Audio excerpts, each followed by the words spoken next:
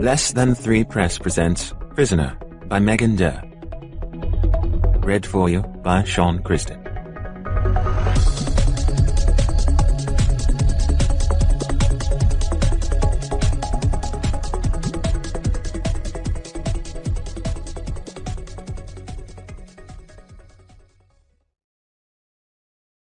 Prologue. Dieter scrubbed at his face, willing away his exhaustion. The chaos had finally ceased, and his men would shortly be bringing him the last irritant of the evening, the bastard Salharan who had managed to sneak into their camp in the dead of night and slay hundreds of men while they slept. He shoved strands of silver-touched black hair from his eyes, looking up at the dark grey sky. "Stupid bitch," he muttered under his breath. He snapped his head down at the sounds of boots squishing in the muddy swamp that their camp had become. "What?" he barked at the private, trying not to shake before him. "General, we caught him." "Bring him to me." "Yes, sir." The private turned and beat a retreat. Dieter noted that if the men had moved half so fast earlier, more of them would have lived.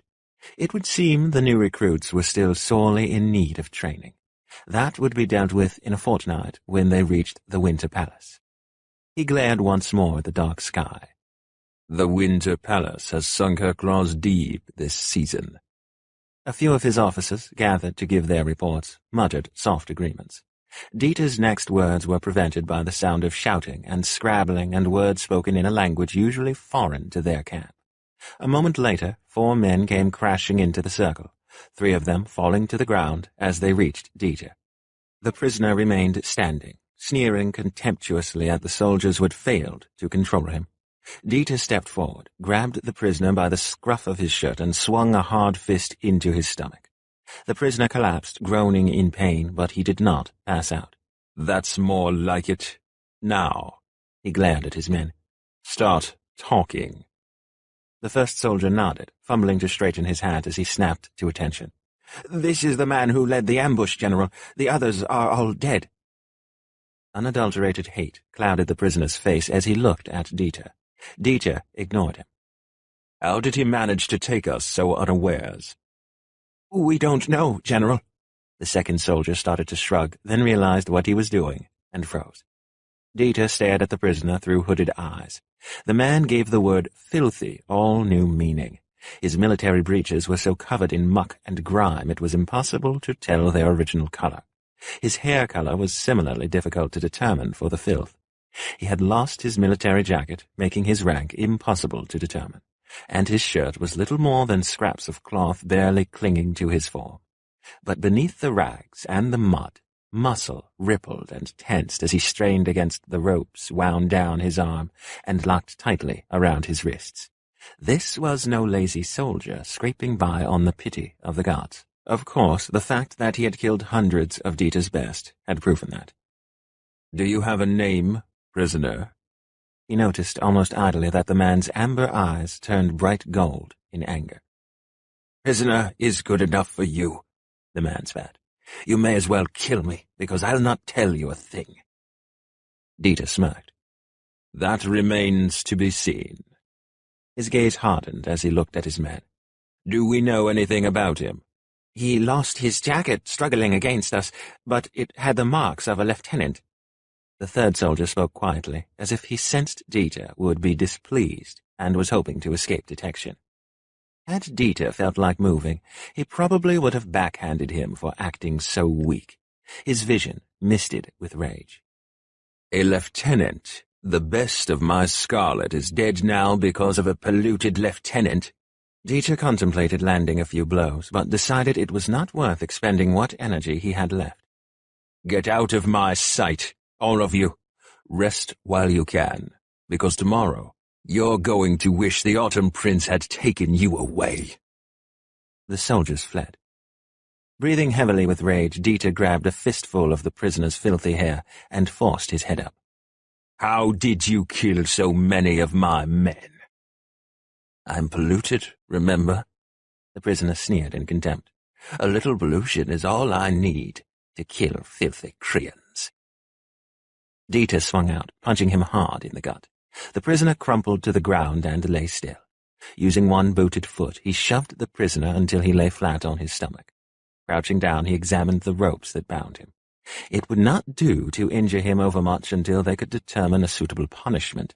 Simply killing him would not suffice. No, this one would pay. Grimacing at the layers of gods only knew what covering him, Derr shoved away dirt and scraps of cloth to ensure the prisoner had not suffered serious injury.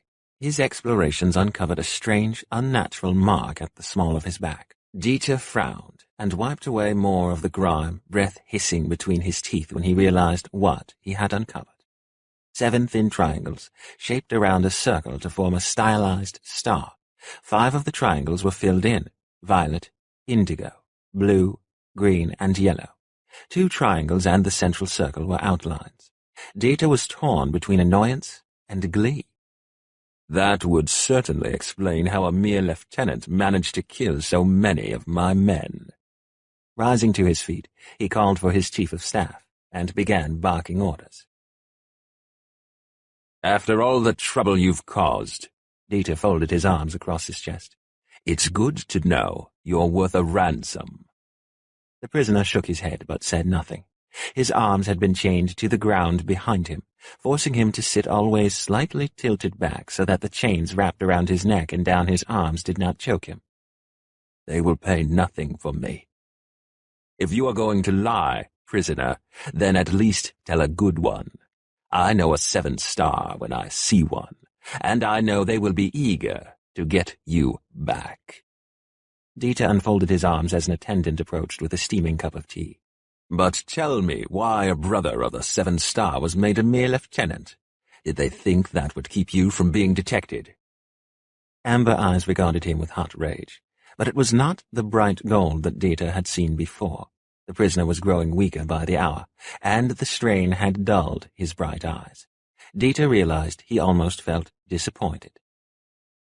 They thought it would get me killed sooner. Not very intelligent of them, Derr said with amusement.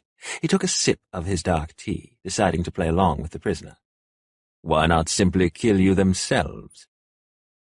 This time the eyes did turn gold, though only for a moment. Then the prisoner sneered. Do not think you'll get any information from me. Derr smirked. Think you I need such information from you? The Brotherhood of the 7-Star, the most polluted men in all of Salhara. He knelt to look the prisoner in the face. Always before they have been leaders, men of power, not mere lieutenants, unless, of course, we are wrong about your rank. The prisoner made a motion that would have been a shrug had he been unbound. I am a lieutenant, or was. Nor did you use the sort of pollutions to which I am accustomed. Typically, Salharans used a wide variety of small pollutions and simple spells instead of wasting the necessary drugs on larger, more complicated spells. Yet this one had used those harder spells. The prisoner gave a vicious smile. If I'd done that, you would have been able to defend yourselves. Derr narrowed his eyes, sorely tempted to backhand him. He rose to his feet. You're only alive because of my orders. Giving another of his awkward shrugs, the prisoner tossed his head to stare him in the face. You'll be killing me soon anyway. What do I care for your threats? My threats are not made idly, Derr said. Once the ransom is paid, you will suffer greatly for what you've done. The prisoner threw his head back and laughed, the sound of it bitter and half-wild. Then I guess I have nothing to fear at all. His eyes were dampened gold. Never will they pay a ransom for me. Derr crushed the missive in one large fist, glowering at everyone and everything within his sight. The soldiers fled, each fearing they would be the one to take the brunt of their general's anger. The prisoner laughed at him, though he did not sound happy so much as bitterly amused. I told you so. Be silent, prisoner, unless you would care to explain to me why your brothers do not desire your safe return. They would rather die than call me brother. The prisoner slumped over in his chains, no longer seeming to feel the pain caused by his long hours of awkward confinement. Dieter buried his hand in the prisoner's filthy hair and yanked his head up. "Then what am I to do with you?" "Kill me." "No, I think not. All the trouble you've caused. Death is too kind a measure." Dieter released him, scowling as he thought. "General," a lieutenant approached, touching his right shoulder with his left hand in salute as he snapped to attention. "We are ready to depart." "Have the prisoner secured to my horse." "Yes, General." The lieutenant saluted again and barked orders to several nearby grunts. Several minutes later, Dieter mounted his horse and sneered down at the man chained to the pommel. "I hope you can keep up, prisoner. If you fall, I will not help you up." "Do you think I care?" the prisoner sneered. "At this rate, I will die." "No, you will not." Dieter gave the orders for his men to march, then continued to speak to the prisoner. "There is too much fight in you. A few days without water and food, and you will be begging for the chance to live." "I would rather die than beg you for anything." Dieter merely laughed, pleased at the thought of proving the stubborn prisoner so very, very wrong. "We shall see, prisoner. We shall see." He urged his horse to increase its pace, summoning his chief of staff to finalize their new route home.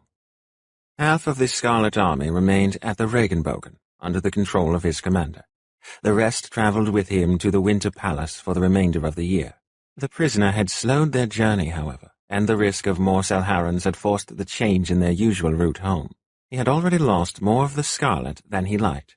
He would not lose more. The new route was longer and more difficult, but less likely to be infested with Salharans. Beside him, walking along the uneven, rocky ground, the prisoner ground his teeth, clearly displeased by what he was hearing. Dieter saw the frustration and smirked. Ordering his men away, he spoke once more to the prisoner. "Thirsty, prisoner? We have been traveling for nearly 2 hours." The prisoner said nothing.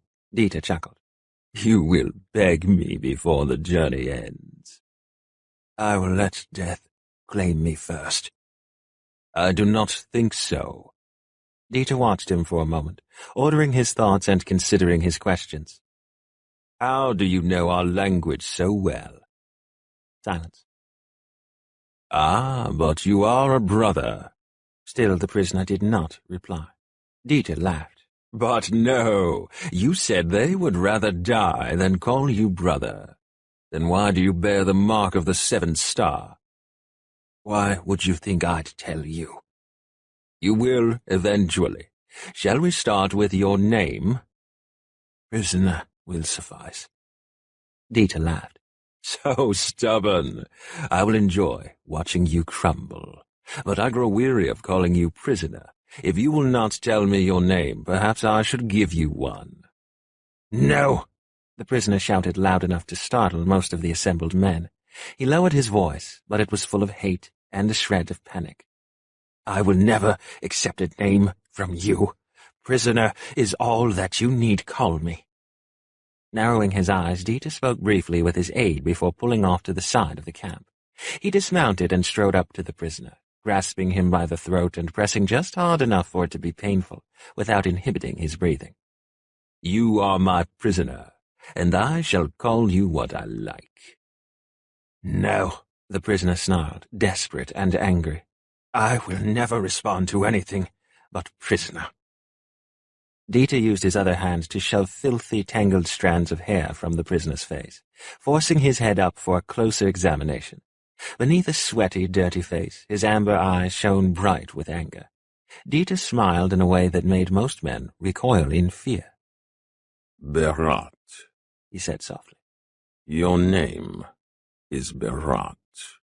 "I do not accept it," the prisoner said. "I would rather die." "You keep saying that. I do not believe you," Dieter said. He released the prisoner and mounted his horse once more. "You will grow tired and hungry and weary. Already you're suffering from the lack of your precious drugs. By the time we reach camp, you will be begging me. If you want to live, accept your new name or tell me your real one." "Never." Attack! A scout called as he crested the hill and raced toward the traveling army. Salharan soldiers, take cover! Dieter wasted no time giving orders to his troops, but the orders came too little too late to avoid disaster. In mere seconds his army was a mess, and it was all Dieter could do to keep them from being overwhelmed completely. Everywhere round him were the screams and cries of men and horses, the smell of blood and steel and fire, the air thick with fear and anger and hate. There was something strange about it all, however. Dieter fought off attacker after attacker as his mind tried to put together the pieces that were not fitting together as they should have been. As he slew yet another foot soldier from atop his mount, he suddenly realized what was odd.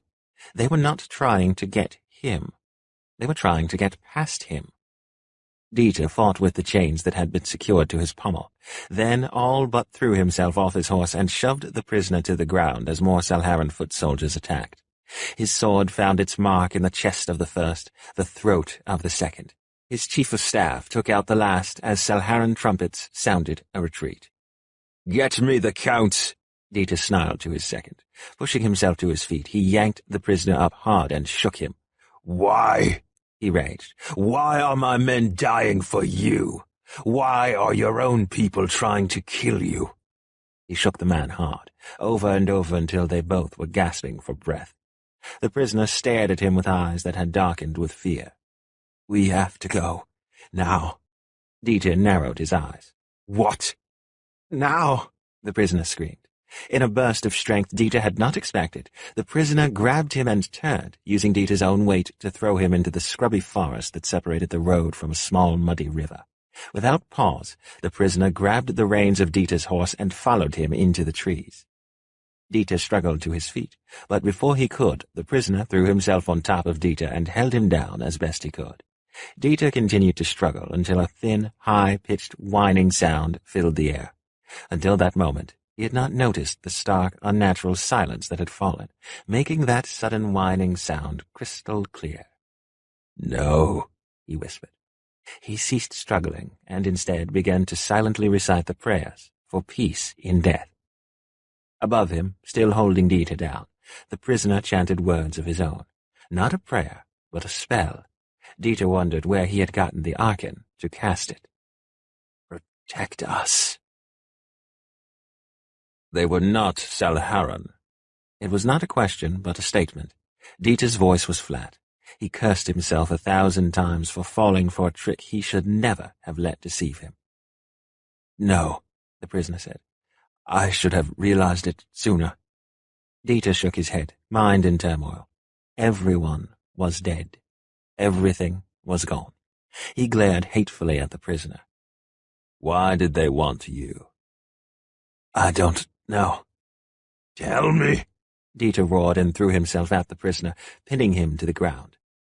"I don't know," the prisoner cried, chains rattling as he struggled against Dieter's iron hold. "My own people don't care if I live or die. Why would the Elusa?" He lay still, gasping for breath, amber eyes glazed with pain.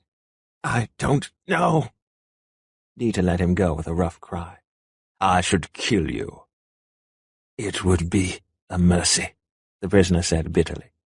"Which is why I will not." He looked pensively at the prisoner, who was examining the food over the fire. "Are you hungry?" "I will never be hungry enough to accept your name."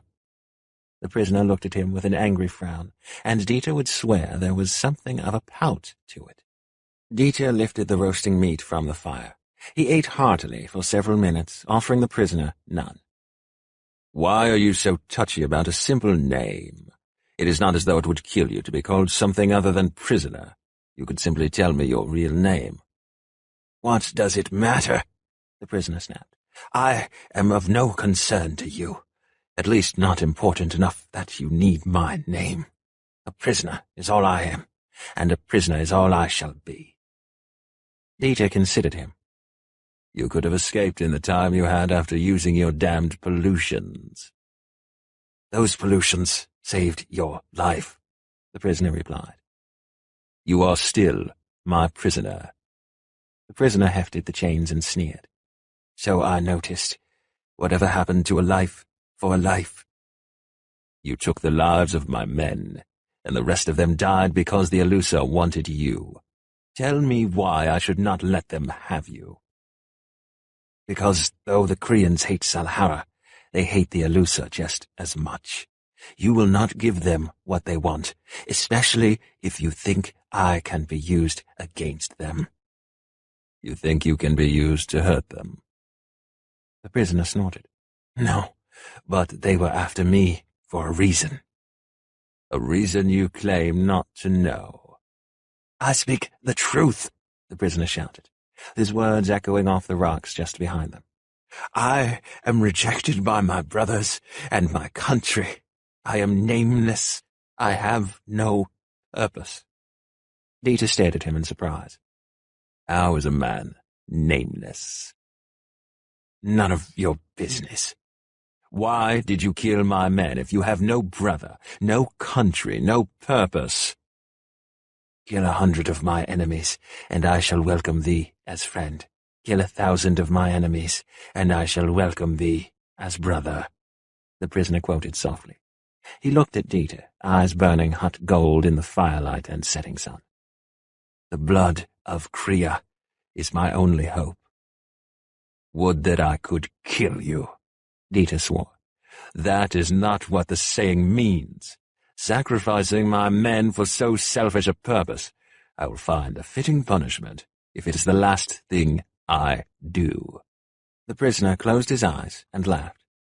Do your best. The prisoner was dying. Dieter had lost track of the days he had been without food or water.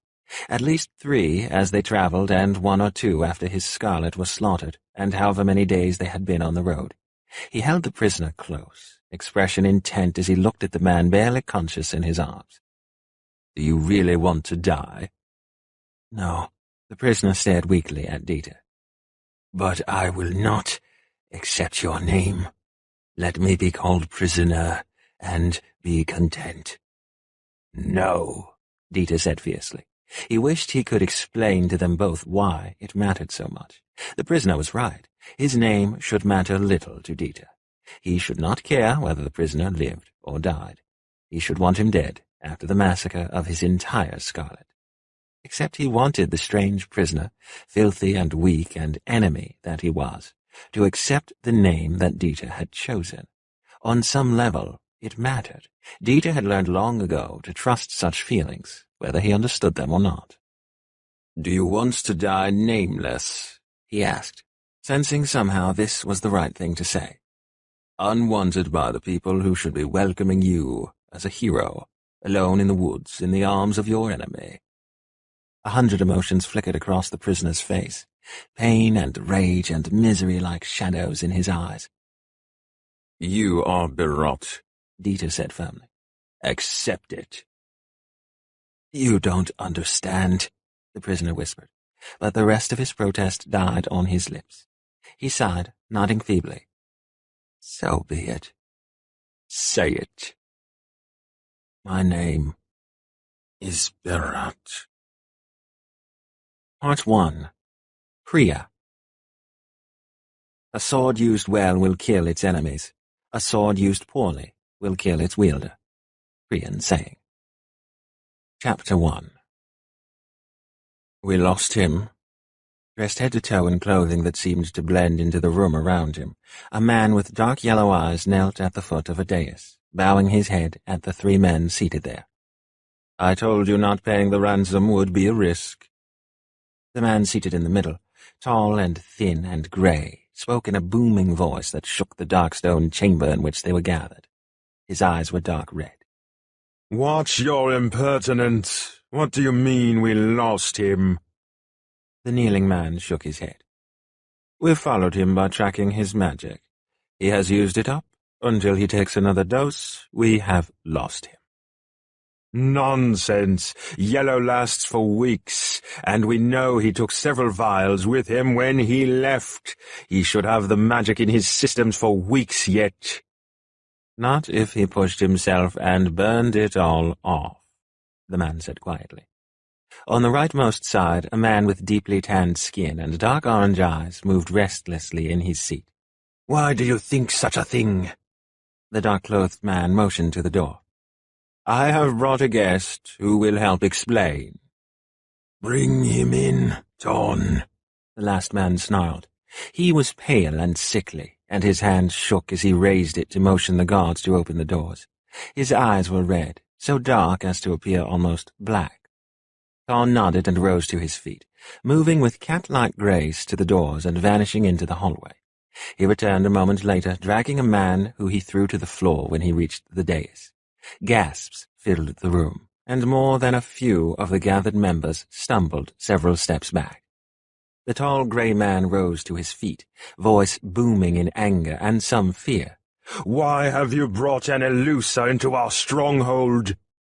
Ton grinned, an expression that made those closest to him shudder, and stepped forward to lift the man up so that they could see his face.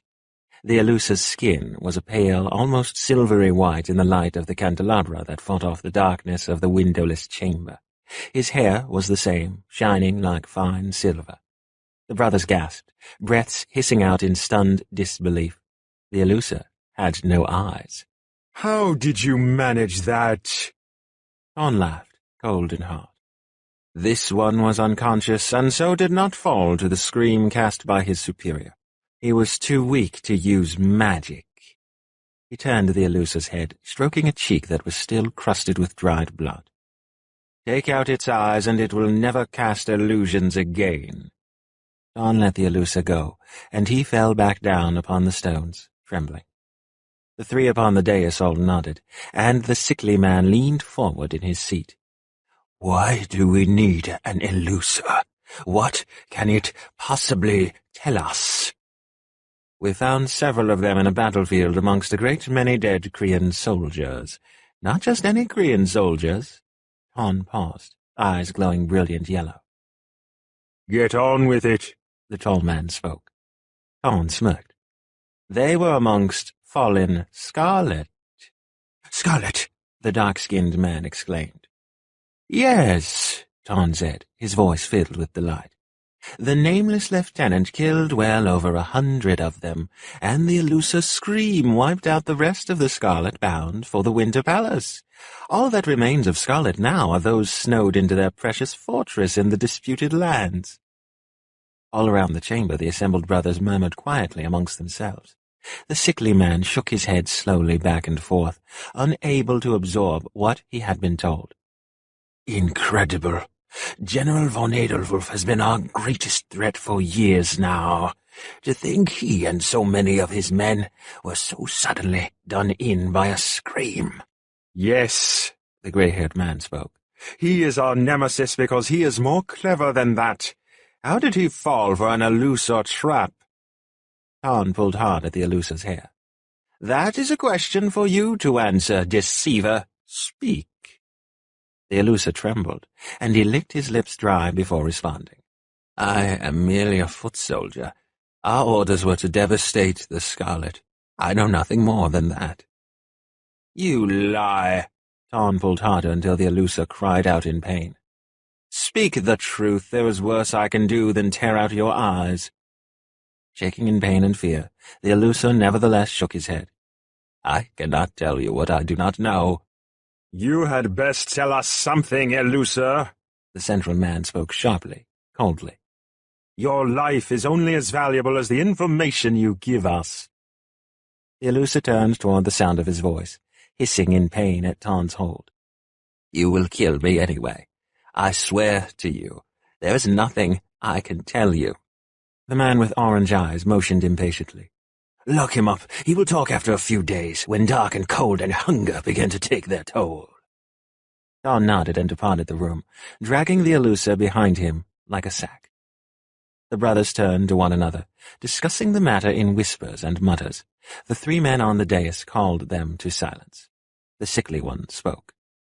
The elusive do not simply kill an army. It is not their way. If it were, we would all be dead by now. General Saul, attend. A man in the dark grey uniform of the Royal Army stepped forward. His eyes were bright yellow. Though he was only 38 years old, his ash-blonde hair was almost completely grey. Combined with his uniform, the man had an austere, almost melancholy air about him. When he stepped forward, the whispering in the room faded. "Yes, my Lord Jespar." "You still have access to Kriya?" "Of course, Your Grace." His yellow eyes took on a speculative gleam. "What are your orders?" "I want to know the fate of the Scarlet, and if they were carrying anything of importance that managed to slip by us." "Your will be done." "Excellent," Jasper said with what could almost be considered glee. On either side of him, his compatriots expressed their own satisfaction. "See that you gather as much information as possible. The Elusa have been behaving oddly for some time now. To massacre the entire Scarlet is a drastic measure. I want to know why they resorted to it." Saul bowed low. Turning sharply, he strode from the room to carry out his orders. Behind him, the brothers continued to argue and suppose. Outside in the hallway, his respectful mien fell away. He cast his eyes toward the shadow lurking between the torches. "How did you happen to be so near that battle, Ton, yet know nothing of what occurred or why?" Ton chuckled and pulled away from the shadows. "What makes you think I know something?" "You always hold back. It's a wonder the brothers have not figured that out yet." "They're too busy reveling in their Elusor captive." Saul strode close and caught Ton by the scruff of the neck. "Desist, Ton. I've little patience for your games today." "You never have patience for my games." "Then why do you persist in playing them?" Ton laughed, but it was not a pleasant or happy sound. "If you enjoyed them, what would be the point in playing them?" Saul slammed him against the wall. "I said desist." "Yes, yes." Ton shoved him away and brushed off his shirt. "You need to develop a sense of humor, General Saul. Or should I call you Lord Grau? It's so hard to remember who you are and when."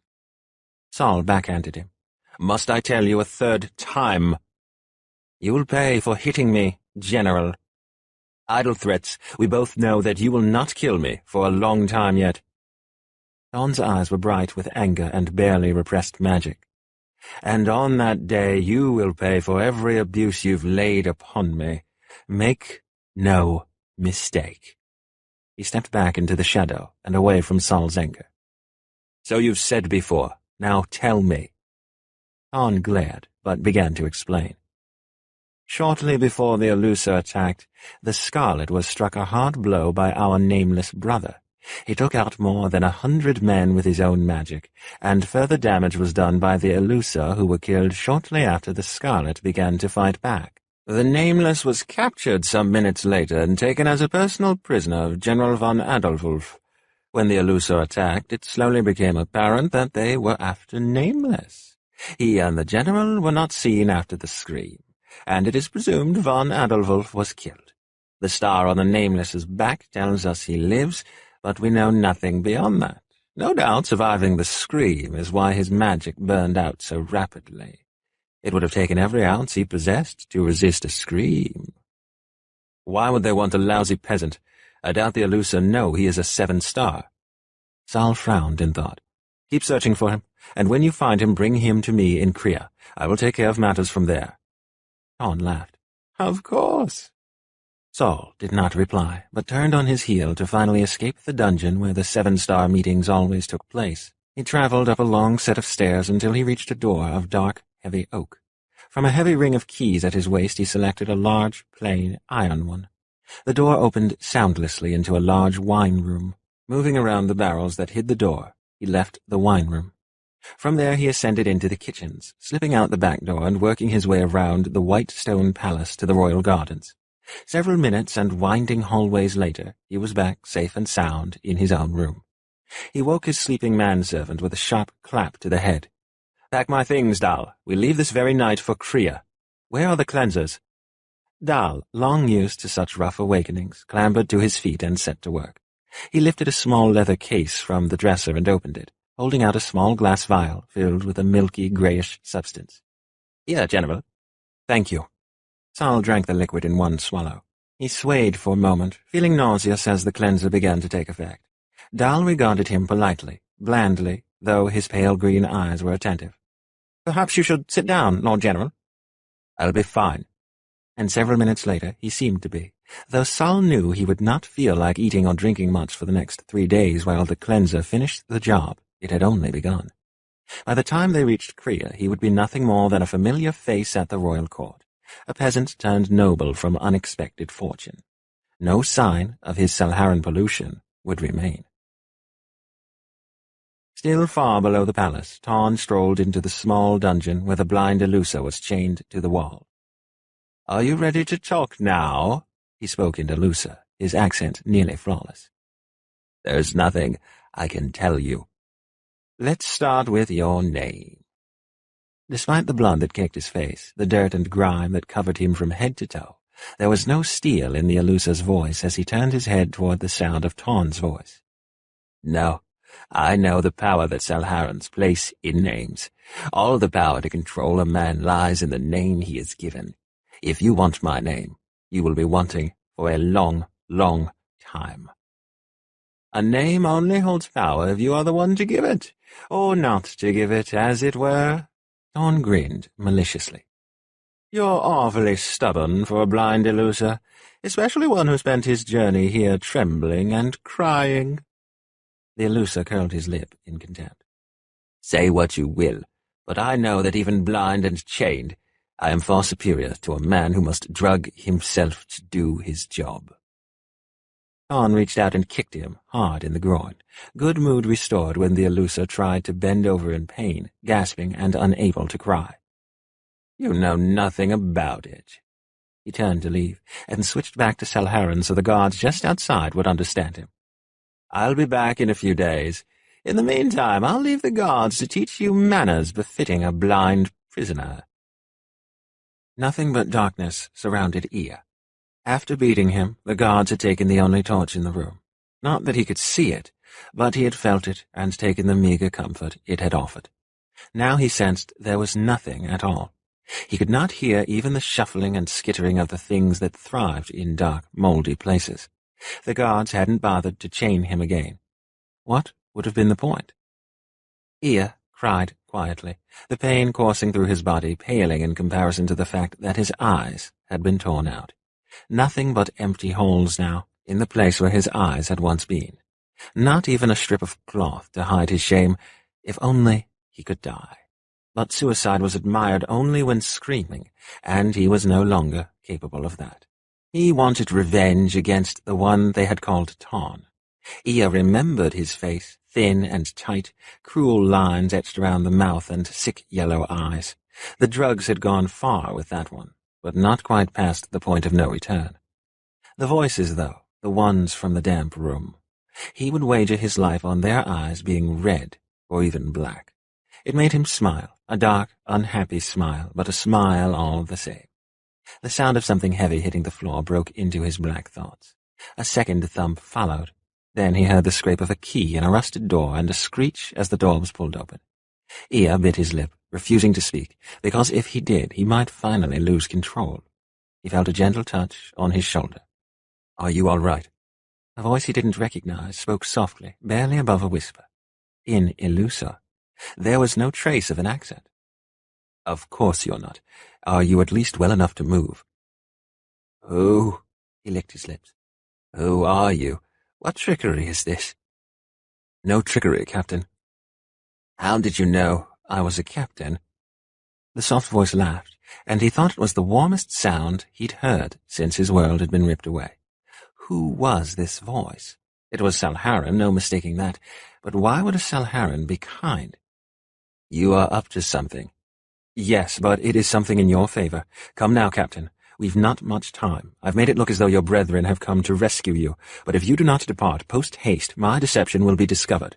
I have not your people's gift for tricking the mind, only the eyes. Please, Captain, come if you want to live to fight another day." "Who are you?" "Later. A name spoken now bodes ill." "Superstition," Ea replied, but allowed the Salharan with the voice like a summer breeze to help him up. He bit back cries of pain, stiff and sore after being beaten and then not moving for hours, and tumbled into the stranger. Strong arms caught and steadied him, and one slid to his waist to support him. "Can you walk?" "I will walk." "Very well." He imagined he heard approval in that voice, and then wondered why he cared if the enemy approved or not. Clearly the darkness was driving him mad more rapidly than he had anticipated. Slowly, painfully, they made their way from the dungeon and up a set of winding stairs. When they emerged, he smelled snow and crisp winter air. Ea started to shiver as the cold hit him, but in the next moment a warm, soft cloak was wrapped around his shoulders and gently clasped at his throat. He touched the cloak-pin there, feeling only the cold bite of metal and the hard smoothness of gems. The crunch of boots on snow brought his attention back to his position. He turned toward the sound. "Come, Captain, we must ride for a while yet before I feel we are safe." "Won't they think it strange when you are gone?" The warm voice laughed again, and suddenly his bitterness and anguish hit him all over again, as though his eyes had been recently torn away and not days ago. More than anything at that moment, he wanted to put a face to that voice, that summer laugh. He never would. A hand grasped his gently and tucked it into one of those strong arms, and bitterly Ea realized that for the rest of his life he would be treated as an invalid and not as the soldier he'd been for the past decade. "Careful, Captain. The ground here is treacherous in good weather, and the snow makes it deadly even to those with perfect vision." Ea allowed himself to be led across the field, until he could smell and hear a horse. He realized then that he could no longer ride horses, not by himself anyway. There were so many things he had not considered, simply because he never thought to leave the dungeon alive. The simplest of activities, like horse riding, were beyond him. Now that he was free of the dungeon, he wondered if he was more or less a prisoner than he had been before. But someone, somewhere, had seen fit to send him a second chance on a summer wind. Whether the wind boded ill or fortune, he would not question now. He let go of the arm that had guided him and reached out to feel the horse. This he had done hundreds of times, morning, noon, and night. Taking a deep breath, Ea made himself move and managed to mount the horse. A moment later, the man with the summer voice mounted behind him and took the reins, clicking softly. It was unsettling to ride when he could not see. His exhaustion hit him hard and abruptly, every fiber of his body screaming in abject pain. Dizzily he wavered in his seat, but a strong arm wrapped more firmly around his waist and pressed him back against a wide chest. "It is hard," he said quietly, "to accept help from one of those who took my eyes." "I am nothing like him." The summer voice took on a winter edge, and contempt and hate so deep it startled Ea into silence. "You are one more transgression for which he will someday pay. If I thought my apologies worth anything, I would offer them. But for what it's worth, I am not an enemy. I am a comrade." "Are we safe enough that I might know your name?" "That is a hard question to answer, actually. A name is a precious thing in Salhara. This, of course, you know." "Yes." "There are 2 stigma which can be inflicted upon a person to make it clear they are not worthy of anything but the lowest of servitude. One, of course, is to be nameless. In being nameless, a person will do anything to earn a name, because to be nameless in our society is not to exist," Ea said softly. "Exactly. But the second stigma is to carry several names." "Why is that a stigma?" "Because the only thing as bad as not having an identity is not knowing your true identity. Too many names at once and you no longer know who you are. This is the stigma given to criminals enlisted to help with the war as spies. Spies must have several names, several identities, and given that one of Salhara's greatest enemies is a nation of deception, to be a spy is a contemptible thing." "So you were once a criminal?" "No, actually." The summer laugh turned slightly bitter. "My father was, but he went and got himself killed before they could arrest him. I was made to take his punishment." How curious, this rescuer of his. "So, what should I call you, stranger?" "The Krians know me as Lord Grau, and it is to that country we journey. I have duties there, and you will also have a chance to recuperate. Your people, or at least the Elusor with whom I communicate, call me Spiegel." Ea gasped. "I have heard of you, but most think it an absurd rumor that a Salharan would betray his own to side with the deceivers." "It is no lie. It is how I know who you are. Now, Captain Ea Seka, I will try to earn your trust, for only my brothers know the stigma I carry. The rest of Salhara knows me as General Sol Devrai, Ea nodded slowly, hoping none of his astonishment showed. I recall you. Grey hair, yellow eyes. Of course he knew that face. 4th General Sol Devrai of the Salhara Royal Army. He did not appear often on the battlefield, but he'd always stuck in Ea's mind. The silver hair and gold eyes were such a strange contrast. What a relief, a small silly joy to have a face to go with his summer voice. Polluted eyes. I thought Salhara worshipped its artificial magic like most do gods. It does, Sol said in a soft voice laced with pain. I would like to change that. Not all of us are lost to the colors of magic. Ea felt exhaustion overtaking him again and allowed himself to relax against Sol. Though his mind still rebelled at trusting a Salharan, his instincts were quiet. Ea was willing to trust them, at least for the present. It was not as though he had a choice. Thank you, General, for rescuing me. I don't know why you did it, but I appreciate it. I did it because I will need you. Do you recall why you fought the battle against the Scarlet? Yes, Ea whispered. It was because General Lysam thought we'd found the breaker. The general was dead from screaming, and they had gained nothing by it. A wasted death like all the others. But if Ea thought of his men and his comrades just then, he would lose what remained of his control. You might have. He was the personal prisoner of General von Adelwulf. He lives still, though I know not where. But Tarn, bastard though he is, will find him and bring him to me. When he does, you can tell me for certain if he is, indeed, the breaker. Ea refused to believe it was possible, that their goal was as close as that. Then what? Then we will take him to the prince, and stars willing, he will break. Chapter 2. Berat woke slowly, wishing desperately to go back to sleep and avoid the ache he could already feel forming in his head. Served him right, burning off that much yellow arkin in one spell. Of course, if he hadn't, he would be dead. But at the moment, that really didn't seem like such a terrible thing. Finally forcing his eyes open, Berat immediately took in the cloak that covered him. It was made of heavy black wool, and the bottom and top were liberally trimmed with grey wolf fur. He threw it off and clambered to his feet, instantly regretting doing so. Stars, he hated winter. Food was cooking on a spit over a small campfire. Berat glanced up, noting that the sun was going down. Great, he'd woken just in time for the weather to get colder.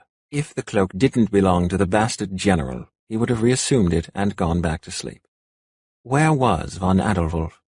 He was sorely tempted to run for it, but he had no food, inadequate gear thanks to those stupid soldiers taking half his clothes and destroying the rest, stars he was cold, and he had no idea where he was, except still in Kriya. Surely life could not get much worse. The sound of something coming through the trees and bushes had him spinning around, tensed to put up whatever fight he could. There was his other reason for not running away. He wanted von Adelwulf to take his name away. Berat eyed him warily as the general first moved to fetch his heavy cloak, then moved toward him. Berat looked up as he drew close. And up. Just how much arkin had he been on? How exhausted had he been the past few days not to notice von Adelwulf was a good 5 inches or more taller than he was? He was built as if he had probably killed the wolf on his cloak with his bare hands. No wonder they'd told Berat to go after the Scarlet. How had it not turned into a suicidal mission? Sheer dumb bad luck, that was how. First the 7-star tattoo, and finding out the 7-star didn't want him. Then being told he had to kill 1,000 people, at least, before they'd consider him and give him a name. That it had to be the Scarlet he slaughtered. Now General von Adelwulf was looking at him as if he would quite cheerfully like to throw Berat in the fire. The feeling was entirely mutual, and the size of a mountain or not, the bastard was going to know that. You're finally awake. You're very observant. Berat wondered how many soldiers in a day got glared at like that. He sobered, recalling suddenly that they no longer had to worry about the general's glares, which reminded him, why had the Alusa been after him? His own people did not want him, the Krians wanted him dead, and the Alusa wanted him for something, though Berat could not even begin to fathom what. The next time death came up as an option, Berat was going to take it. He did not bother to fight when von Adelwulf grabbed what was left of his shirt and hauled him close. Looking up was going to give him a crick in the neck eventually. You'd do well to remember, Berat. You are my prisoner. After what happened to my men, I will not be so kind as to kill you." Berat's anger flared anew at the sound of his new hated name. Damn it, he'd been earning a real name from his brothers. He would have belonged, would have had a place and a full star. Instead, he was now worse than nameless, and the star at his back would never be filled past yellow. "It's not my fault." "Winter's tits, it's not. Why?" Von Adelwulf threw him to the ground. Why would the Elusa want a worthless Salharan?" "When you figure it out, let me know," Berat snapped, picking himself up off the ground. "If I were you, Berat, I would cease being flippant." Von Adelwulf's eyes were a strange mix of grey and green. They reminded Berat of a jade pendant he had once seen, around the throat of a woman in a market. It really was no wonder everyone was terrified of the bastard. Berat shoved away his own trepidation. Maybe if he angered him enough, Von Adelwulf would lose his temper and beat him to death. Not a pleasant way to die, but Berat would take what he could get. "Sorry, flippant is the only way I know to be. If you don't like it, ignore me or kill me." This time, when the general came after him, Berat braced himself and attempted to fight back, dodging away from the hand that reached out to grasp him. Fighting without magic was hard to do, however, especially against a man who made bears look small. Just how far gone had he really been? Berat hit the ground with a pained grunt, the breath knocked out of his lungs and unable to see clearly for a second. When his vision cleared, he saw all too well the anger and pain that filled Von Adelwulf's face. "My men are dead. All of them. Not through battle defending their homeland or reclaiming lost ground. Not for a cause. But because the Elusa wanted you badly enough, they screamed. That scream could have killed us too, you know." The heat had gone out of Berat's voice, though he wanted it back. Every fiber in his body railed against the man pinning him down. The Scarlet Wolf. His own men had been terrified of him. Salharan's soldiers dreaded hearing his name. None of them ever expected to live to see the day after a battle against him. Now his jade eyes were the color of storm-tossed leaves, dark yet bright, full of anger, but also pain. If Berat were a weaker man, he might have felt sorry for Von Adelwulf. But no one had ever given Berat sympathy. He'd be damned if he gave it to a general who scared even his own men to death. "If I hadn't still had Yellow Arkin in my boot, we'd both be dead, General.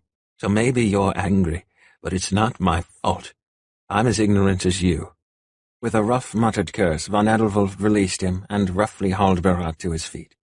"Keep your mouth shut," he said, brutally grabbing Berat's chin and forcing him to look up. "Do as I say. Try to run, and I will cut off your feet." Berat narrowed his eyes and dug his nails into the wrist that held him. "General, one day you'll grow sick of me. You'll try to rid yourself of me, but you won't succeed. I'll not leave your side until you take away my name. I refuse to live quietly with the name you've shamefully forced upon me, so don't get your hopes up about cutting off my feet." Von Adelwulf's grin was nothing less than wolfish when he let go of Berat, seeming unaffected by the bloody marks left by Berat's nails. "Do your worst. The more excuses I have to beat you, the better." "You don't strike me as the type to need an excuse." "Think what you like." He turned away, dismissing Berat entirely to examine their dinner, which had singed slightly. "Come, eat." For a moment Berat thought to refuse, but his stomach growled, and he was forced to admit that a war, even a private one, could not be waged on an empty stomach. Reluctantly he sat down and accepted what Von Adelwulf gave him, eyeing it warily before biting into meat that, though singed, was still the best thing he'd had in months. "You need clothes. Wouldn't you prefer to see me freeze to death slowly? Not until I've paid you back for killing my men." "The Elusa killed your men," Berat glared. "I had nothing to do with it." "You were the motive." "Unwitting."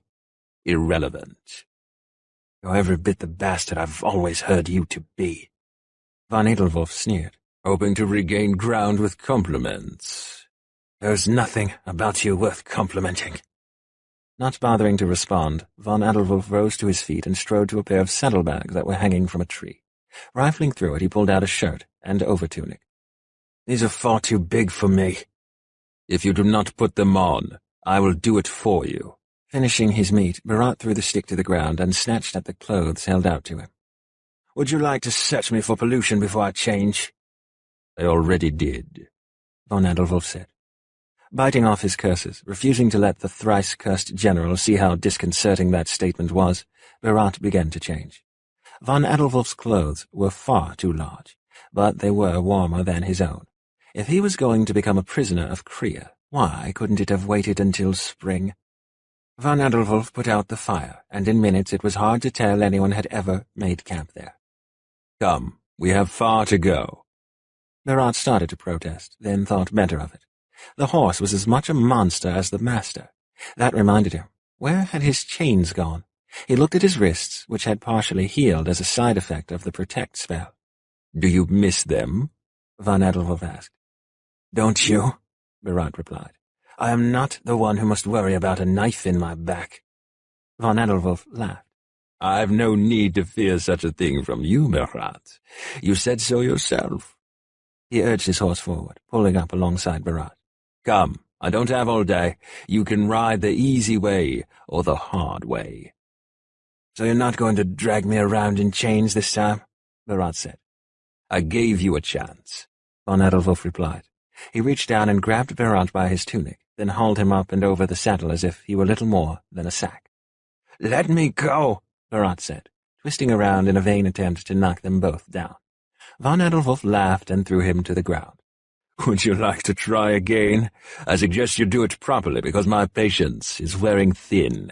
We won't be stopping until we reach the stone temple, and that is several hours away. Bharat grimaced and mounted the horse. He wondered morosely how many times he would be picking himself up off the ground, as von Adolwolf seemed to delight in throwing him down. Bharat must have been sporting more than a dozen bruises. No doubt he would break something before the journey concluded. They rode in a silence broken only by the sound of hooves speeding over dirt and grass. Von Adolwolf had chosen to avoid the roads, so there were not even other people to distract his attention, nor any animals. Winter was falling hard and fast throughout Kriya. Only the southern area usually escaped the worst of the weather, which fell with lethal force across Kriya and most of Ilusa. The snow in Salhara was not nearly so bad. It was lighter back home, and for the first time since he'd left it, Bharat found himself missing his homeland. After another hour of riding, however, even those memories could not distract from the pain in his head. It felt as if knives were being driven into the back of his skull and pushed through to the front. He bit back any sounds that would give away his discomfort, and desperately sought for any distraction. It had been a long time since he'd had to live longer than a few hours without Aachen easily accessible. The pain was as bad as he'd been warned. He needed more. Distraction. He needed distraction. Casting his eyes out, Bharat encountered nothing but snow-drenched fields and a swiftly approaching forest. The dark, heavy, always green trees were not usually found in Salhara. There was something bizarre about a tree that was always green. He'd always liked them. As they entered the trees, the going grew rougher, and despite himself, Bharat held fast to the arm wrapped heavily around his waist. He looked at it, not quite able to look at the trees rushing toward and, at the last, past them. Von Adolwolf was strong. In a handful of days, Bharat had become more acquainted with that strength than he'd ever wanted to be. He ached in places he hadn't known it was possible to ache until von Adolwolf managed to bruise them. His wrists would not soon forget the chains, nor would his dignity. Even traitors in Salhara did not get carted around in chains. Chains were for slaves, something that had been outlawed years before, when it had become more and more important that Salhara have able, willing soldiers to fight against the Krians and the Ilusa when they showed up. The arm around his waist held him with no effort. He wondered if von Adolwolf even remembered he was there. His monster horse did not appear to notice the extra weight, either. If he didn't know any better, he'd swear the beast was enjoying itself. Hated though they were, at least the pace and the company kept him warm. Only the air he breathed in told him how chilly it was, and that it was getting colder. Hopefully, this temple von Adolwolf had mentioned would prove to be a real shelter. He frowned, scouring over what little he knew of that portion of Kriya. No temple came to mind, so it was insignificant enough even the Krians didn't bother to mark it on a map. He'd never heard of their neglecting such a marker before. At the rate they were traveling, they'd be 100 miles or more northeast of the disputed fields by nightfall. Of course, it was foolish to think that the Krians would let their best maps anywhere near their enemies. The maps of the Salharans were probably the work of children when compared to what must accompany Krian generals into the field. How he'd love to get his hands on one of those, rather than the crummy, faded scrap he'd been working with ever since he'd been given his stars-cursed assignment. The stone temple was exactly that, stone, and a temple. No wonder Bharat had never seen it noted on any map. It had to be the most boring thing he'd ever seen, right in line with that Krian taste for simplicity that more often ran toward painfully dull. Was there a spark of imagination in them anywhere? Back home, temples were works of art, constructed from fine wood that was polished to a shine and draped with soft, jewel-toned fabrics. They were lit by beeswax candles and filled with the songs of the devout. Here it smelled damp and stale. There were no candles, and only moonlight and wind filled the barren open space. A single statue stood at the far end of the room. Bharat conceded the statue was impressive, 8 feet high and depicting a man who looked as though everything amused him greatly. He pondered what little he knew of Krian religion.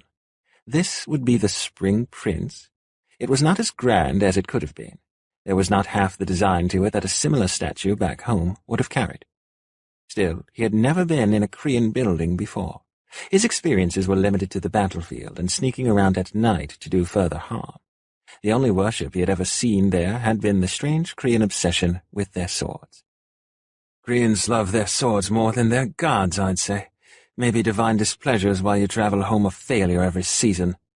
He was beginning to enjoy pissing von Edelwulf off, though only the stars knew why.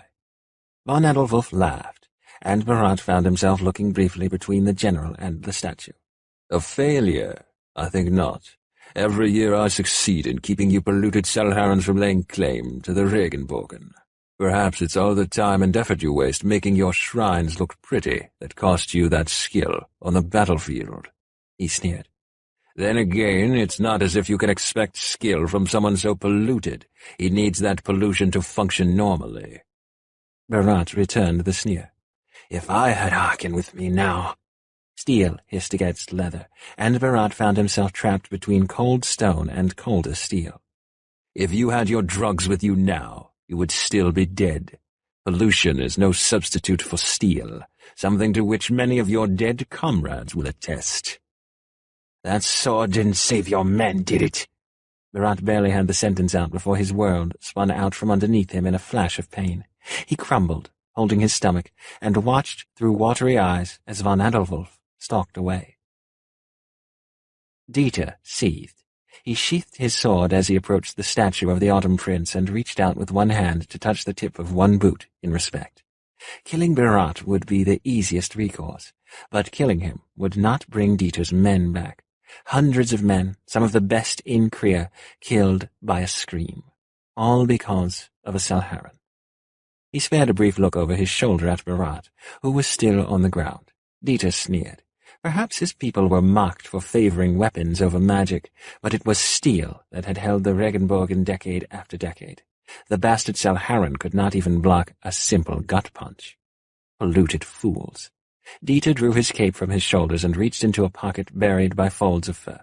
He withdrew a small ring of keys and flipped through several before settling on a small, plain steel key. Touching the boot of his patron god once more, he moved around the statue and fit the key to a hole hidden by the overhanging edge of the pedestal. The soft click of the catch was snatched away by the wind. He contemplated Bharat, who was slowly standing. His pain was quickly masked by his anger. Dieter smirked, amused. The last few prisoners he had taken had not lasted more than a day against his Krian brutality. Of course, a man who had single-handedly taken out so many of Dieter's scarlet in the span of a few hours was obviously cut from different cloth.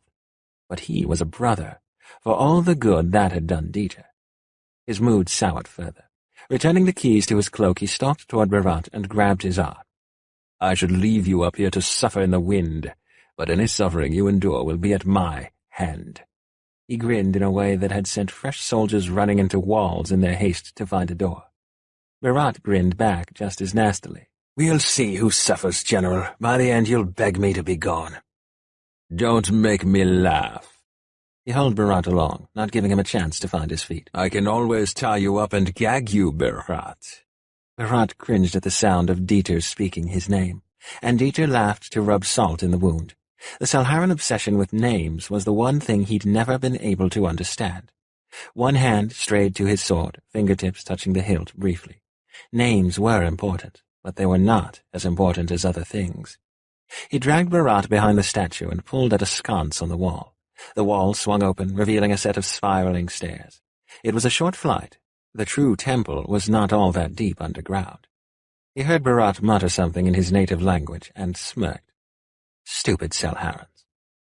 Temples for the Autumn Prince were always underground. It was a show of respect for the dead who were buried. The stone temple was currently empty, and it took him a couple of minutes to get a few torches lit, but when he did, the room was a beauty to behold. The furniture, the wall hangings, the decorations were all decorated in the colors of the Autumn Prince and the Scarlet Army. Berat was still muttering to himself in Salharan. It was the first time since Dieter had captured him that Berat had bothered to speak his native tongue. They were 115 miles north of the Regenbogen, making this the last temple before reaching what Kriya considered battleground. He grabbed Berat and all but threw him deeper into the temple, swinging shut the wooden door that sealed off the stairs. "Make yourself at home," he said. He left Berat standing where he was. It was a medium-sized room, one corner given over to bedding and another to a low table for eating and relaxing. Off to the right side was a room for conducting business. It had a high table with maps and other tools for strategizing. To the left side was a bathing room, though Dieter regretted it did not have a proper bath. That would come soon enough, however. If he continued to push, home was a little less than 2 weeks away, instead of the 3 or more it would have taken with his men. He focused on the anger that rose up as he thought again of the reason he was not with his men, blocking out all else as he headed alone toward the bathing chamber to clean up. After he determined what was going on, they would all pay.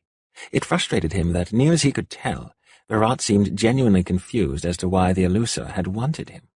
There would be no help from that quarter. Dieter scrubbed angrily until he was red and raw from cleaning. From cedar chests in the corner he drew out clothes that he had left the last time he'd passed through. When he returned to the main chamber, he was not surprised to see that Berat was fast asleep amongst a heap of bedding in the far back corner. He stalked across the room and hauled him to his feet, shaking him awake. "Now, little prisoner. I don't want you infesting this place with more vermin than absolutely necessary." "What? Even your vile little brothers can't stand your company?" Berat's yellow eyes flashed with anger.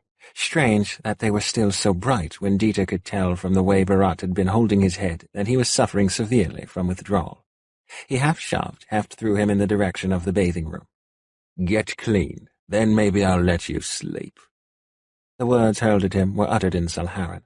Dieter laughed, settling himself amongst the bedding and tossing aside extraneous pillows. He drew his sword and stared at it in silence. Through his head ran the names of his third-in-command, his assistants and strategists, and so many others who would not make it home, all because of a Salharan and the damned Elusa. He should have been aware of the Elusa trick, but his punishment would come soon enough. Of that he had no doubt.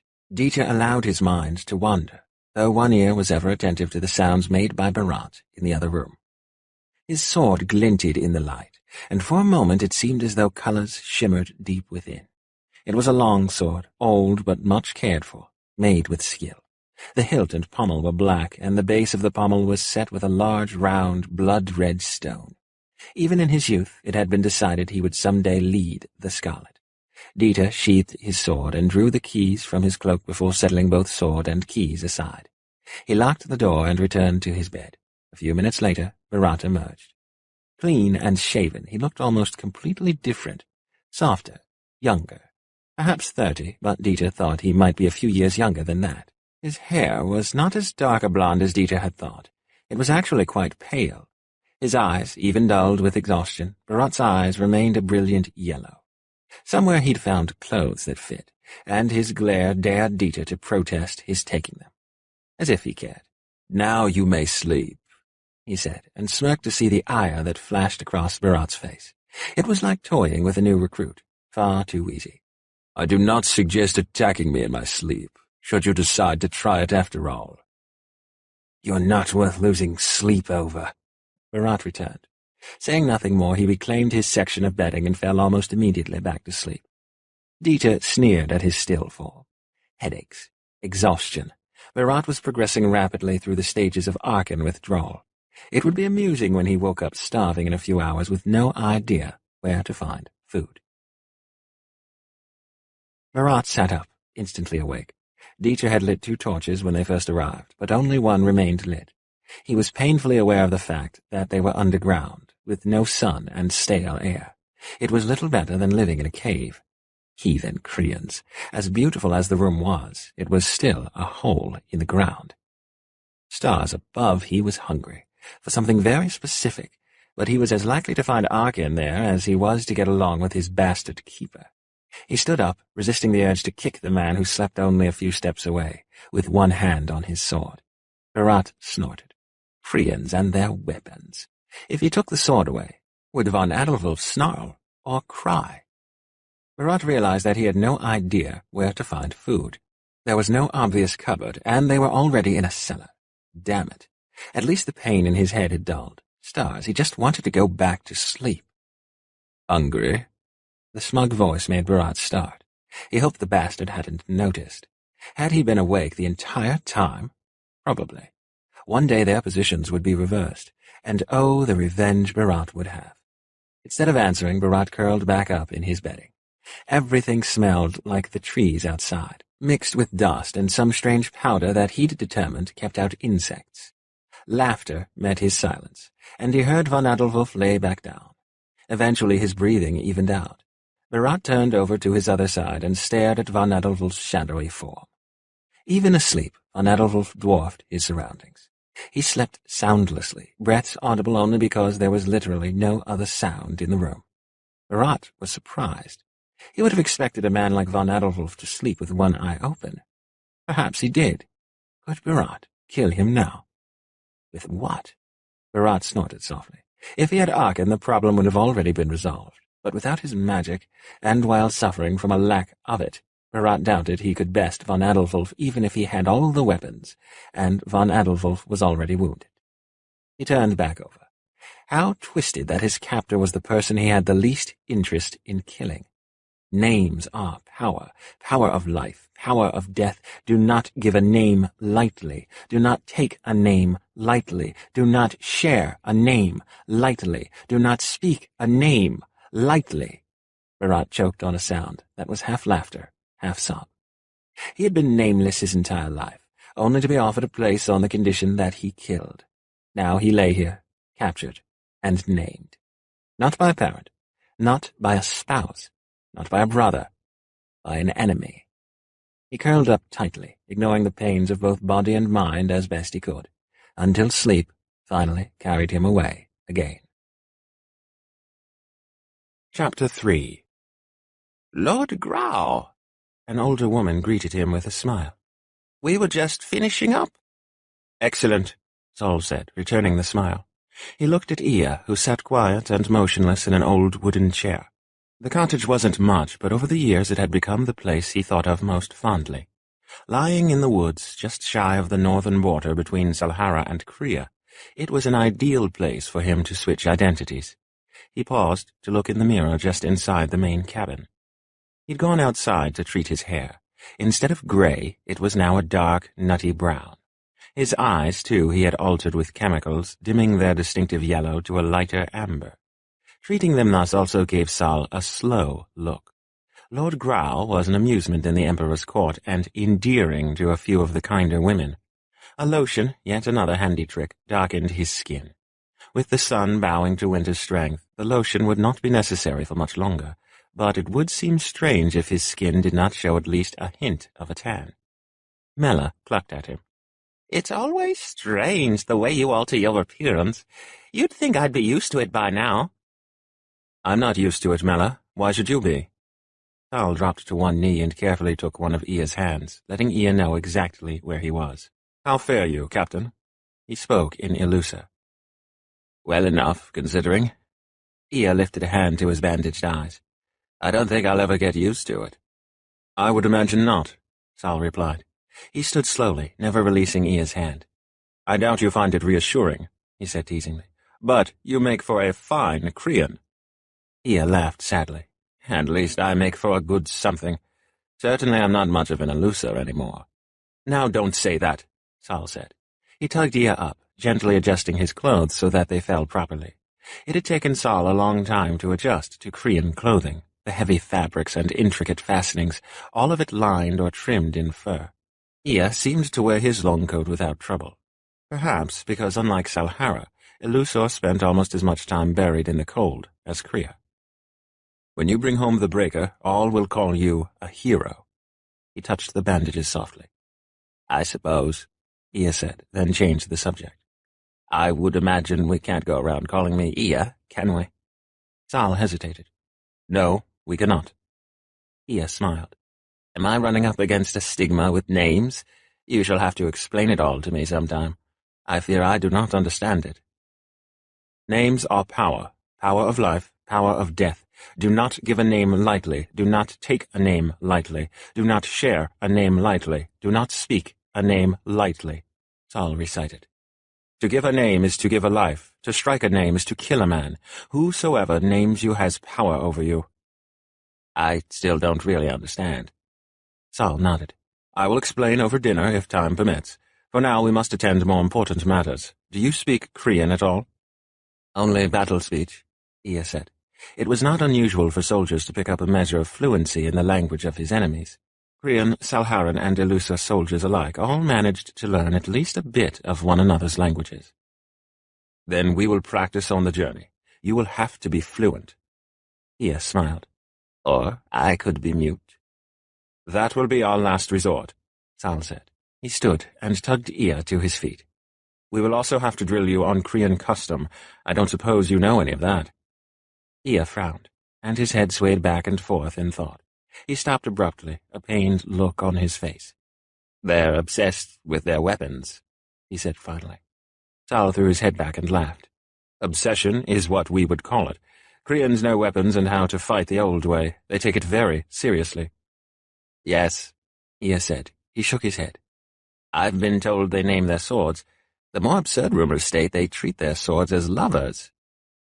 Sort of, Saul said quietly. A man names his sword after the person he loves. Ea grimaced.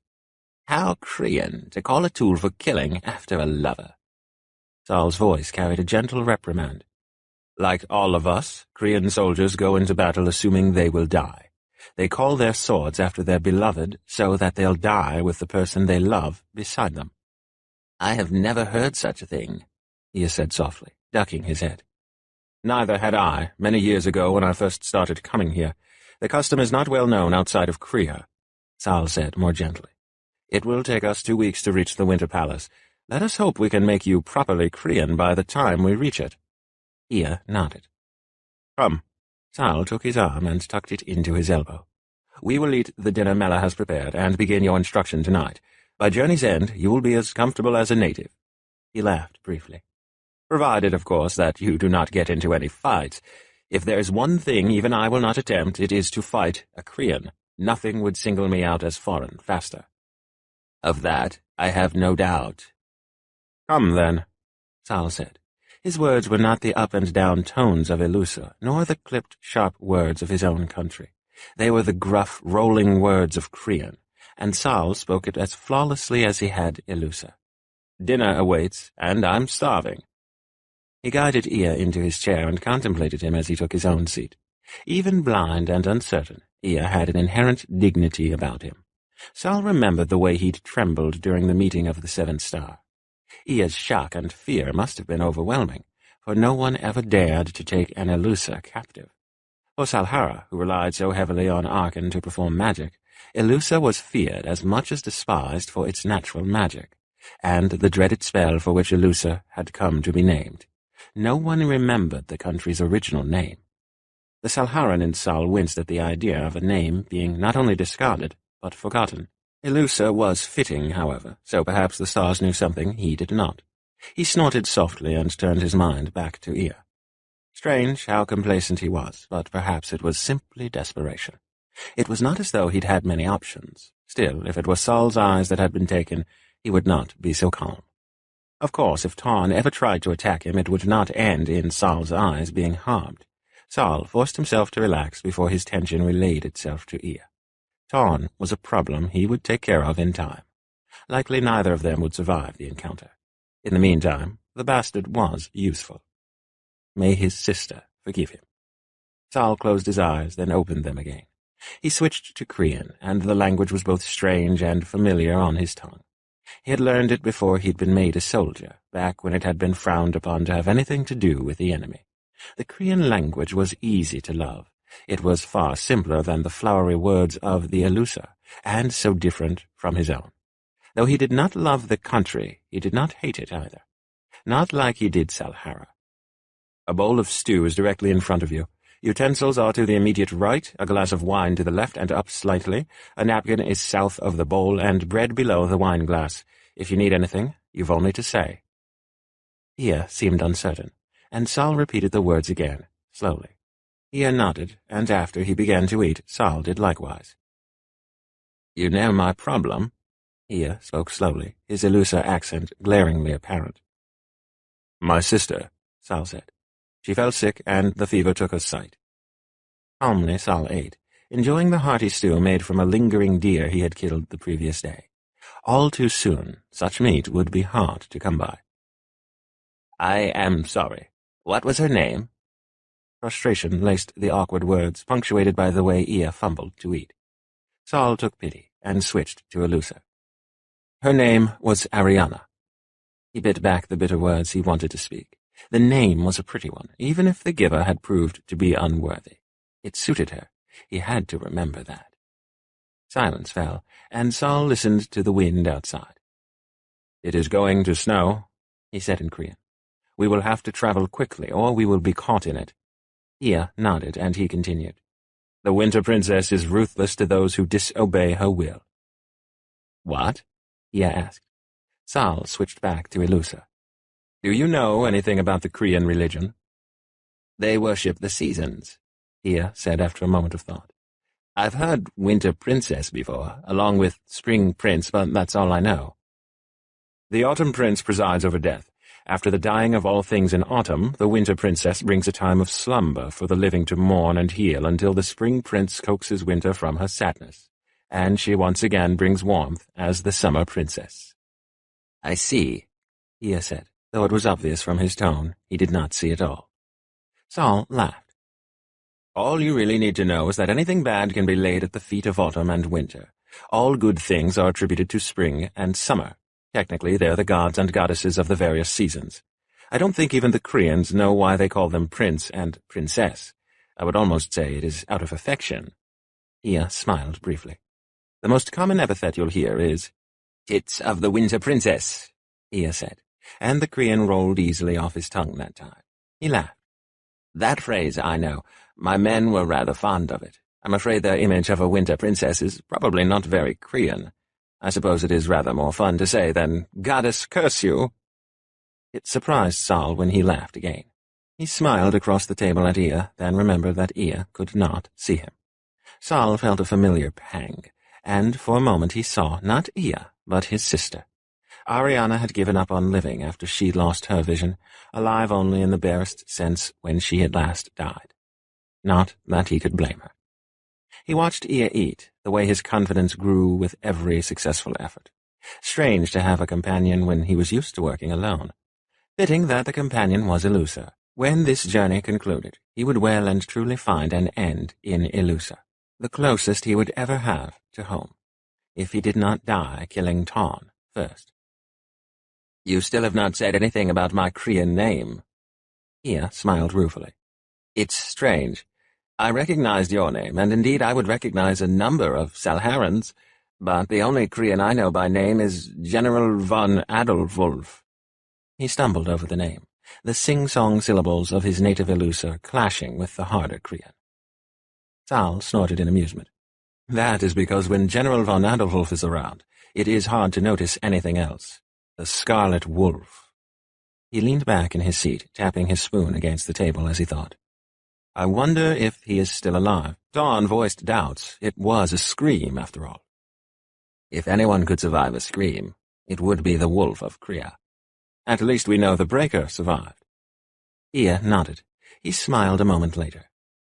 You are still avoiding the matter of giving me a name. As I said before, I would pick one, but my knowledge of Korean names is limited to the wolf. I think people might notice a resemblance. Yes, perhaps. Sal managed to laugh, then fell silent. Is it really so hard a thing to pick a name? A weak name will result in a weak person. Ridiculous. Ia reached carefully for his wine glass, fingertips knocking into it enough to jar, but not quite spill. He held it in both hands and sipped slowly. A man is weak or not. His name does not decide that. I do not want to pick a name that does not suit. It will suit. Why are you so eager to take up a new name? Ia touched the bandages covering his empty sockets. Perhaps because I no longer feel like myself. It would be nice to be someone else for a while. Erhard. Sal said it heavily, as if it meant something. Erhard Grau, my cousin, whom I have brought with me after a hunting accident cost him his vision. That will also account for why you may falter and speak slowly, or occasionally not at all. Erhard, Ia repeated. He said it a few more times, growing comfortable with the syllables. And you are Lord Grau? Alban Grau, Sal said. You will call me Alban, or cousin. Ia nodded, and Sal continued to drill Ia on Korean culture, pausing only long enough for Mela to bring out their dessert when she returned from her walk. Sleep was not forthcoming. Would he ever grow used to the permanent dark? Every morning he woke up expecting to see the sun, only to experience a moment of panic when he realized he couldn't see. That was followed by a wave of grief when he remembered he would never see again. Only Sal and his summer voice kept the grief from consuming him. Steady and patient, the voice of a teacher or a priest. It was hard to fit it with what he knew of the soldier. 4th General Sol de Vry was well known for his magical dexterity and the burning yellow of his eyes.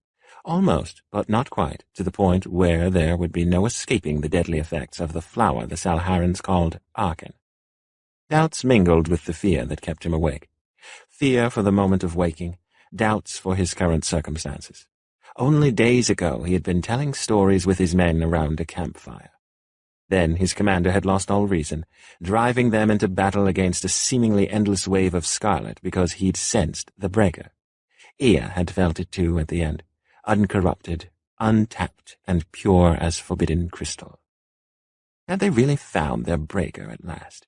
What if the scream had killed him? How many more years would they have to search for another? What if he had lived? Would he agree? Why should a Korean or Salharan agree to help?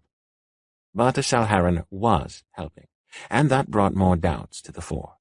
What was Sal's real game? A man who played all sides was conceivably playing more. How did a Salharan general come to know so much about what only a select few Elusa knew? Even he was not supposed to know as much as he did. Ia shuddered and turned his mind off. Too many things. Too much of it wrong, and only the dark to turn to now. He'd never see his sister's face again, nor those of his friends. Not their graves, not their families. Never would he see his home. An owl's call broke the still night, and Ia pulled his blankets up further. Opposite him, Sal slept soundlessly. He was as quiet in sleep as he was awake. Ia reached a hand outside the blanket, feeling the heat of the fire. Slowly he sat up and shifted and turned and fumbled until his head was nearer to the fire. Feeling the heat of it wash over him, he began to whisper softly all the Korean words he could think of, repeating them until he felt he had a grasp for how they should be properly pronounced. There was no way anyone would think him Korean, not after only 2 weeks of study, but he would try, and die doing so if he must, to bring the breaker to his king. That Esther might smile again, though he would never see it, and his friends and comrades might not be as reviled by his blindness. And, if he were honest, for that summer voice. Gradually the words grew slower and fainter, until Ia fell asleep, with Korean words half-formed on his lips. "Ready, cousin?" Sal spoke slowly, as if to a child, or a man badly injured in an accident. "Yes," Ia said. His voice was low, and he pronounced his words carefully. Their only audience currently was Mela and Sal's manservant, Dal, but there would be no room for error later. Better to get it right from the beginning. He still felt as though he were dreaming, to be preparing for a journey into the heart of Kriya. How many times had he heard his comrades and superiors bemoan their inability to breach Kriya? None ever got past the Scarlet Fortress and lived for long. He did not even begin to understand how Saul could fit so easily into not only Kriyan court life, but also, apparently, Elusa. Saul was tricky, no two ways about it. Spiegel. Mirror. Interesting that his countrymen had given their Salharan spy a Kriyan name. No doubt it was part of the game. A sharp wind blew, and Ea felt homesick. In only a month or so the palace would be half buried in snow. Esther would insist on dragging him out and do her very best to see they froze to death doing things normally reserved for children. Ea forced the thoughts aside and focused on the tasks at hand. Carefully he held out a hand, quelling the relief that sprang up when Saul gently took it and guided him toward the waiting horse.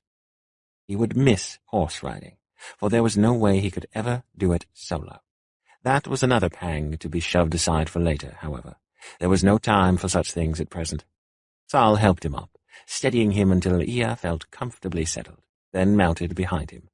He spoke rapidly in Kriyan to Mela, though most of the words were lost on Ea. To his left he heard Dal mount his own horse, and seconds later they were off. "What is the view?" As Saul began to talk in slow, careful Kriyan, Ea felt himself relax despite the frustration that tried to rise when he was forced to ask Saul to repeat things. Saul was patient, however, and bit by bit Ea began to understand what was being described. Snow, with the promise of more from the clouds above. Trees, the sort that were green in winter. Smoke in the distance from villages and towns, and little more than a shadow. The city where the Kriyan emperor lived in spring and summer. The land was rolling, up and down, and very seldom flat. "We travel due north for a bit, then we turn and go west. That will take us past the Summer Palace and on toward the Winter Palace, where we will meet up with the king and his court. If we attempt to go to the Summer Palace, we would find ourselves very alone." Saul laughed. Ea smiled despite himself. "How do you move so easily?" he asked in halting Kriyan. Ea had been studying during the 3 days before they had finally left the cottage. He had another 14 to get a solid grasp of it. "In this country, I mean." "Many years of study," Saul replied. "I studied the languages for years before I became a soldier, and one cannot study a language without learning about the culture. I know enough about a lot that I can get by in many a situation. The skill was enough to make me a brother of the 7 Star. He spoke levelly, but there was bitterness beneath the calm that Ea could not miss. "People trust you easily, don't they?" Saul was silent for a moment, obviously startled. "Yes, I suppose so. Certainly you did not protest, as I thought you would." "I have little choice," Ea said, but he knew that wasn't all of it. Saul inspired trust, even when a man didn't want to give it. Ea was already doing it himself, no matter how hard he tried to catch himself. He wondered what would become of his homeland if Saul proved ultimately to be only a loyal Salharan. After another silence, Saul resumed speaking in Elusa. It made Ea dizzy how smoothly he switched between 3 such different languages. Clearly he'd been blessed with a sharp ear and clever tongue. It was little wonder his magical ability was said to be impressive. "As we're merely minor nobility from the country, having weapons is not expected of us. Not all Krians can be soldiers, after all. That is fortunate for us, as my skill cannot duplicate the Krian style of fighting. However, on that note, a lack of general knowledge will give us away just as quickly. Even the poorest peasant knows the difference between a long sword, a short sword, a dagger, and so on. First and foremost, you should always make note of someone's weapon the first time you meet him. Obviously, you will not be able to say much, but you can ask what manner of sword a man bears and the sword's name. Compliment the name. Say it's pretty, strong, anything of that sort." "All right," Ea said slowly. He was considered skilled with the short swords that were the only style of sword Elusor used. Like Salhara, they relied more on magic. And when many a battle could be won by a brief tricking of the mind, who needed weapons? They were tools. A man did not give a name to his hammer or his belt, yet the Krians named their swords and obviously treated them with an accord usually reserved for people. This journey so far was only strengthening his perception of the Krians as strange. Ea shook his head, and they said the Elusa suffered problems of the mind. Which they did, but that was neither here nor there. Ea snorted softly. So what should I not say? It seems that would be more crucial. Saul laughed softly. Yes, indeed. The man to be most pitied, and in a strange way respected, is the man whose sword does not have a name. Ea nodded, understanding. A man with no one. Exactly. Of late it has become a rather notorious position in which to be. Why is that? Ea asked, hearing the amusement in Saul's voice. Because neither the most powerful man in the kingdom nor the most infamous man in Kriya has named his sword. Ea thought for a moment. The Emperor, of course, and while I know who I think the most infamous man in Kriya is, I sincerely doubt Kriya agrees. On the contrary, the Wolf of Kriya is infamous everywhere. Saul's arms tightened around his waist. Steady, he said, switching to Kriyan. Travelers on the road. Ea had already heard the sound of additional horses and voices, which were becoming clearer. The words they spoke were nothing like the curses and screams and threats he knew from fighting. These people sounded happy. Their words were still the rougher sounds of Kriyan, but softer than he was accustomed to, smoother. Perhaps because they were completely lacking in fear and anger. Their voices lacked the knowledge that at any moment they could die. Hail, Saul returned the greetings cast their way. To town for winter? He laughed at the reply given by what Ea guessed was an elderly man. The words eluded him. This was the speed at which he would be expected to speak. He felt a moment of panic. Perhaps they should play that he was mute. Was there any real reason to do otherwise? Speaking wouldn't be necessary to identify the breaker. Realization struck him so hard it made him gasp. He felt Saul's arm tense around his waist, but barely noticed what else was going on around him. He couldn't identify the breaker. Without his eyes, his magic was dead. There would be no way to tell if the breaker was present without it, which meant he was completely useless. How could he have been so stupid? Ea? Saul asked softly, and Ea realized suddenly that it had once again grown quiet. What's wrong? The words lodged in his throat, choking him. Ea forced himself to take a deep breath, but it did not dispel the misery of realizing that he was really and truly completely useless. I can't. I just realized there's no way for me to identify the breaker. He could be standing next to me, and I'd never know. Nonsense. You rely too much on your magic being controlled by your eyes. Control and source are not the same thing, are they? There is no doubt in my mind that you will be able to sense him. Ea nodded stiffly, unconvinced. Mixed into the misery and the fear was the surprisingly bitter realization that if Saul had not thought him useful in identifying the breaker, he would still be in the dark and completely at Ton's mercy. Surely Saul was not so cold as that. He was a spy, though, and one who played 3 sides. A man who, according to the beliefs of his country, did not know who he was. And for the first time the ideology began to make sense. How could one man trust another when no one knew who he really was? Ea desperately forced the insidious thoughts aside. He would do himself no favors by doubting his rescuer now. But the doubts lingered. Saul contemplated Ea. Ever since his fears regarding the breaker, Ea had been silent and withdrawn. Though they'd only been together for a little over a week, Saul realized he missed their conversations. It was rare he had anyone other than Dal for conversation. Ea, he'd found, was hard to read. Many emotions and reactions could be anticipated, given what he knew of Ea's situation, and, of course, personal experience with being thrown into deep, murky waters. But outside of that, he had no glimmer of Ea's thoughts. It was more than a little frustrating, but what had he been expecting? Had there ever been a time when the 3 countries were not raised to loathe one another? Every year more men went to war, and too many families were left crying. Never mind what Ton had done to Ea's eyes, which was at least as bad as declaring a Salharan nameless, if not worse. Of course Ea would withdraw as the disorientation faded and his senses returned to full strength. Saul bit back a sigh and schooled his expression. Master the outward, bury the inward. When he was reasonably certain he had everything under control, he spoke. Are you feeling unwell, cousin? Outside in the hallway were the sounds that were normal for a busy inn. This time of year everyone from the country was moving into the nearest village or city. Those who could afford it, like Lord Grau, were headed for the Winter Palace. No place in Kriya was finer for enduring the seemingly endless cold. I am well, Ea said slowly. A knock at the door cut him off before he could say more. Come in, Saul said, smiling and chatting with the women who brought in food for them, politely turning down the invitation in their glances. They took it in good grace. There were plenty of other rich men to choose from. One girl knelt and arranged the food before Ia as Saul had dictated to her earlier. She muttered to herself and fussed over Ia, who started at the unexpected attention. Poor thing, she said. Such a waste of a handsome man. She turned to Saul. Your cousin is very brave to continue on like this. Yes, Erhard is quite brave. He would have made a fine soldier if not for the loss of his eyes. Sad, the woman said, and fussed with Ia's hair for a few minutes, before she finally was shooed away by her companion. Enjoy. Tell me what you think of my cooking. Ia shook his head slowly. That was... He fumbled for the word. Unexpected? They felt sorry for you, Saul said and laughed. They also thought you handsome, and if you had been able to see, they would not have let you refuse any offer they made you. I see, Ia said, clearly amused. Saul smiled briefly. Your plate is in front of you.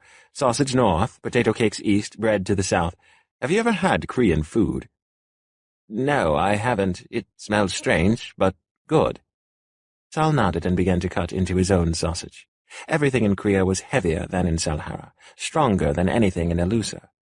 It's very good, but different, especially as Alusa food tends not to use the spices or the quantities favored by the Koreans. He paused. Except for that spicy dish I refused to eat. It nearly killed me the first time I had it. Ia paused, then burst out laughing, throwing his head back and shaking with amusement. Gimme, I have not had that in months. I would have liked to have seen a foreigner try that for the first time. Saul caught himself staring and forced his attention back on his food. I am glad you are laughing, though it is at my expense, he said teasingly. You have been somber since this morning, and it troubled me. The laughter faded. Saul immediately missed it. My mind will not settle, Ia said quietly as he hesitantly began to eat. This is good, he said, surprised. A little overwhelming, but I could get used to it. Your mind will not settle, Saul pressed. Ia played with his fork, then set it carefully down. It is nothing, he said whisper-soft, speaking looser. It was a clear indication that the discussion was one best not overheard. Saul followed the trail of his thoughts easily enough. He could not blame Ia. Saul was not the sort of person to be trusted, least of all by those who employed him. If they could not trust him, why should Ia? It was only reasonable. He shouldn't have expected otherwise. So, why had he? Chapter 4. Lady Esther! The breathless maid all but fell over in her haste to deliver her message. Esther smiled at her in the mirror.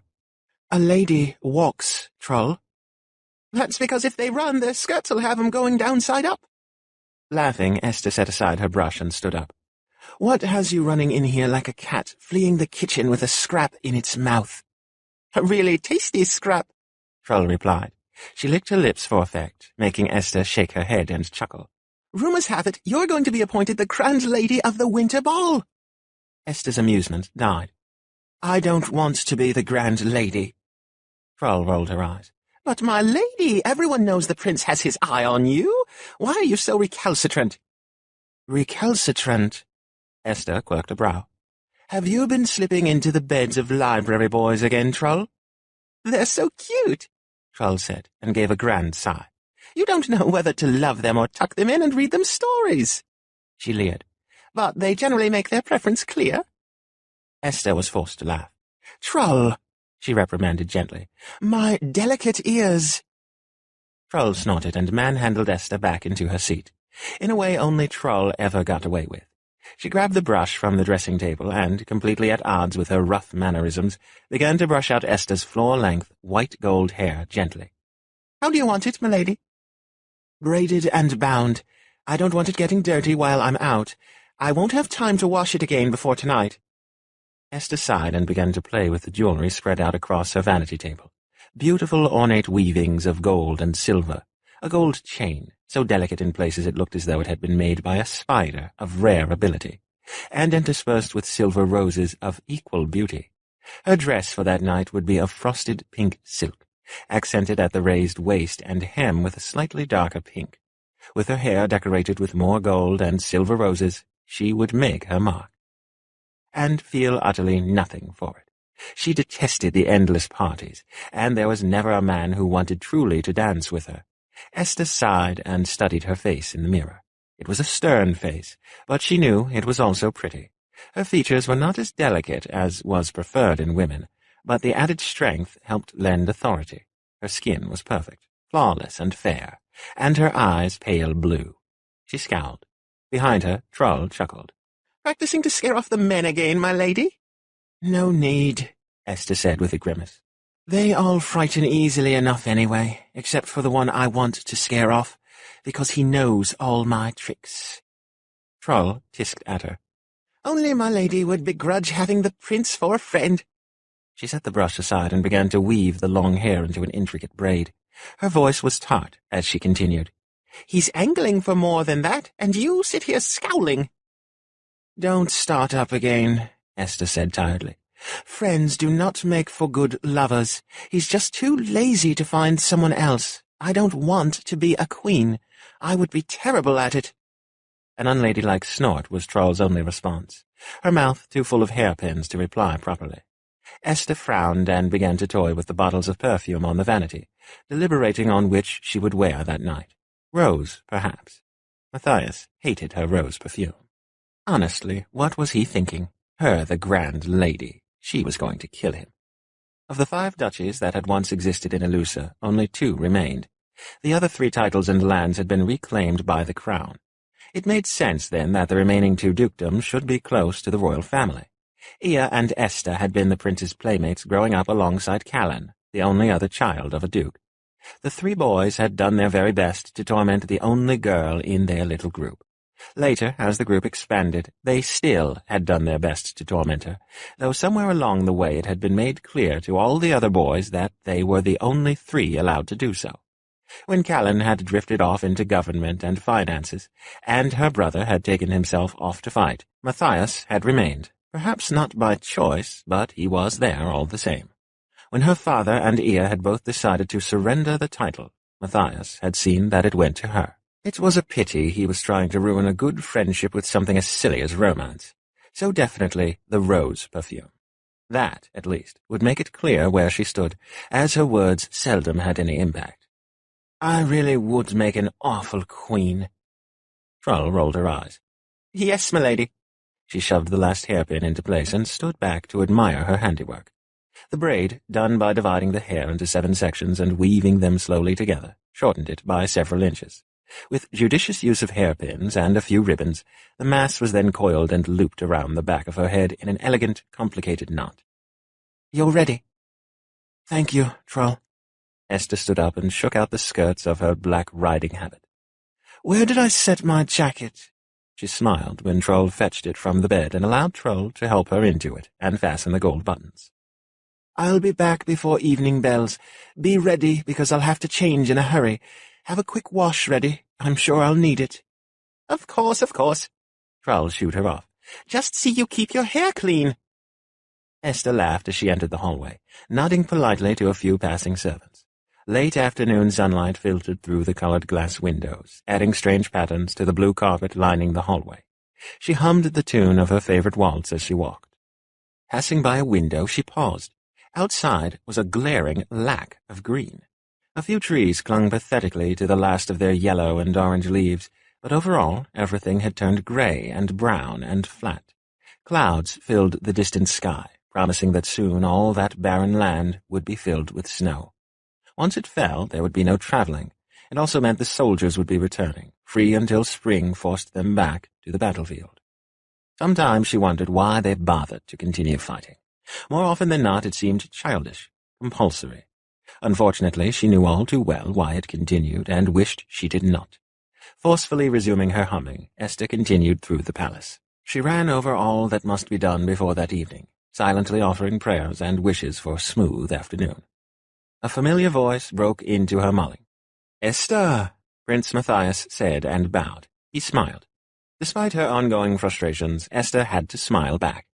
"Matthias?" she greeted. Then she glared. "My servant is spreading unamusing rumors. I assume, of course, that they are merely rumors." "Of course," Matthias said immediately. I would never dare to hint that I'm angling to make you the grand lady of the Yuletide ball. Not on my life. Esther glowered. Had they been alone, she might have given in to the temptation to hit him. Matthias was considered the classic idea of royal beauty, and that smile could be lethal on the unsuspecting, even occasionally on those who should have known better. She, however, was immune. Growing up together made them immune to many things in regards to each other. "It had better be a rumour," she replied. "What are you doing now? Court shouldn't be out of session yet. They talk longer than that." "Don't I know it?" Matthias said, and around him his retainers chuckled. "I told them I had more urgent matters." "Like spreading rumours."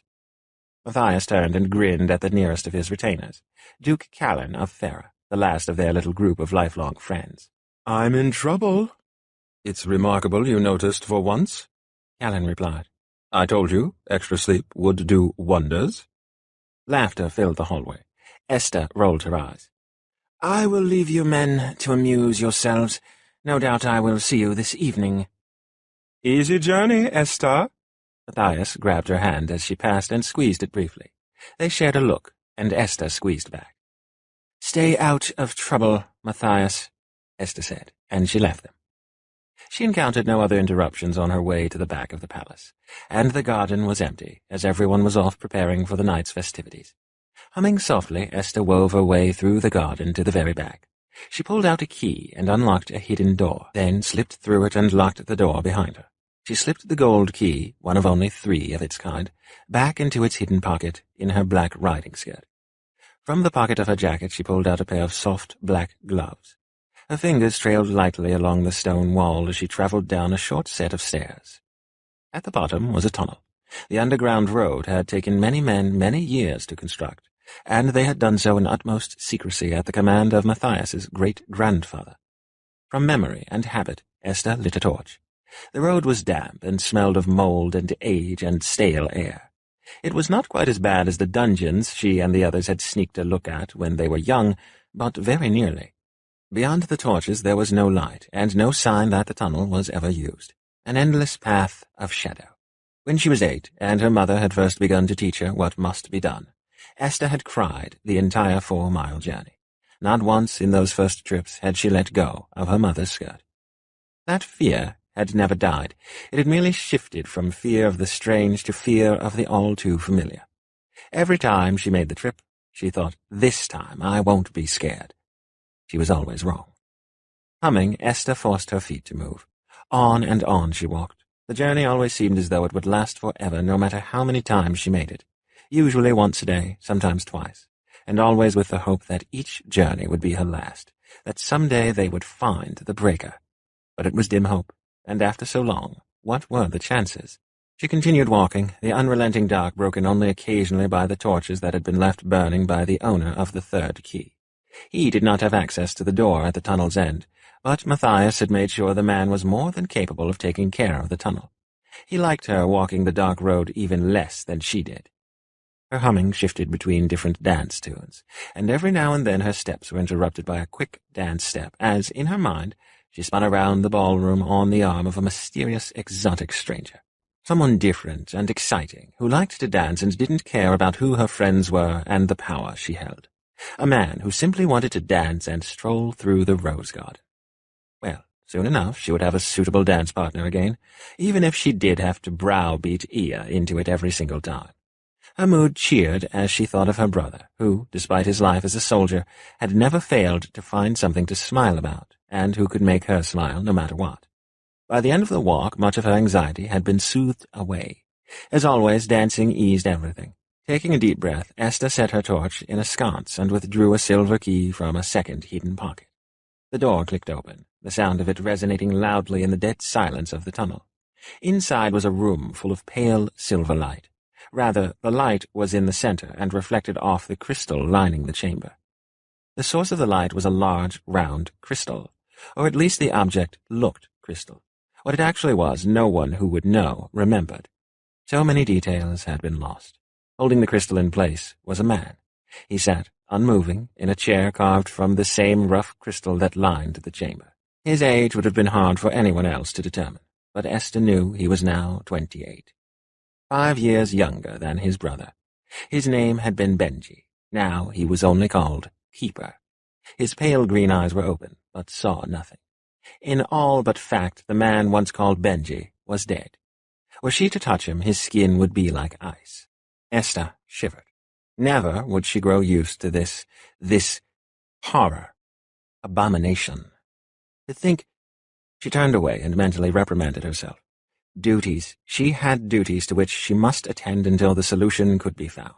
It still disgusted her, however, to think of what their ancestors had done, what had continued to be done, until the current king had declared enough was enough. Maybe he and Matthias could fix it. At least they were trying. Until then, she would do as her mother and grandmother had done and care for the keeper. He did not age, did not move. The crystal that imprisoned him also cared for him. In short, he stayed healthy and alive, fit for the crystal. It was Esther's duty to ensure that crystal and keeper were never disturbed, never altered. Esther knelt and clasped her hands together. Her prayers were soft and as musical as her humming had been. They echoed around the chamber, adding a spark of warmth where usually there was only cold light. She prayed for the keeper and for all those who had kept before him, and she prayed for the breaker to come. Eventually she stood and began to move around the chamber, ensuring that all was as it should have been. It was neither warm nor cool in the crystal chamber, not exactly pleasant. It simply was. As a child she had been enchanted by the crystal, had thought it magical. And it was, but not in the way a child thought of the word. There was nothing good here, only necessity and desperation. Esther wished bitterly that her ancestors had thought a little harder, but she had not been in their position, so perhaps it was she who erred. Then again, Benji had been a sweet boy and a sweeter man. Now he was merely a shell, a slave to the magic. The last one, the king's brother, had kept for 60 years. So far Benji had been keeper for 10 years. She hoped there would not have to be an 11th. Esther's humming was somber on her return journey, completely at odds with her ever-increasing pace. She had lingered too long. It must have been past evening bells by now. Ignoring those she passed as she reached the palace proper, Esther raced for her room. "You're late!" Troll howled at her. "Late, late, late! What in the world have you been up to?" Nothing, I'm sorry. Come, stop shouting and get me dressed. I'm already late. You needn't make things worse with your scolding." Troll continued to mutter as they scrambled to get Esther ready. In record time, Esther was shaking out the skirts of her gown while Troll arranged her hair. A knock at the door startled them both. "Answer it," she said, and began to fuss with her own hair. "Troll, step outside for a few minutes." Matthias's somber voice cut deep, for he was rarely anything but jovial. It was a quality that irked his father's men to no end. They felt he took nothing seriously. Most days Esther would have agreed with him, but she would also be the first to say the king's old retainers and advisers needed to remember how to laugh. "Matty?" she asked when the door had closed, giving up on her hair and turning to face him. "What's wrong?" "Essie?" "Just say it." Esther started to feel sick. There were only so many things that could make Matthias so uncomfortable. Miserable, to be more accurate. "Esther?" Matthias stepped forward and took her hand. "The latest reports from the field have come in." Esther closed her eyes, holding his hand tightly. "Please, no. Is he?" She fisted her other hand to still its shaking, focusing on the sting of her nails in her skin to keep from screaming or crying. "He's missing," Matthias said. "His commander screamed. No one was left alive, or so they thought, but Ia was not accounted for, and no one knows where he is. By all reports, he was there when the battle started." Her mind began to race as she processed the words. Ia wouldn't abandon his men, nor would he back out of a battle. So unless something else was afoot, he'd been in the fight, which meant he'd gone missing after, but there was no way to know what had really happened. Missing. Ia was missing and possibly dead. Or worse, oh, goddess, if that were the only other option, she would almost rather he be dead. She needed more facts. Who were they fighting?" "Brians, the Scarlet." If her eyes had not already been closed, she would have closed them then. Of course they'd been fighting the Scarlet. "Why did they scream?" "We don't know," Matthias said. "The report came from a scout sent to search when Ia's troop did not report at the border checkpoint as expected. He found them all dead, and a great many Krians with them, but no sign of the wolf who leads them." That was strange. Esther's nails dug into Matthias's hand. "Do you think—" "I doubt it. Whatever happened, I do not think Ia is with the General. Don't worry, Essie, I'll keep pressing for information." Esther nodded. "Thank you for coming to tell me." "Will you be all right?" "Yes," Esther said, and let him kiss her cheek. "Of course I will." Matthias frowned at her. "You'll fret all night, or dance yourself sick to avoid fretting." "Don't go all mother on me. Ia went off to war. I knew this was a possibility." Esther nodded, mostly to herself. "And he's not dead, right? So there's no reason to worry." "Why don't you just take the night to rest? I'll make your excuses, if you like." Esther pulled her hand away and flicked his nose with her fingers. "You most certainly will not. Do I look like a milkmaid to hide away crying in my room? Get going right this instant so I can finish getting ready." "Yes, ma'am." Matthias kissed her cheek and slowly limped from the room. "My lady?" Trull asked as she darted back inside. She immediately set to getting Esther ready, but her movements were automatic. "Is something wrong?" "My brother is missing," Esther replied. She worried her lower lip. "His Grace is missing?" Trull drew a sharp breath and dropped the hairpin she'd been holding. "He's not a duke anymore," Esther corrected automatically. "He surrendered the title, remember?" She sighed and ignored Trull's questions as memories stole her attention. The fight between her brother and father was so fresh in her mind it still seemed as though it had happened only yesterday. Even now her father refused to leave their country estate, unable to bear that both his children had followed in their mother's footsteps, duty over all else. Rescinded by both men, the title had passed to her. Esther didn't want it either, but it only made sense for her to have it. Not once had she ever doubted Ia knew that, though they'd never discussed it.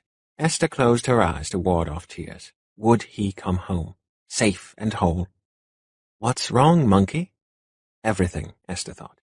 "You're being a silly monkey. Come on, let's go into town. I'll play a song and you can dance like a good little monkey. Then you'll be happy. I'll be rich and all will be well." Esther smiled and opened her eyes. "Trull, do I have any of the lavender perfume left?" Trull snorted. "I wasn't aware, my lady, that you ever let it run out." "Shush and fetch it." "You smell pretty, Mama. Come close, Essie, and Mama will make you smell pretty too. And then Papa can admire both his ladies. How do you like that?" "Here you are, my lady." Trull dabbed the perfume on her, then began on the jewellery. The gold and silver necklace, a matching bracelet on her left wrist, a black ribbon for the war on her right, and a small tiara set on her head. The gold and silver shone, the last perfect touch to her dress. Esther touched the necklace. "Ia, what's that?"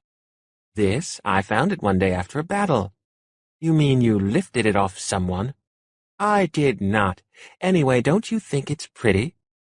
"It has gems. Diamonds are what the white ones are called, and the red one is, ruby, I think." "You can't have that. It's against the rules." "It wasn't always, and I only kept it because I knew you'd like it." "I don't want it. Gems aren't allowed." "But they will be again someday, when we finally find the breaker." "If, Ia." "When? Here, hold on to it for me, at least if you don't want it. Maybe I'll give it to my wife instead someday." "You, with a wife? Don't make me laugh. Stranger things have happened." "You're all set, milady. Best get a move on." "Thank you, Trull. Take the night off, won't you? I shouldn't need any help in doing all this, but don't drink too much." Trull winked at her in the mirror. "I only ever drink just enough, my lady." "Enough to what?" Esther asked. "To get into trouble." Esther sighed. "Get on, then. I will see you tomorrow. See that I'm awake for breakfast." "Yes, my lady. Don't think too much here. All that brooding scares the men away, and if you keep scaring them away, you won't have a way to refuse your prince." "Oh, yes, I will." Esther shooed Trull out the door, then locked it and wandered over to the window. The sky was pitch black. No moon, no stars. Perhaps there would be snow as early as the next day. Esther made a note to double-check that Trull has pulled all her winter wear from storage. Was it cold where Ia was? Did he have a jacket? Somewhere warm to rest? A horse? What was he doing? Thinking? She was going to kill him when he returned. Then she was going to hold him and never let go. Stupid brothers. Her eyes burned, and Esther forced her thoughts to the people waiting downstairs. She had duties to attend. There would be time for sentiment and fear later. Duty before all else. Chapter 5. Stars above, he hated snow. At least he hated snow in Krea. It was nothing like the snow he knew back home. Snow usually fell only in the northern section of Salhara, so he had seen it only when winter was particularly bad. It was soft and fell only briefly. It dusted everything, but usually was gone by the following morning. At worst, it was ankle-deep and lasted a few days. Berat recalled an ice storm from when he was a child, but even that had melted away quickly. Krea was something else entirely. The snow fell thick and heavy. He swore some of the flakes were nearly as large as the tip of his finger. It was a mystery to him how anyone survived in this weather. He shivered, wishing desperately for a fire and a vast quantity of blankets. Of course, he seemed to be the only one so affected by the weather. He'd swear the bastard and his horse were enjoying themselves. That probably shouldn't have surprised him. Was von Edelwulf even feeling the cold? It certainly didn't seem as if he were. Berat refused to relax against his captor, even though the heat that seemed to pour from him was all that kept Berat from freezing entirely. Well, that and his cloak. Berat had secured one of his own, and a great deal more in winter wear besides, from the strange temple they'd rested in for 2 days. However, his cloak, though warm, was nothing like von Edelwulf's. Where had he obtained it? It was heavy and made from at least 2 layers of thick wool, and the end and shoulders were trimmed with what Berat had realized were at least 2 or 3 overlapping rows of wolf fur. It had been made with no small amount of skill. Berat swore the snow just fell from it. Maybe it was melting away. Von Edelwulf was certainly enough of a bastard that Berat could see even the snow hating him. Berat hunched his shoulders and glared at the road ahead. Not that he could see it, but he knew it was there. Or hoped it was, anyway. It was a mystery to him how von Edelwulf knew where they were going. The logical thing would have been to take shelter until the weather cleared, as Kreans and the Elusa were pretty adamant about doing once the snow started. Though it had been suggested, Salhara had never taken advantage of that opportunity to take the disputed lands. The Regenbogen, the Kreans called it. Not that they ever did anything with it, just hoarded the miles and miles of field, relishing in destroying the Aachen that grew there whenever the fighting stopped long enough. Stars forbid the Kreans do something so crass as negotiate. What did they need the land for? They already had more than they knew what to do with. He turned his thoughts away from the question that had plagued him for years, for dwelling on it never did any good. What had started the war? Because the disputed lands had come later. Aachen was hard to grow, for the ground had to be rich and the season just right. The last few seasons had been hard. Aachen was not as readily available. The disputed lands, even after being ravaged each year, somehow managed to recover over the course of the long Krean winter. If they could drive the Kreans out once and for all, the fields would provide them with a reliable place to harvest Aachen for years. Whatever was in the soil there, Aachen loved it. Which reminded him quite forcefully that he was still feeling the pangs of withdrawal from Aachen. The headaches were not as bad as they had been, and those he could tolerate. No, it was the crawling sense of needing, wanting and aching for the tingling burn of Aachen in his blood that was slowly driving him mad. Berat snorted, hardly, slowly. Between the withdrawal and his intolerable capture, insanity must surely be just a day or so away. The snow was definitely not helping. He muttered a few curses under his breath, in Krean, so that von Edelwulf would know exactly how he felt. Let the man beat him, throw him around, and continue to force him on in this abominable weather. The last laugh would be Berat's. Laughter startled him from his grousing. "Salharans are soft," von Edelwulf said. "If you think this is bad, wait until winter arrives." "This is winter," Berat snapped. His voice was eerily loud because, for all that the snow fell in mass quantities around them, there was little noise. Not even a strong wind, just the relentless fall of soft, thick snow. It muffled their words, but they still seemed loud. Von Edelwulf laughed again. "Nonsense. This is merely the end of autumn. True winter does not begin for nearly another month. We should, in fact, be returning just in time for the festivities." "Festivities? To celebrate foul weather, how typically Krean." "Think as you like." Marat subsided into silence. On the one hand, an end would mean he would no longer have to endure day after day of von Adolf's company. On the other, what would happen to him once they reached their destination? Would he be back in chains, locked in a dungeon, tortured for information? He couldn't repress a shudder, and hoped von Adolf attributed it to the cold. They'd existed in a sort of stalemate for the past few days. Though he'd said nothing, it was clear that von Adolf was more interested in making good time than in torturing his prisoner. Though he never missed a chance to torment Barat either. Just hearing the bastard say his name set Barat's teeth on edge, and von Adolf knew it. Patience was all it took. One day he'd have the satisfaction of hearing his name rescinded, never to be spoken again. Then von Adolf would die, and he would return home to be given a proper name by the Brotherhood of the Seven Star. A name and a place, and more besides, for all the information on the Krians that he would be able to provide. Those thoughts alone made the enduring of the thrice-cursed snow more than bearable. Well, almost. He'd give a lot for fire and blankets and something hot to drink. Ahead of them was a steadily growing darkness, peeking between the flurries of snow, indistinct and looming. As they drew closer, Barat realized they were approaching a forest. Only the second one he'd seen since their journey had begun. Unlike before, however, these trees were the kind with which he was familiar. Naked, their leaves dead and buried in a white grave. Here the branches were large enough that the snow was not quite so bad. He could actually see more than unrelenting white. Not much more, but it was a welcome change. The silence was worse than ever. They well and truly seemed to be the only living things in the forest. How boring. Perhaps that was von Adolf's goal, to torture him with sheer and abject boredom.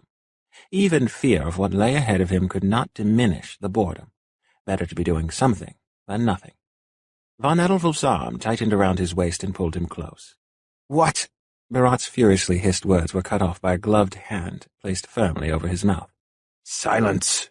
von Adolf hissed in his ear. Barat obeyed reflexively. It was the tone of a commanding officer, and there was no room for argument. He cursed at himself when he realized what he was doing, but when the hand withdrew, he stayed silent. "Don't fall off the horse," von Adolf added. Barat grit his teeth against a reply, though only because he heard von Adolf draw his sword. None too soon, as shadows emerged from the snow. Steel sang against steel, breaking the silence of the forest. Then the world erupted into a flurry of movement, and Barat heard more than saw the sickening sounds of men silenced by a sword. The profusion of snow simply made it impossible for him to see anything clearly. The heat of von Adolf disappeared when he dismounted, and Barat realized with a hiss just how warm he had really been. Stars above, what he would give to be out of the god-forsaken cold. He hunched down on the horse's back and watched as von Adolf dealt with what remained of their 6 attackers. The last he didn't kill. Barat felt sorry for the man as von Adolf yelled at him, and though the man tried to yell back, Barat could see he was far too frightened. The words were nothing like the stiff, correct Krian Barat had been speaking. That, he realized suddenly, von Adolf had been speaking as well. Whatever he was speaking to the bandit was completely different. It wasn't even like the words used by the soldiers he used to listen to. They'd spoken roughly but clearly. Trained soldiers, coming from all walks of life, who had settled on a dialect all could understand. This was guttural and liquid at the same time, like melting snow or an ice-cold stream. It was completely different from anything Barat had ever heard. He couldn't understand what was being said, although he knew von Adolf's tone well enough by now to know that he was glad it wasn't him being yelled at. He looked on, unmoving, as von Adolf finally killed the man, painting the ground red as he threw the body aside and cleaned his sword. Barat eyed the sword. It seemed longer than most, though he couldn't be sure. The one thing he was sure of was that the sword was of exceptional quality. Something about it just seemed to declare that. It also shimmered strangely at times, but most likely that was merely a combination of melted snow and sunlight. Von Adolf sheathed his sword and mounted, and in seconds they were continuing as though nothing had happened. Bandits! He was suddenly glaringly aware of how wretched his Krian truly was. He'd learned from the battlefield, from those few comrades who had been fluent and willing to teach, and from listening to Krian soldiers as he had sneaked around their camps committing sabotage and murder. He'd been proud of it, even knowing he was far from skilled. Now he felt the sting of knowing exactly how awful he was. It shouldn't have mattered, but was one more slap in the face. Worse still was the realization that von Adolwulf had been speaking at his level the entire time. A sly mockery he had not bothered to pick up on until now. The bastard had probably been laughing at him the whole time. Yes, von Adolwulf replied. His Korean was what Barat was familiar with, nothing like what he'd spoken to the dead men. They thought us traveling nobles. Barat snorted. What sort of noble travels alone? A real one, von Adolwulf replied. They are wealthy enough they need to bring nothing but themselves when they travel to the Winter Palace. What sense does it make to travel with wagons and servants in this weather? What sense does it make to travel in this weather? Only a stupid Korean would consider this ideal. Barat gave into impulse and drove his elbows back, dissatisfied to hear only a brief grunt. Von Adolwulf grabbed the back of his head, pulling hard and turning it so that they were eye to eye. I have been generous because of the weather, Barat. Do not think I'll hesitate to beat you senseless if I feel it necessary. Well, I'm sure you're plenty strong for a Salharan. The words were sneered. You are little more than a petulant child to me. The hand tightened in his hair, and Barat choked on a hiss of pain. As to the weather, there is no choice. The snow falls so every year at this time. The Winter Palace is cold, but she is dependable. Von Adolwulf laughed. Barat muttered a few choice curses in Salharan. He did not relish being tossed into the snow, which he suspected would be von Adolwulf's next method of warning him. So why on earth do Koreans wait to move now? Most move well before now, von Adolwulf said after a moment. We are late, not least of all because I am trying to make sure that no one else comes after you. The hand roughly let go of his hair, and Barat resettled his hood.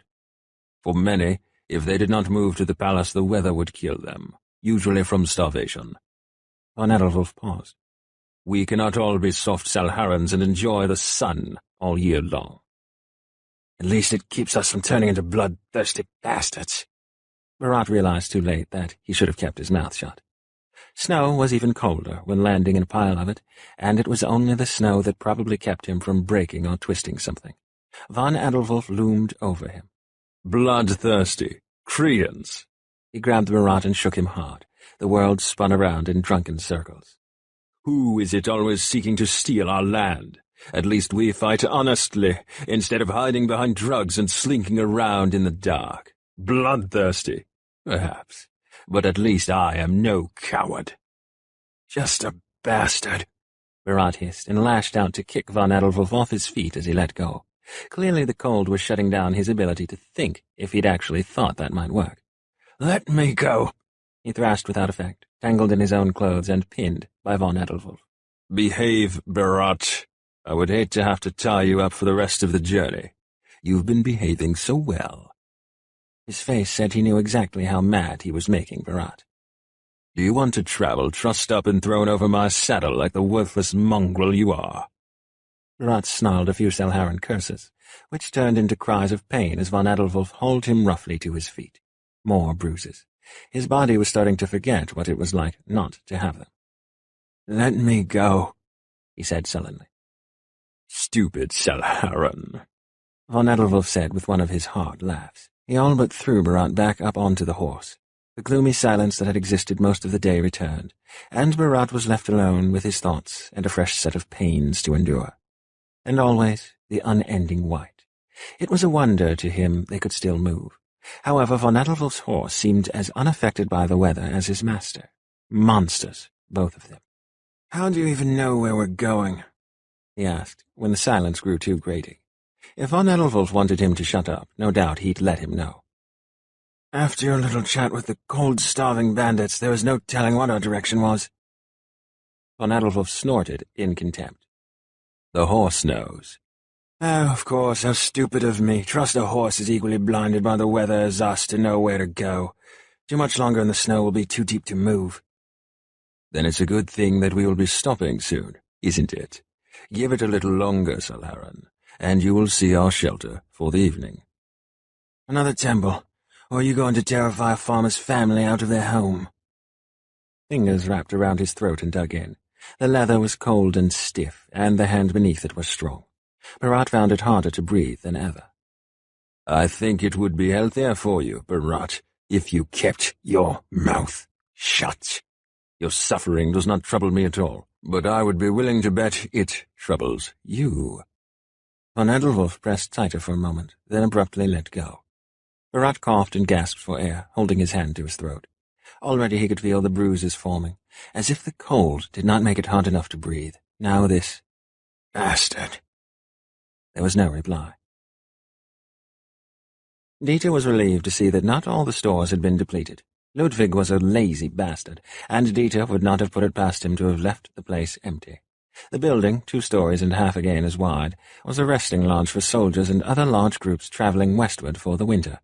It should have been crammed to bursting with the men who usually returned home with him. Instead, he had only the man responsible for their deaths to keep him company, and a grim homecoming to look forward to. Dieter cast the thought aside as idle and began to prepare to bed down.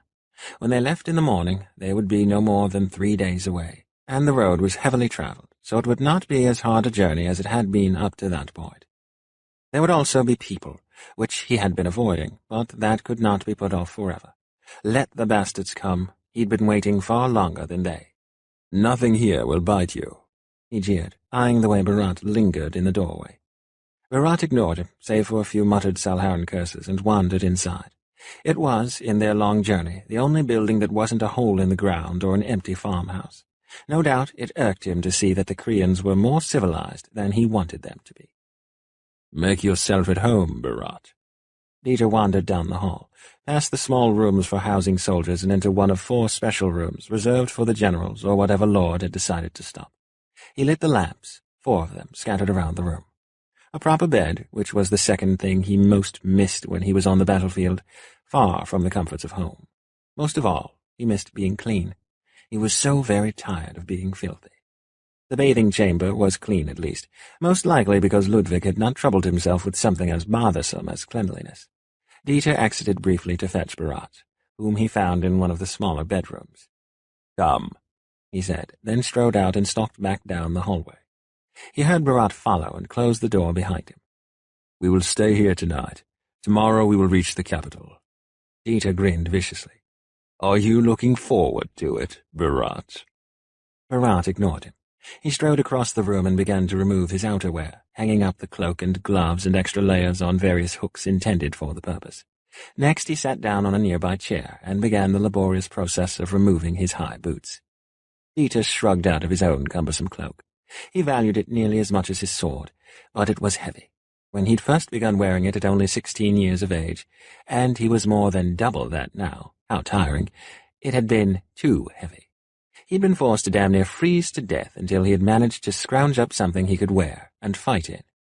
By 18, however, it had fit perfectly, and minimal repair had been required over the years.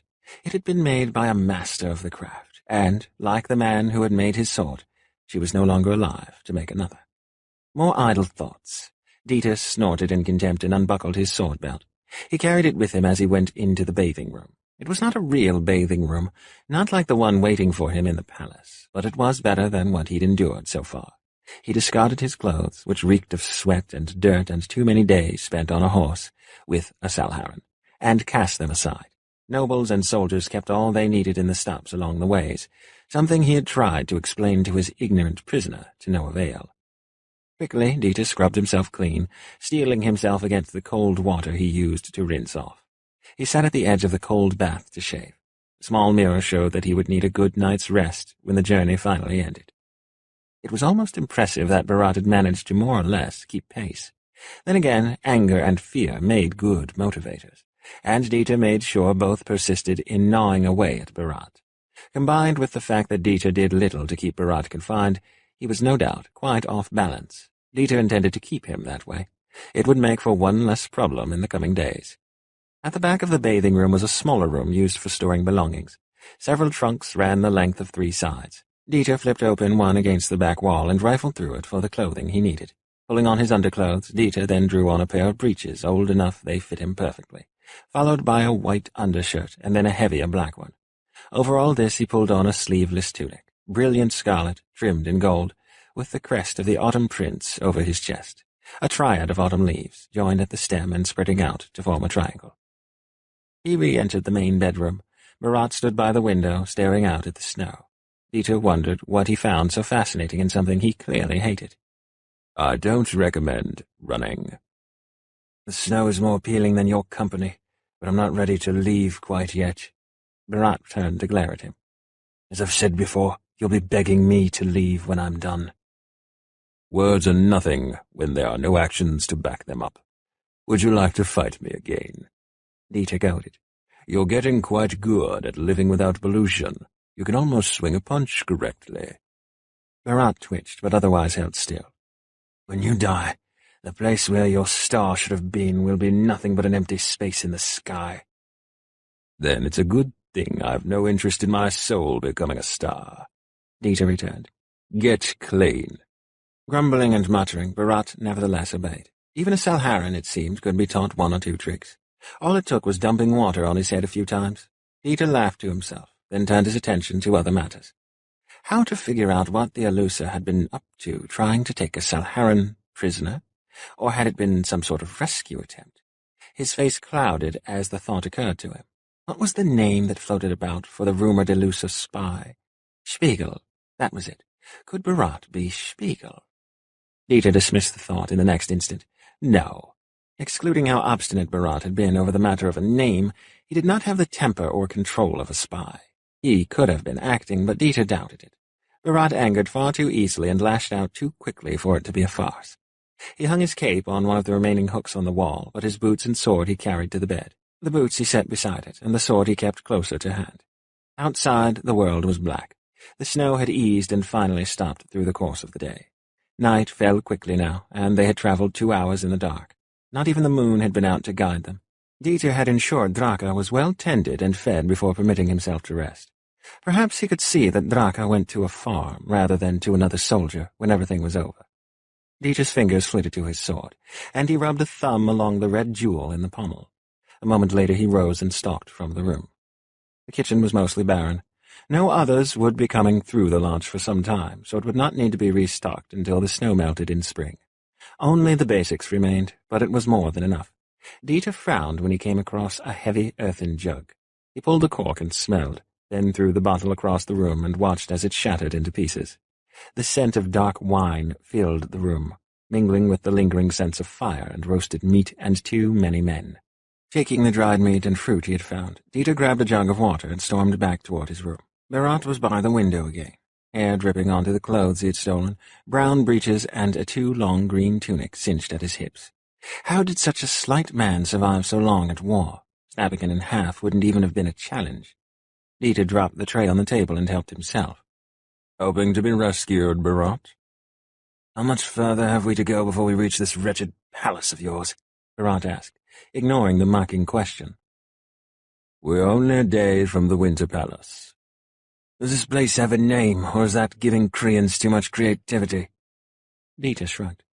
It is the Winter Palace. Berat rolled his eyes. Wandering over to the table, he helped himself to the bread and sausage that had been set out. I don't suppose you heathens keep whine about this place, do you? That's the least I deserve after this. A prisoner deserves nothing, Dieter said. You should be grateful that I treat you as well as I do.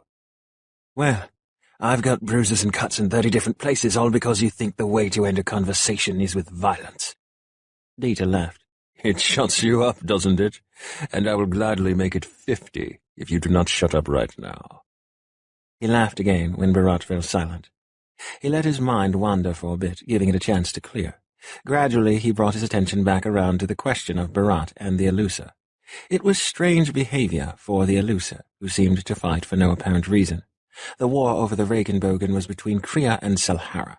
Why the Alusa had gotten involved was a reason that had been lost before Dieter's time. They appeared infrequently, and usually only to ensure the war was not getting too close to Alusa territory.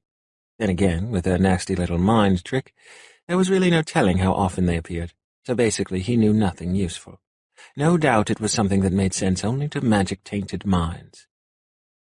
What is your etiquette on prisoners? I can't imagine this sort of journey as standard fare, though really you should consider adding it to your repertoire of tortures.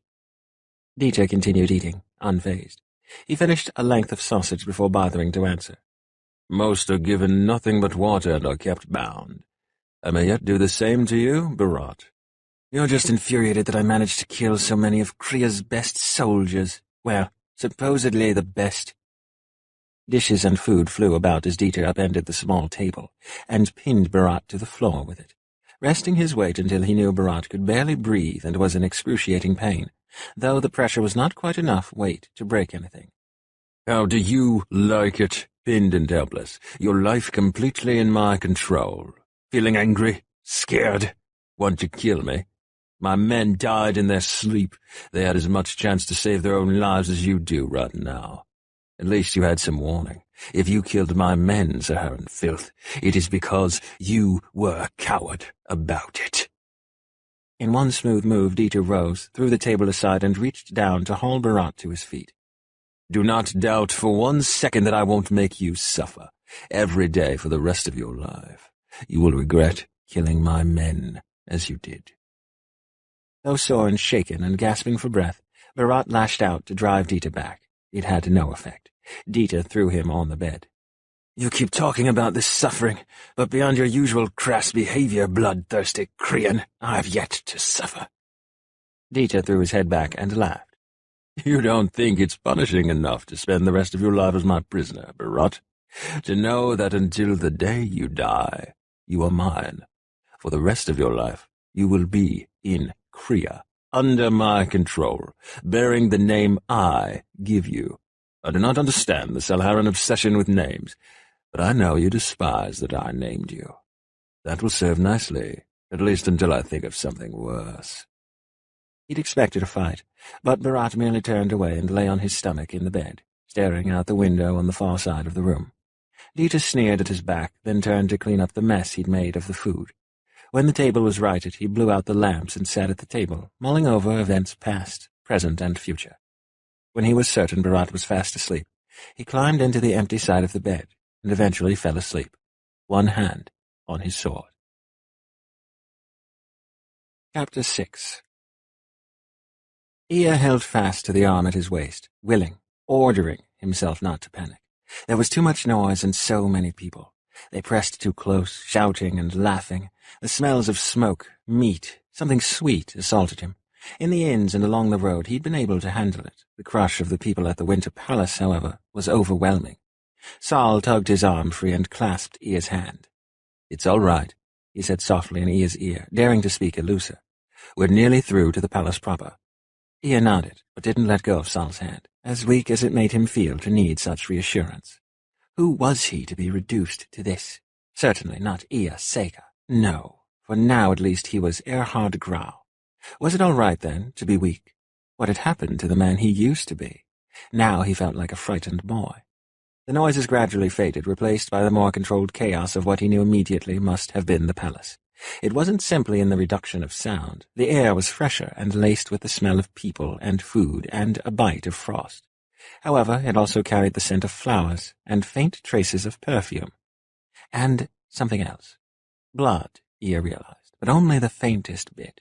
He bit back the part of him that wanted to say Krians. It figures, because in the last 2 weeks he'd learned what he should have already known, that not all Krians were large, looming men with a seemingly natural-born talent to cut down every threat like so much straw. The women especially had been kind, reminding him so much of Esther in the way they did exactly as they pleased, and woe betide the man who dared to order them otherwise. He had always thought women in Kriya must be softer, weaker, as he had never noticed any on the battlefield. He knew there was one woman in a position of power, but he also knew from overheard gossip that she was not well liked. When they felt they were safe, the peasant women of Kriya made their opinions of that woman quite clear. If he'd caught Esther talking like that, he would have knocked her upside the head. Ea almost laughed, but the vanishing of Saul from behind him killed whatever good mood he'd managed to regain. Then warm hands reached up to help him dismount, and a summer voice helped him relax. Ea stood quietly by as Lord Grau began to snap orders at the servants Ea heard running up. "You had best make very certain that my cousin is escorted with all care and comfort to my chambers. No, I do not want a separate room for him. He is unfamiliar with the palace. He will stay close to me at all times." After that, the Korean became too rapid fire for Ea to keep up, and he hoped Saul did not say something that would require his participation.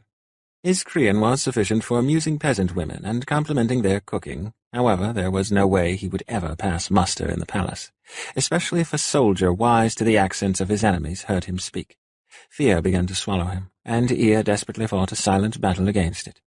Abruptly, the noise died. Laughter and chatter fell like clothes discarded on the floor. Footsteps broke the silence, but added to the tension that suddenly filled the room. He felt Saul touch his arm, and lips ghosted over his ear as Saul whispered in his ear, "Be silent, for now I will say you cannot speak without difficulty. Around them, do not speak." The servants and other persons in the room began to murmur, words of respect and greeting.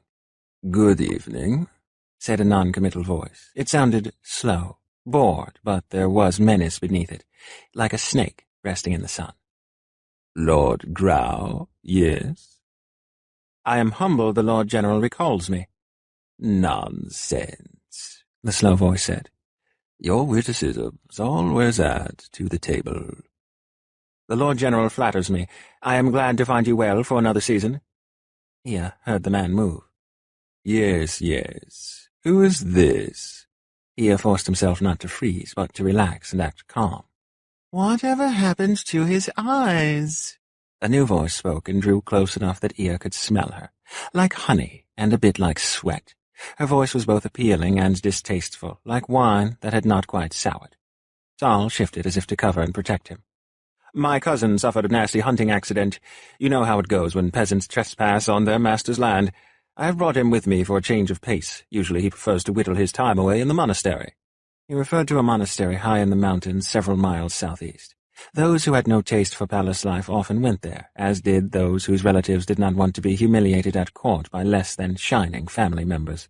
The implication was that Grau had not had time to take his cousin to the monastery, and since he could not get there under his own power, Grau was forced to endure him for the winter.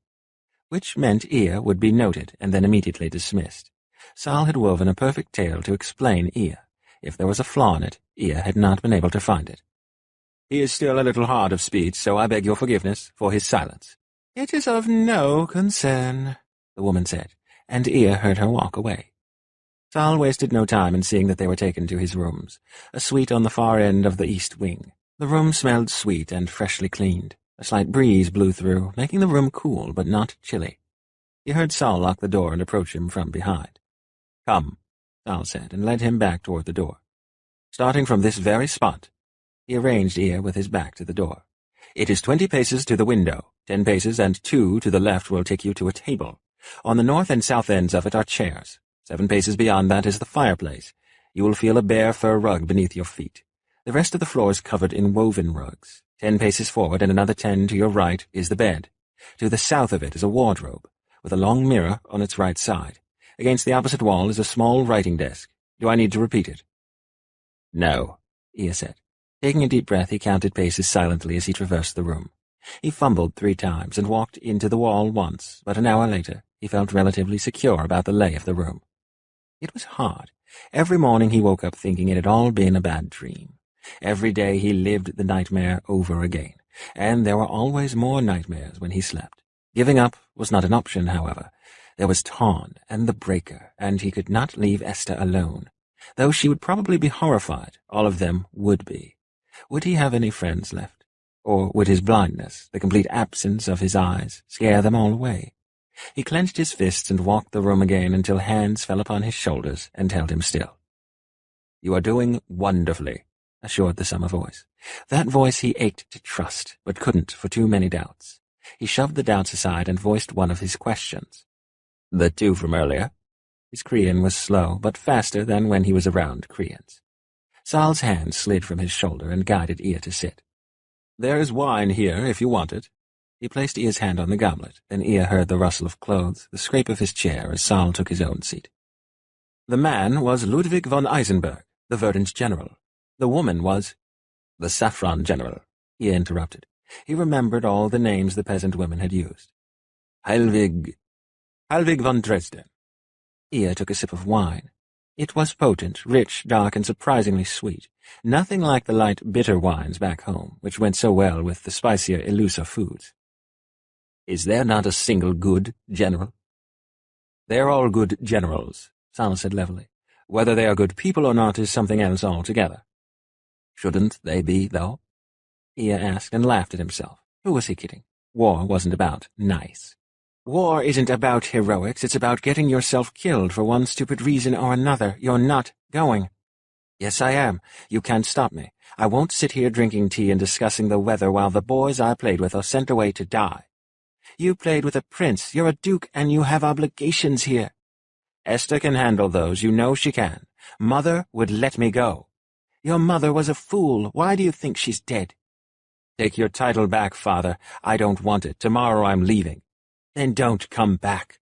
Oh, I'll come back, but it'll be either when the war concludes or when it's time to put me beside my foolish mother. There are many who would agree with you. More than a few wonder why he appointed the 4 he did, why he drove his father's men into retirement. And what do they suggest? No one knows what the Kaiser thinks. He is mercurial, and his favors are dispersed strangely. Ian took another sip of wine. Strange how?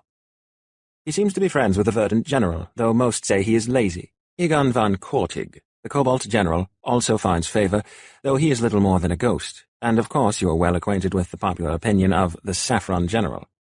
Yes, Ea said, shaking his head. Are Korean women always so crude? Only in regards to each other, Sol said dryly. Ea pushed his wine aside, liking it far too much to trust himself. Now was no time for alcohol. What about the wolf? The Kaiser must think highly of such a notorious general. Actually, most say the Kaiser hates the Scarlet General. Why? Ea asked. No one knows. How can no one know? Ea asked, reaching once more for his wine. Perhaps because that would require knowing something about the wolf, but no one knows anything about him, not really. He was born a peasant to a well-known and highly skilled swordsmith. He signed up for the army and prospered. One winter he came home, and not 2 days later his parents were brutally murdered. That is all anyone knows about the boy who later became General Dieter von Adolf. I see. Sol smiled faintly, pleased for no good reason, content not to question it too closely. Though his work was unsettling, indeed this time he wondered more than ever if he would live to see it through to the end, being in Korea was more relaxing than the strains of Salhara, living constantly under the shadow of the brotherhood that ruled his country while the king behaved like a good puppet. Here the games were open and easy to play, and he was a minor player, so far as all others were concerned. His rooms were simple and well-appointed, but not overdone. The rooms of a minor noble who could afford to play at real nobility and had no aspirations, so was considered safe by those who would otherwise cut him down as a threat. The room was soft, brown and black and gold, and warm because he never would get how anyone could stand the merciless cold that seemed to plague both Krea and Ilusa. All that aside, the company did not hurt. It was nice not being alone, and despite everything, Ea was hardly a chore.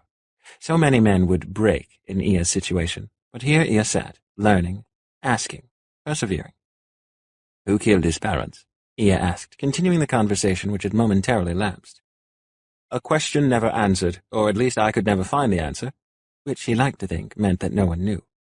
Many say it was a robbery gone afoul. For peasants, they were rather affluent. As I said, his father was highly regarded as a swordsmith. The Fond liked to say he was the best one in history. Rumors abound, of course. The only thing more interesting than a terrible and frightening general are the stories that theorize what made him so. Ea began to move his head in that peculiar fashion which meant he was thinking, like a bird bobbing on a branch as it contemplated what song it wanted to sing. So, what are you planning? He asked finally. Sol wondered what he'd really been thinking. He took a deep swallow of wine, then set his goblet down and strode over to the window, moving aside the tapestry to peer down at the people below.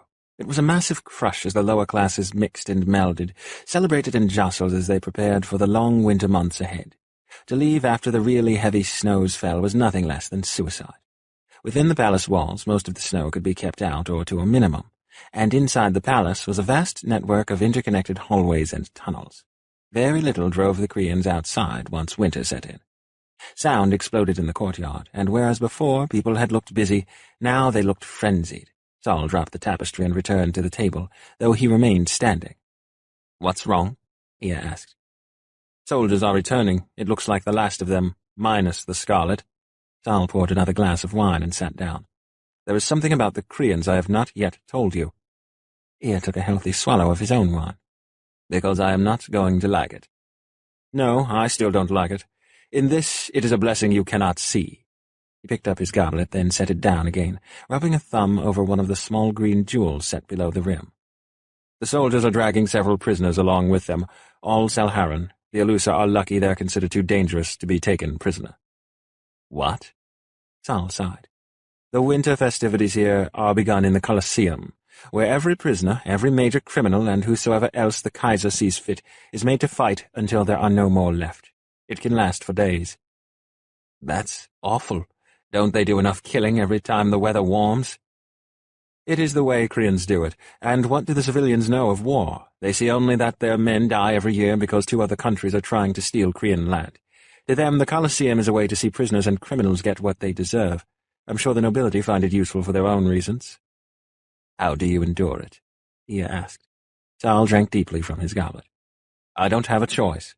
He sat through it and acted as though he wanted to be there. But forever he would hear the screams for help, the pleas and desperate cries, all in a language which Lord Grau did not understand, but which Sal heard clearly every time he went to sleep.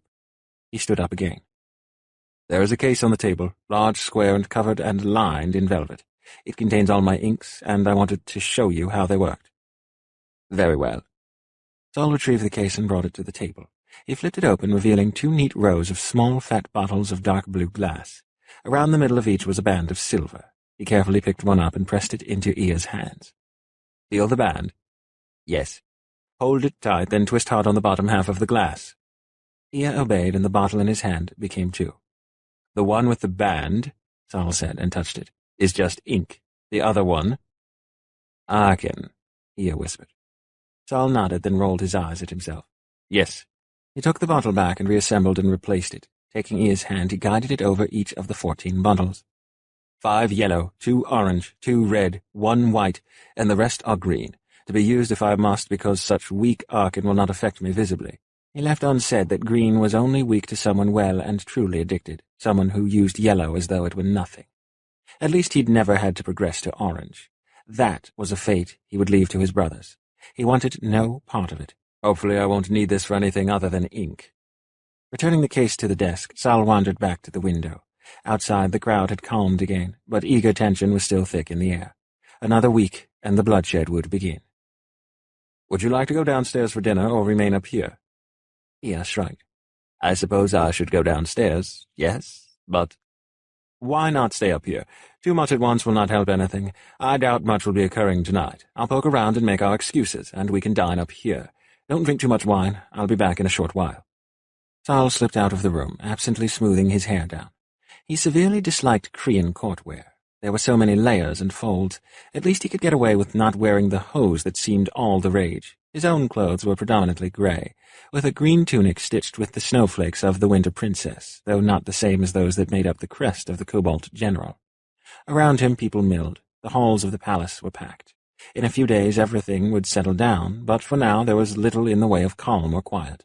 All buzzed with excitement, dressed in rainbows of color that would severely confuse most Salharans, who were used to the somber blacks of the army, broken only by the red and blue of the 2 sacred armies they encountered.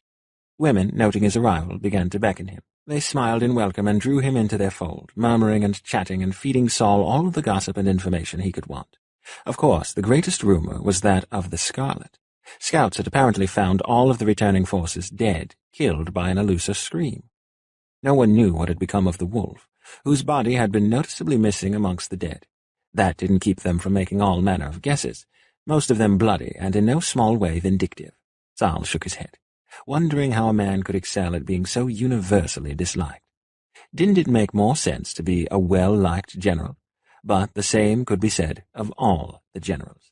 There was much about Korean politics that did not make sense to him. The Kaiser held all the power, and below him were his council and the generals.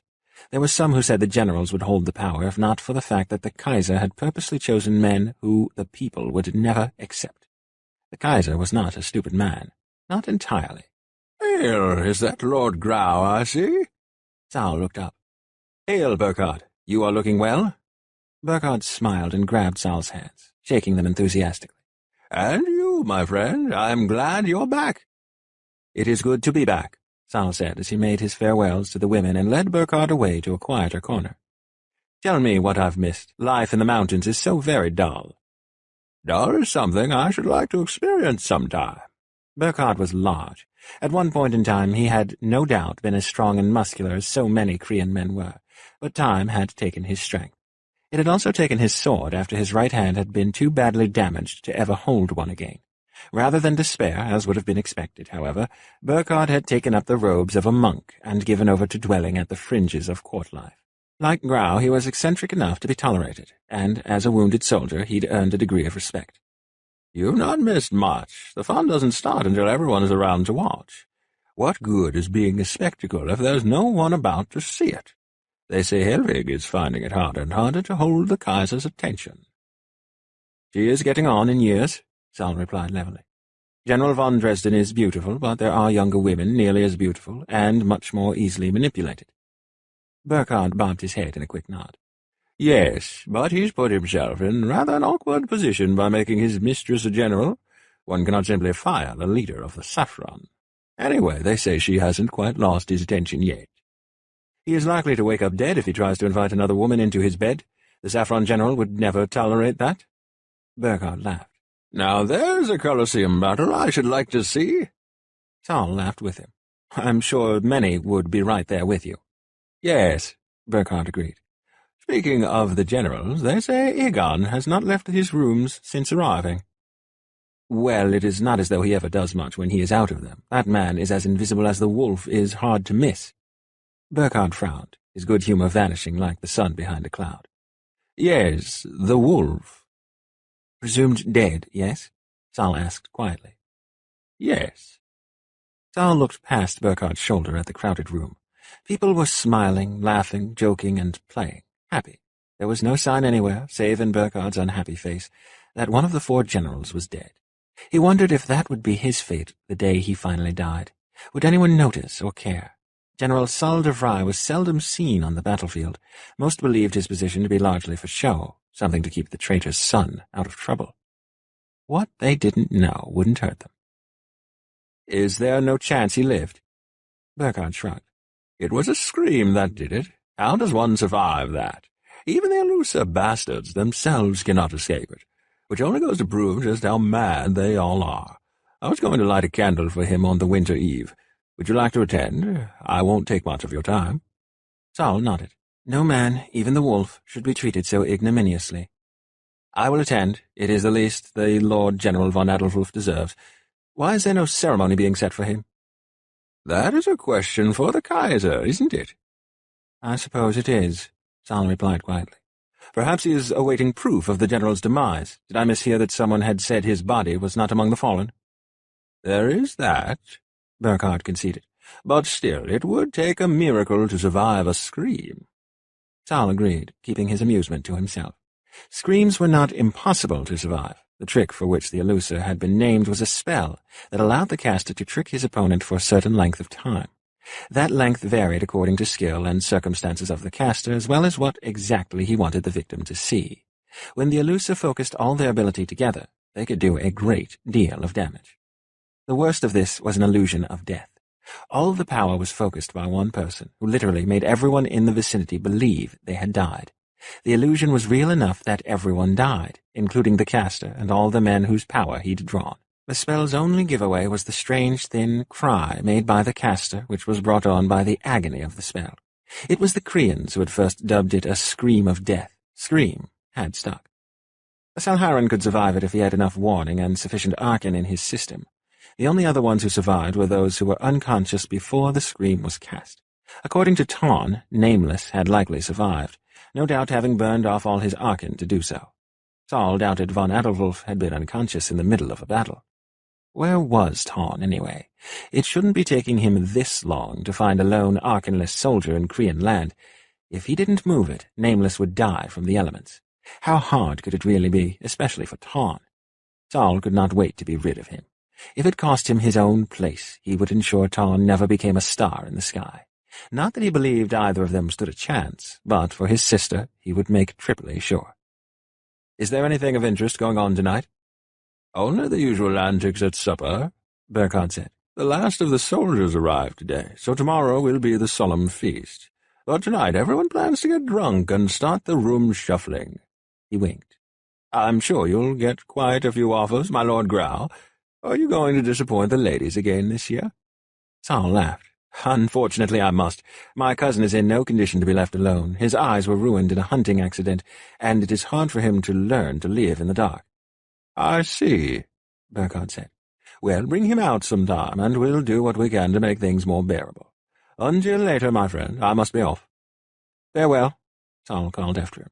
Rejoining the throng in the main hall, Saul snagged a servant and gave orders for dinner to be brought to his chambers. Missions for the evening accomplished, Saul found he was eager to return to his rooms. Unusual, but he had never had anyone waiting for him before. Strange the difference it made, to know he was returning to someone. When Saul stepped inside the room, the sound of not one but two voices struck him. His good mood instantly turned into one of white-hot rage. Let him go! He was across the room in a flash, intending to tear Ton's head from his shoulders. Ton shoved Ia toward him, forcing Saul to focus his attention on catching him. Well, well, what have we here? Stay out of my business, Ton, and I'll stay out of yours. Ton approached like a snake in the grass, his eyes burning a bright yellow-orange. The Elusa is my business. You stole him from me. I wondered for a moment if it was you, but I thought, no, that can't be. What use would an Elusa be to my dear brother-in-law? Saul felt Ia start. He wanted to make sure Ia was all right, but the last thing he needed was for Ton to know that he and Ia were not enemies. Of course I need him, he snapped. How else am I to learn why they attacked the Krians to gain our nameless brother? Indeed, Ton said. Still, he is my prisoner. The brothers were none too pleased to find him gone. The brothers will find something else to occupy themselves with, Saul said. I don't suppose you did your job and brought Nameless with you. Ton grinned, an expression that made Saul want to recoil. No need. He'll be here shortly. Ton began to laugh. Saul guided Ia to a chair, then took 3 steps toward Ton and backhanded him. Enough! Ton touched his cheek and glared hatefully. One day, dear brother-in-law. One day. Yes, but on that day you will also die, and with my name. Like Ariana died with mine. Saul punched him, satisfied to feel the crunch of Ton's nose beneath his fist. You will not speak my sister's name again. I'll speak my wife's name all I please, Ton said in a wet voice, holding his broken nose as blood poured from it, soaking the floor and his shirt, tears pouring from his eyes. Get out, Saul said. Make yourself useful and gather information from the Elusa, or go back home and let the brothers deal with you. I am done. Ton walked stiffly past him, and though Saul tensed for an attack, none came. I'll be back. Saul waited several more minutes, then strode over to Ia. Are you all right? He touched fingers gently to Ia's throat, which was already showing bruises. Is your brother-in-law? Ia said, voice rough. Yes, Saul said. He stepped over to the window. He married my sister when they were both young. He had recently become a brother, obtaining his 7th star from his master, who on the surface was merely a lower politician, but was really in charge of the Brotherhood's information network. Ton and I are probably the best spies in Salhara. It is only a matter of time now before he realizes what game I play. I told him nothing, Ia said. He knows only that you took me away and have been keeping me captive for information. He seems to believe it. Saul said noncommittally. Thank you. I know you've no reason to trust me. Ia stood and made his way slowly to the window, fingers reaching out to grasp Saul's sleeve. Part of me screams not to trust you. After all, you are a Salharan brother who plays a Krian very well and claims to be working for Elusa. You seem fully capable of belonging to any of the 3 countries. Would you have left me there if I had not been useful? Saul stared at him, then at the hand on his sleeve. He took it and held it fast to his own. No. I brought you with me to Kriya because I knew you could help, but I would have rescued you regardless. Never would I leave someone at Ton's mercy. Look at what he did to you, what he has done to countless others. After what he did to my sister, I happily do all that I can to thwart him, even rescue supposed enemies. Ia's fingers twitched, as though he were going to reach out, but then only curled in on themselves. It is not my place to ask. I don't mind, Saul said, surprised at himself because the words were true. He did not mind Ia knowing. He claimed to love my sister, and she loved him. He gave her a new name, and they asked that I be the one to bestow a new name upon him. It was I who named him Ton de Vry and welcomed him into our small family. But not a year later he was too busy to notice her. He left her alone, ignored her. Even when she fell sick he did not return home. My sister, despite this, persisted in loving him. She would never accept that he had married her solely for the power of the DeVry family. Even without the 7-star, Ton is a powerful man. After his work in the field, he will take his place as a minister of Salhara. If he'd come home, my sister might have lived. He didn't. She grew worse and worse. When the fever took her sight, she gave up completely. 3 weeks after she lost her sight, she died, and the last thing she said was his name. Saul let go of Ia's hand when he realized he held it too hard. His words were barely a whisper. I wish she'd had your strength. Ia reached out tentatively and touched Saul's face, let his fingers linger there. I am sorry she did not realize her brother was worth living for. Thank you, Saul said, and lifted his own hand to touch the one at his cheek. Chapter 7. Saul sat up, instantly awake. He looked around the room and wondered what had woken him. Nothing was amiss. Next to him, Ia was asleep. Not soundly, as he obviously was troubled by nightmares, but he slept. Perhaps it was simply that which had woken him. Carefully he reached out and laid a hand flat against Ia's chest, stilling his restless movements. Ia calmed and relaxed, and after several minutes seemed to be more deeply asleep. Saul sighed and slid from the bed. It was late morning, which meant he had slept far too long. Snow was falling, little more than a light dusting, though that would change before long. He glanced up at the sky, making note of the clouds. Not as bad as they could have been, but nothing to scoff at either. Perhaps the snow would hit early and bury them before the Colosseum fights began. Hopefully this would be the last year that he had to endure it. He loved so many things about the Korean culture, but the Colosseum he would never learn to even tolerate. People milled about in the courtyard below, noble women and men alike dressed in layers of color, the close-fitting bright underclothes and flowing tunics and skirts of darker colors. Yet even the dark colors were bright against the relentless gloom of winter. Soldiers and servants milled about in more somber colors. Ia stirred in the bed and sat up. His hair was up in every direction, and the bandages around his eyes had become loose. He yawned and then tilted his head slightly to the left, in the way that meant he was listening to assess his surroundings. It never failed to awe Saul how hard Ia worked and how far he'd come. Ariana had not even tried. She'd merely cried. Fair morning, Saul said quietly.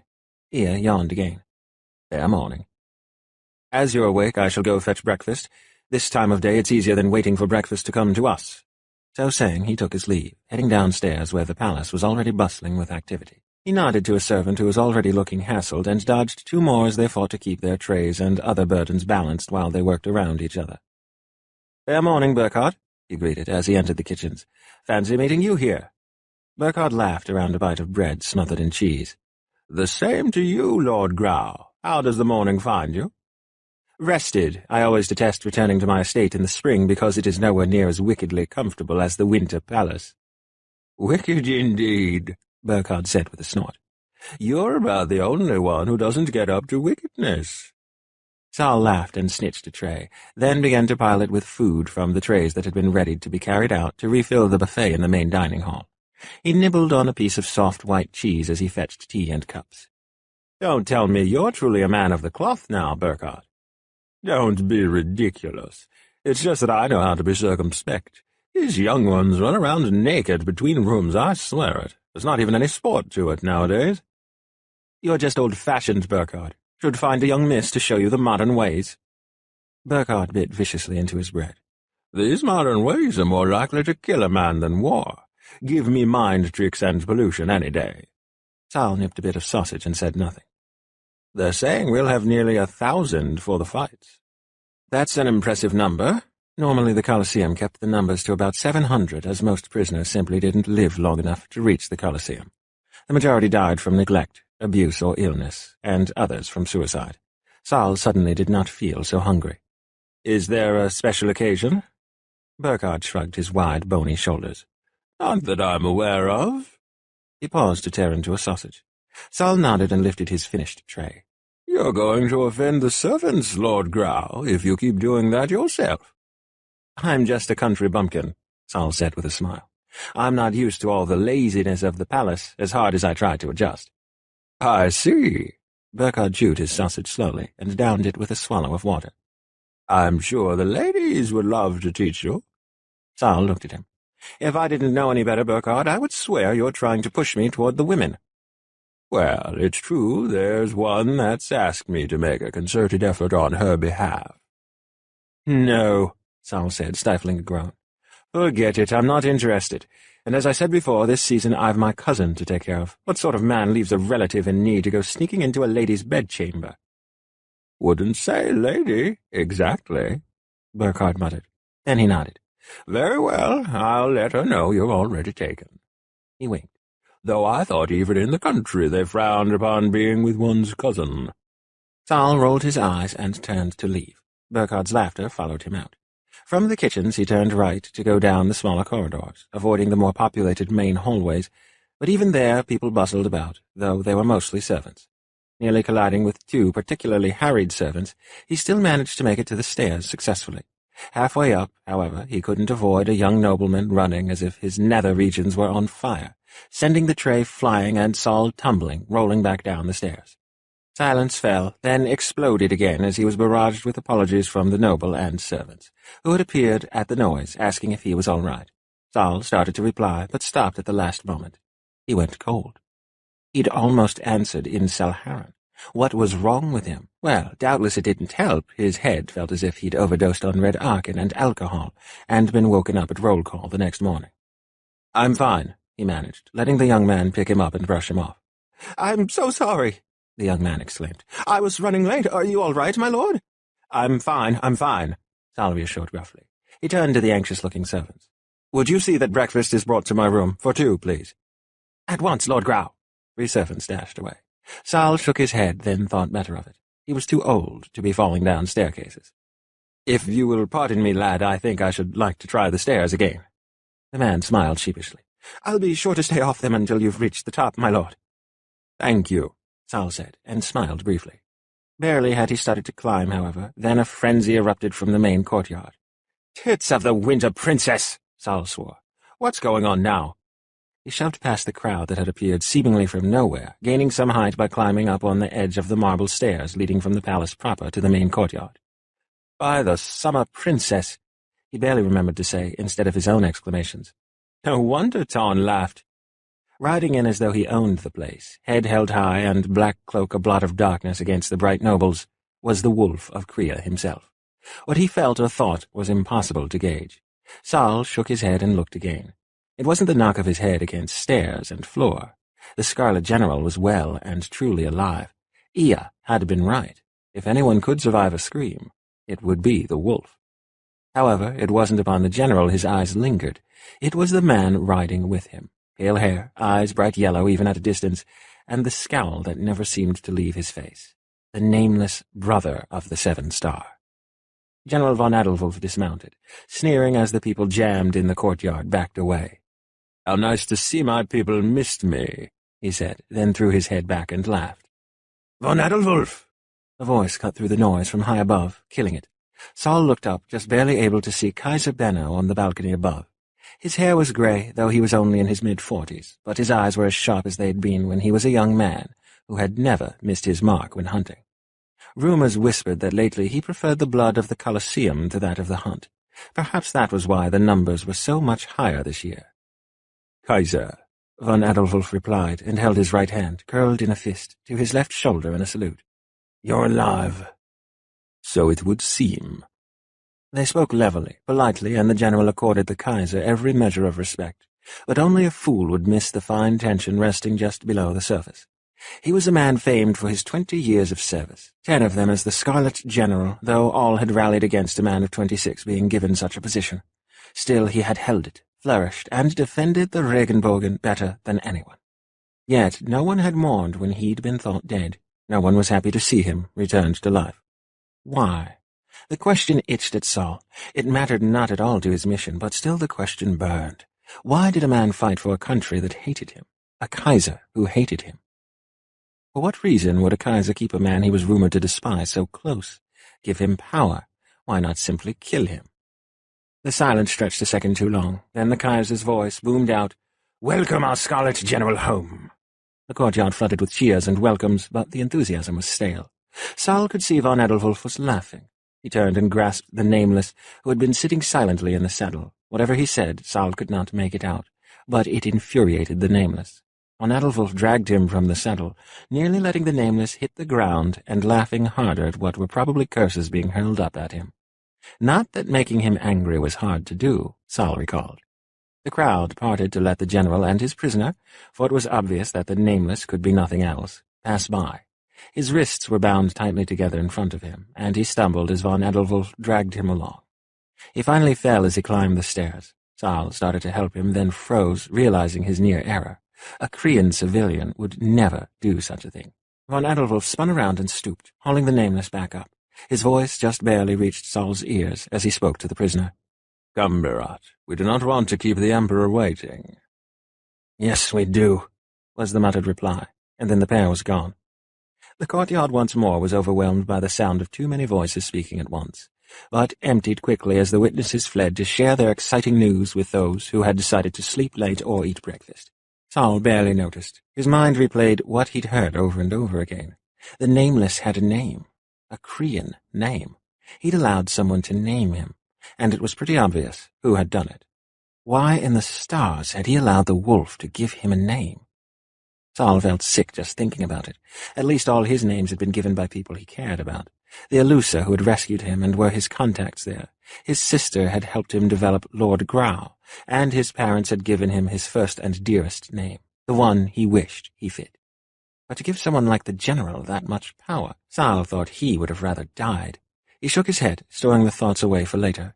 It wasn't important right at the moment. The breaker was important, and he'd just walked right past Saul. He would have to figure out how to get in contact with him and bring Ia close enough to tell him if if Berat was indeed their breaker.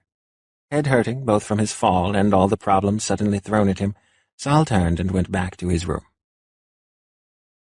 Dieter sneered at anyone who worked up the nerve to look at him, smirking when they nearly tripped over themselves in their haste to look away. Caught in the act, every last one of them.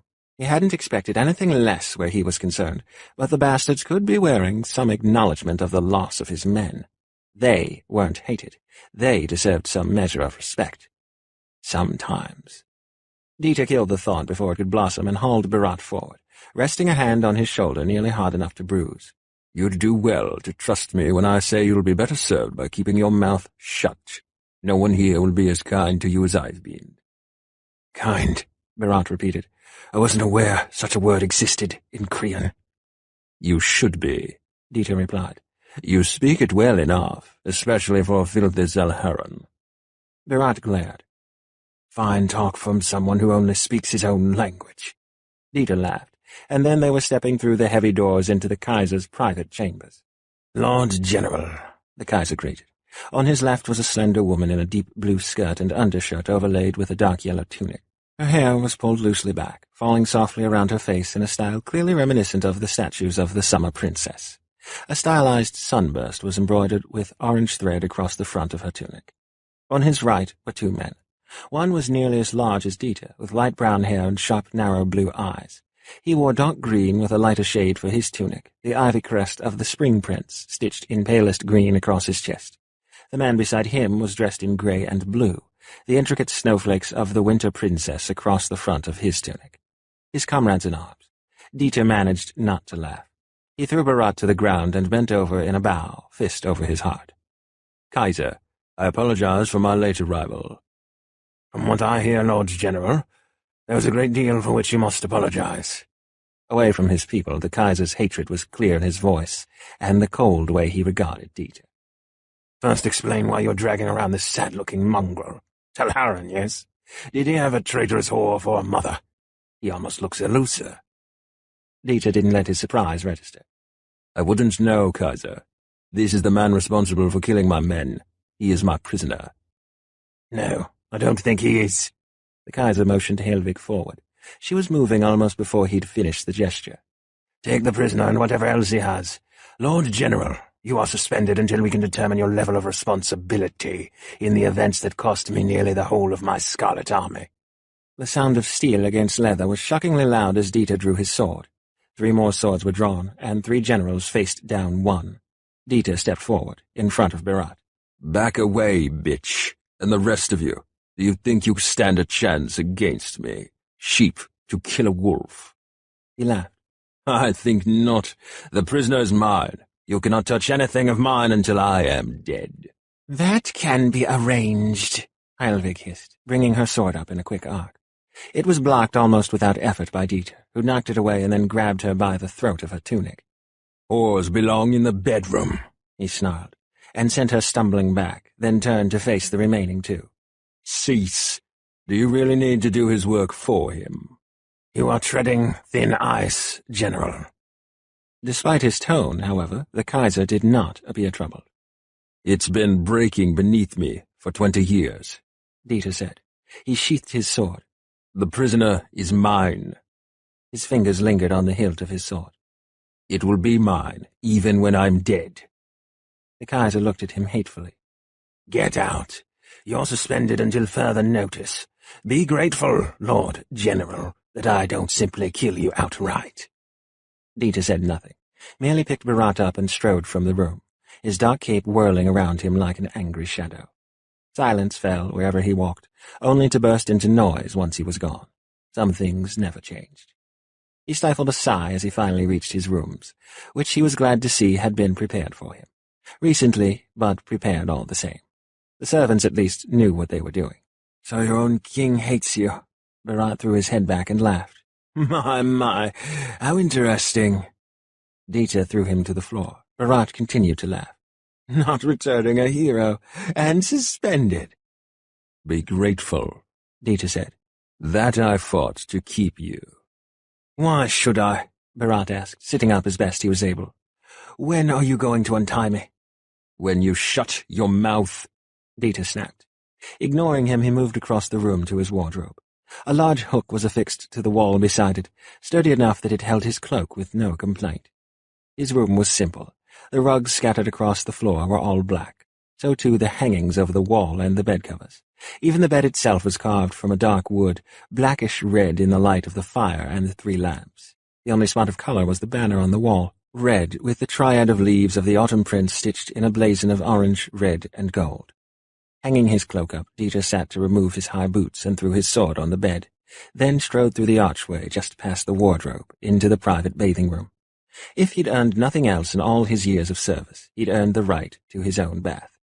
Dieter threw his clothes in the corner and began to scrub off, relishing the hot water that had been readied for rinsing. He washed his hair 3 times, until he was convinced it was well and truly clean.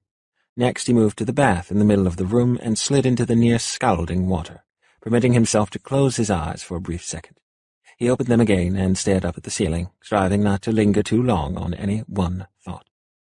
"So tell me, General, how do you plan to make me suffer my entire life when it's pretty obvious you're not going to have one of your own for much longer?" Dieter laughed.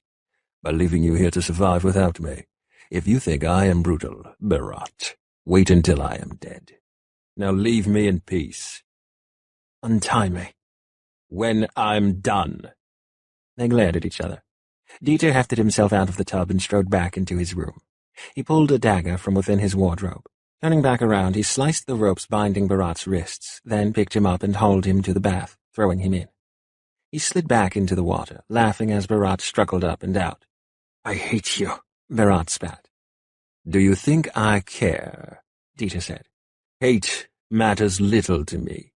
Now bathe properly or get out and leave me in peace." He watched Berat leave, then settled back down, and, this time, allowed his thoughts to focus. Suspended. The first move had been made. Benno was still trying to get what he wanted without having to kill him. After so many years, Dieter was finally falling through the ice. That would make it more difficult to figure out why the eluser had been after Berat. Did he have a traitorous whore for a mother? He almost looks eluser. How had he not seen it? He had thought Berat's hair surprisingly pale. Dieter frowned. If Berat's mother had dallied with an eluser soldier, what of it? He would not be the first such child. Perhaps that explained why he had been able to kill Dieter's men so easily. Dieter did not deny the level of skill required to execute such a shadow attack. That still did not explain why all his men had died for the sake of one enemy, or why the enemy had screamed. Why risk killing the man they were after? Questions upon questions, and not enough time to acquire the answers. It was tiring. 20 years he had been walking along the fragile ice, and now it was cracking too quickly for him even to avenge his men. Dieter climbed out of the bath and dressed before the heat of the bath could fade completely. The clothes he changed into were all black, the crest upon his tunic red. If no one else would mourn his men, Dieter at least would. "You're looking a little wet. You should get a bath. The water is quite hot." Berat glared at him. "I'm really going to enjoy watching the way your people loathe and despise you." "It gets rather boring," Dieter replied. "But I guess you don't have much else to do with your time." "Even if I did, I would put it aside for the chance to watch you get your comeuppance." Dieter yanked him from his seat and caught his jaw with his other hand, squeezing tight. "Your mouth will be the death of you, Salharan. If you are hoping that your mockery will leave a mark, you may as well give up. The only one who will be bearing marks is you, and you will have many of them if you do not shut up." He let Berat go and watched as he stood up. Berat was up and down more often than anyone he could remember. He almost admired the tenacity. Everyone else broke so easily. At times it even seemed that Berat was not scared of him. "Get washed, if you're going to continue to plague me." "No one said you had to take me prisoner." "Then you will at least be clean. I can still send you to the dungeons. They do not come with fires and hot baths and blankets. They barely provide food." Mention of blankets had Berat flicking his eyes toward the one bed in the room. "You are not making me sleep with you again." Dieter laughed. "You are welcome to sleep on the floor." Berat stormed off to bathe, and Dieter went into the hall and called a passing servant. "See that clothes are fetched for my prisoner." He considered the servant. "About your size, taller, more slender. Also have food brought, and if I so much as glimpse a jug of wine, it will be smashed across your head. Be quick." He let the man go and watched him run off. He moved to the bed and retrieved his sword, then removed a bundle from a chest at the foot of his bed. Sitting on the floor beside the fire, he began to clean the sword, sheath, and belt. A knock at the door interrupted him, and he barked for the servants to enter, not looking up from his work. "Dieter?" His head jerked up. "Burkhard, you really are alive." Dieter returned to cleaning his sheath. "Yes." "I am glad." "Surely you're not so hard-pressed for companions, Burkhard, that you would come to me. What do you want?" Burkhard sat down and regarded him with a frown. "I'm glad you're alive." "So you said. I don't see what good it does you." Dieter finished cleaning his belt and packed the supplies away. Standing, he returned them to the chest and picked up his sword from where it lay beside the fire. He stared at it, bending it so the fire set off the shimmering from deep within. With a barely restrained snarl, he sheathed it. The firelight lingered on the blood-red stone in the pommel, making it burn and glow. "Why must you always be this way?" Burkhard asked with a weary sigh. Dieter shot him a scathing look. "Be what way? I am what I am. Whatever it is you are hoping to find, old man, you are looking in the wrong place. You don't have to become this. Get out. I have enough to handle without the ramblings of an old cripple." Burkhard's face tightened, and he stood stiffly. "As you like, Dieter." "I do have a request that might amuse you," Dieter said as he reached the door. "What might that be?" Burkhard asked cautiously. Dieter saw movement from the corner of his eyes. "My prisoner. I will be busy in the coming days. I want you to show him around, acquaint him with the palace." "What?" Burkhard strode back over to the fireplace. "He's a prisoner. Prisoners do not get shown around, Dieter." "This one does, by my order, and I don't give a damn if Benno himself tries to countermand it. Until I'm dead, he is mine. I want you to show him around, make him familiar." "Why?" Dieter grinned. "I want to make him a Krian. You will help me." "As you like, Dieter." Burkhard shook his head. "You and your mad schemes." "They have always worked." "Yes," Burkhard said. "I suppose they have. Very well, I will come by tomorrow and show him around, but if he tries to escape, it is not on my head." "He has a tendency to be mouthy, but he won't run. If he gets too out of line, let me know." "Very well. Will I see you at lunch or dinner?" Dieter shook his head. "Maybe lunch tomorrow. For now I intend only to sleep." Burkhardt laughed.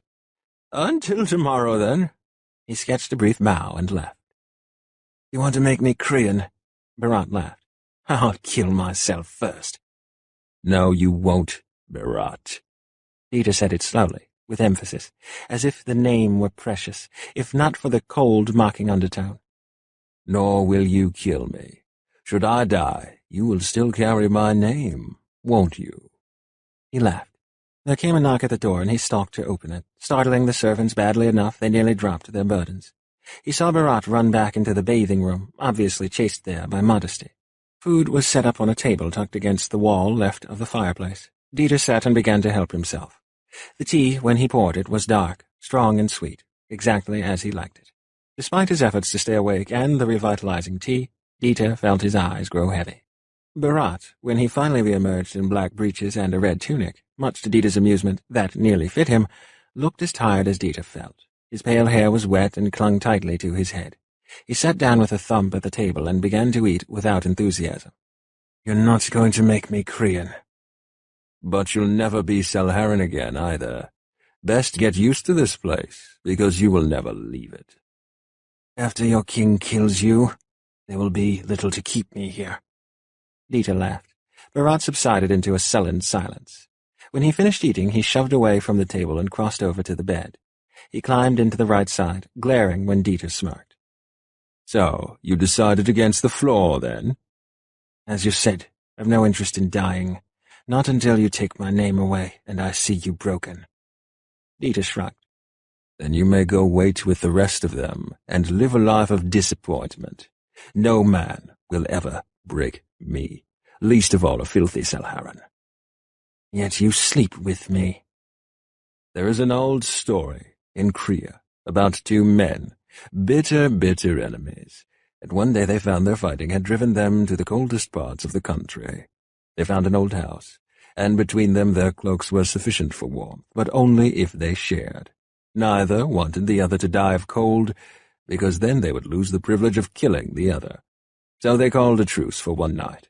When they woke the next morning, they continued to fight." Bharat rolled his eyes. "How very depressing that my life has become the Korean concept of a good story." He turned over, putting his back to Dieter. "I would not expect a weak Salharan to understand." The soft snore was Bharat's only reply. Dieter swallowed the last of his tea and extinguished the lamps. Next he locked the door and retrieved his sword.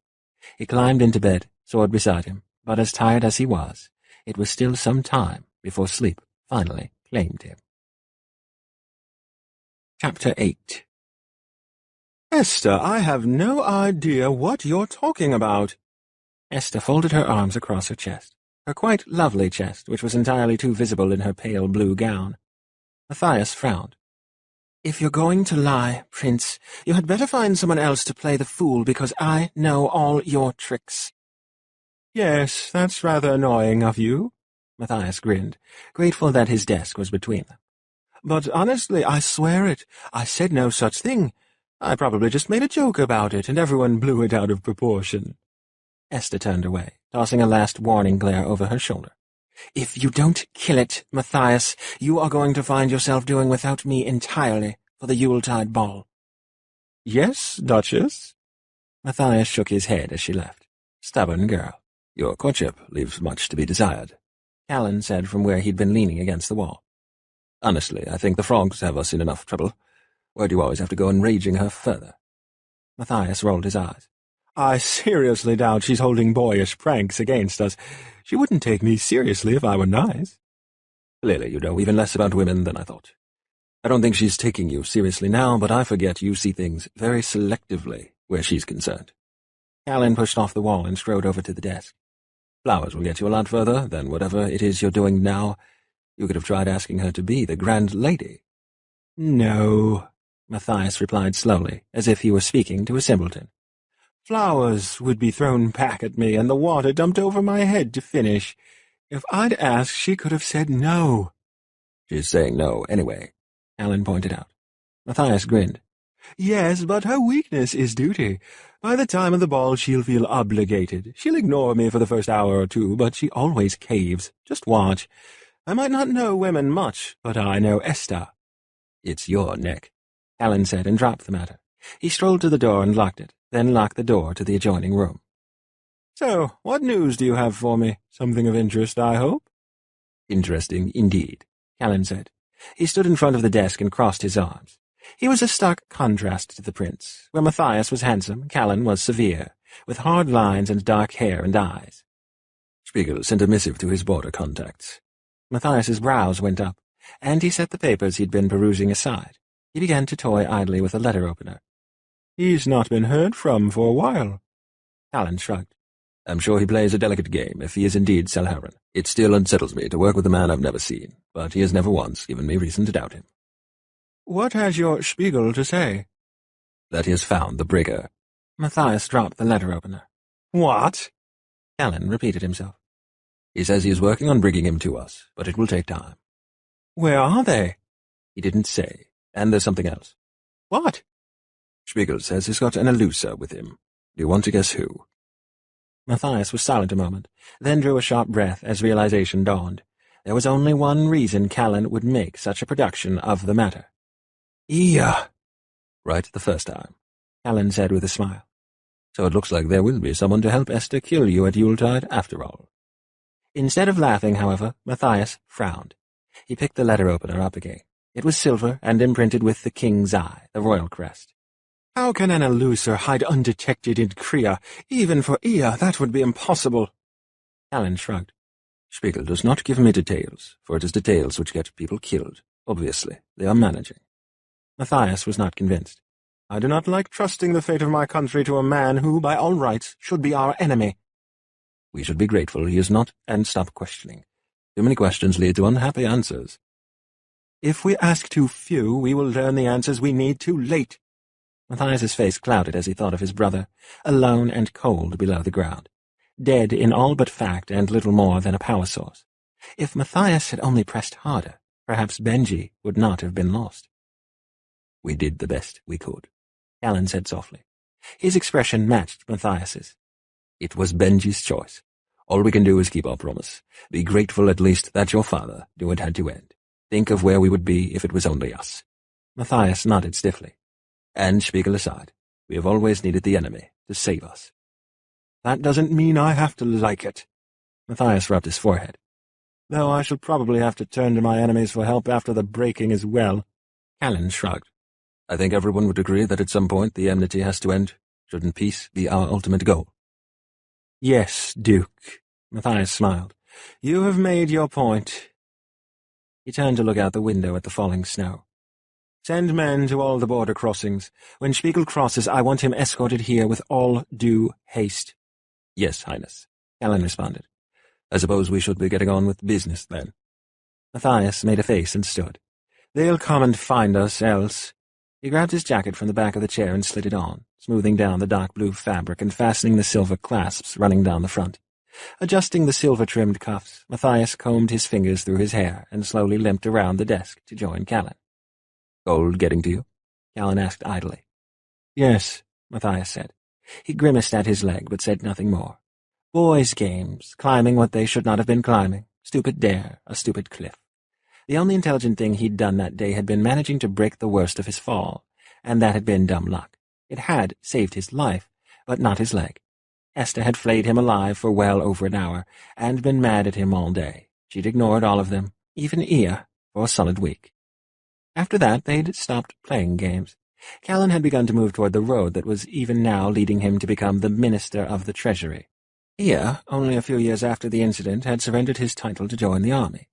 Matthias had settled to his own duties as well. He'd seen his brother die, his father wither, his mother die, Ea go to war with so many other men, and Callan develop an edge he'd never had growing up. He watched Esther, who strove to dance her misery away while he sat uselessly at the edge of the dance floor.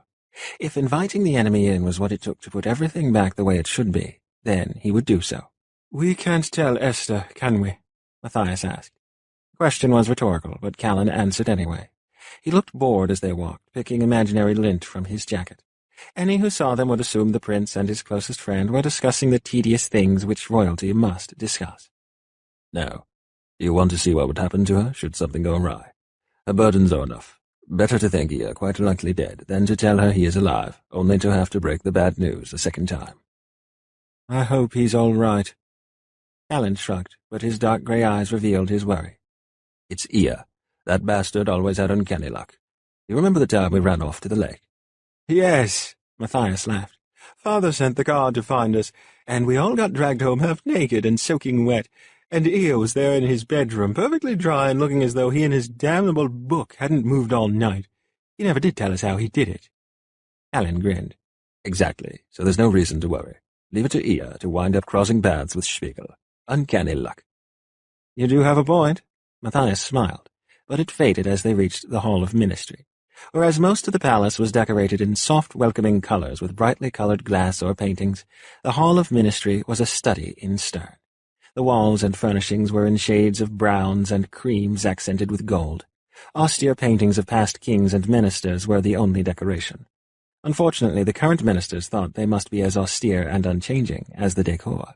The 12 ministers of Elusa had long ago decided that the heir and his companion were buffoons, destined to ruin the kingdom. Matthias and Callan, the only two from their circle of friends to have moved toward politics, though he had never understood why Callan had done so willingly, had decided at about the same time that the ministers needed to develop a sense of humor. Stalemate had been called when the king had grown too weak to keep up with all his duties. If not for the restrictions that limited the use of magic inside the palace, Matthias had no doubt something unpleasant would have occurred long ago. Their retirement couldn't come soon enough. Minus a few, he had their replacements all set, and getting them appointed by popular vote shouldn't be a problem. He'd let the nobles play those games by themselves, however. His favoritism extended only to one, and Callan had earned that partially thrice over. So how will it play out today? Callan drummed his fingers against his cheek. The usual. We say one thing, and they disagree out of spite. It's no way to run a country. They're just pissy because we're winning the debate to cut back participation in the war. Matthias sighed and took his seat at the head of the table. The ministers had not yet shown, though the meeting should have started several minutes ago. He was long used to the blatant show of disrespect, however.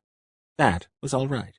When they woke up one morning no longer capable of using their magic, they would be as quick as everyone else to listen to the only ones who seemed to understand what was going on. Only a small group of people knew they searched for something. Even fewer knew that it was someone, and what a breaker could do. Anyone with Elusa magic would feel the presence of the breaker, but they wouldn't understand what it was that they felt. Soldiers appointed the task of searching for the breaker knew only that they must find him at all costs. Matthias found it harder and harder to sleep with each man that died looking for someone that may or may not exist. Now it seemed all the sacrifice had been worth it. He hoped those who had died agreed. He hoped his people would forgive him. Dawn sketched a bow but said nothing. What happened to you? His yellow eyes smoldered with anger. He lifted fingers to touch his nose, but stopped just short of doing so. It still hurt too much, as did the bruises around his eyes. A family quarrel, he managed, voice awkward and ridiculous. The three men gathered around the large, heavy oak table chuckled. So what news does Brother Saul have for us? Dawn bit back a curse and forced himself to speak, hating the sound of his voice. He bids me tell you that there is little information to be had from the Creans about the fate of the Scarlet. However, you'll be pleased to know that General Dieter von Edelwulf, though alive, has been suspended. The men looked at each other. That's interesting, said Tiad, his back to the massive fireplace. He did not appear to be bothered by his close proximity to the flames. A drastic move to suspend their best general, even if he did err. Even sitting, his towering height was obvious, as was his severe thinness. It almost appeared as if he was starving. His eyes were dark red, his skin pale. To his left was Orman, who could not sit still, as if he expected to have to run at any moment. His skin was unusually dark, and it made his orange eyes eerily bright. He laughed. How fortuitous for us! Yes, Dawn agreed. With von Edelwulf out of the picture, and I've no doubt he will be, the disputed lands will be taken easily. Jaspar sneered, but the motion dissolved into a coughing fit. He dabbed his lips with a folded cloth. It came away spotted with red, and the simple motion caused his hands to tremble. He was pale and sickly, and his eyes looked black. Don't be hasty, Orman. We still have 3 other generals to contend with. The Cobalt and Verdant are nothing to be sneered at. No, but Lord General von Dresden might be bought. Han laughed, a sound that made even the men at the table shudder. "She seeks to be favored anew. Come spring, do not be surprised if von Dresden is sent to watch the western border, while the verdant general is sent south through the disputed lands." Ormond closed his orange eyes, bowing his head in thought. Yes, I could see them playing it that way. The Cobalt General is too good at watching the eastern border. We cannot get men through there without paying too high a price. De Vrij has no trouble. The General has his father's skills. Thon glowered at the mention of Saul. So it would seem our patience is at last paying off. We shall see, Jaspar said. He started coughing again. Thon hid a smirk. Do my lords have orders? You play the humble servant poorly, Ton. Tiad looked at him in contempt. You have not finished your report. Do that while you feel like pretending to be meek. Yes, Lord Tiad. Ton paused. What would you like me to report? Ton, Jaspar managed to say. Yes, Lord Jaspar, Ton said, and bowed again, his yellow-brown eyes flashing. As I said, Saul has nothing to report on the fate of the Scarlet. He says answers will be best found at the source. The Koreans know as much as we about the deceivers. Jaspar grimaced. No one knows anything. Tiad shrugged. What do you expect from a country of people you cannot look in the eye? Ton started to sneer, but thought better of it as pain lanced through his face. Eye contact is not required to bespell a victim. Only eyes are required. And if you sneak up from behind, well, they never know what hit them and destroyed their eyes, do they? Jaspar gave a raspy laugh. The Archon has you well and strong, doesn't it, Brother Ton? Or did your brother get your ire up, and now you've no one upon whom to vent it? I am as I have always been, Lord Jaspar, Ton said. Ever your humble servant. Tiad grunted. Enough, Ton. Speaking of deceivers, did you ever reacquire our missing captive? No, my lords. Be it his brothers or a traitor in the ranks who took him, I have not yet located him. The men exchanged murmurs. It's a pity, Ormond said at last, that we cannot get anyone into Elusa. Everything we've tried has failed miserably. At least they've failed at getting into Salhara just as frequently. They have illusions, but Arkin is nothing to sneer at. Thon laughed softly to himself, regarding the men before him with a contempt they did not notice. He would be in their position some day, but he would not be them. Arkin was a tool. These men had allowed it to become a master. As he watched, they began to twitch and tire and grow irritable, and they'd only been without a dose for an hour. Jaspar would not live much longer. The Arkin was killing him as surely as it had once made him the strongest man in the country. The mighty were falling. I can get into Elusa, he declared, breaking into their nattering. Ormond laughed at him. Ridiculous.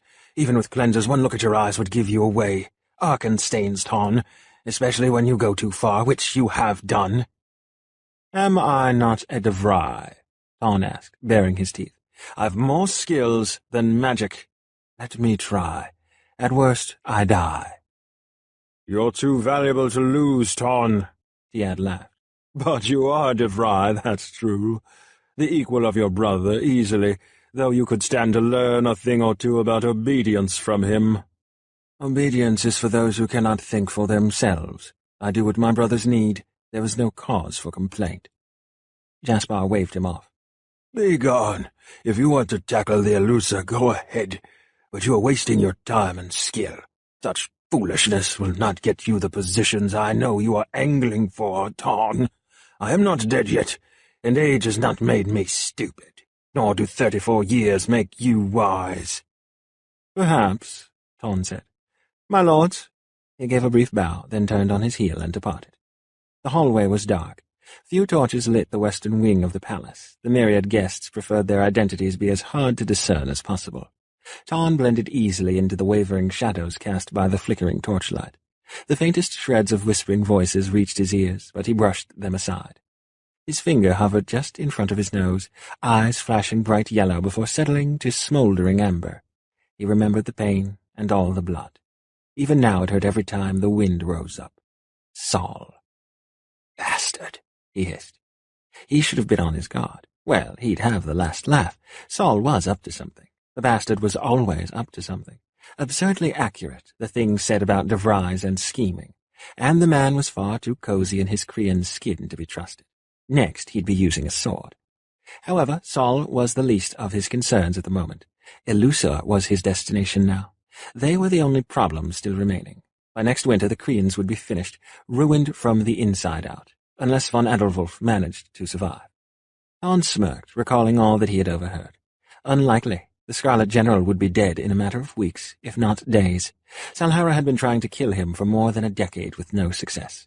Spell after spell had failed, for reasons both expected and incomprehensible.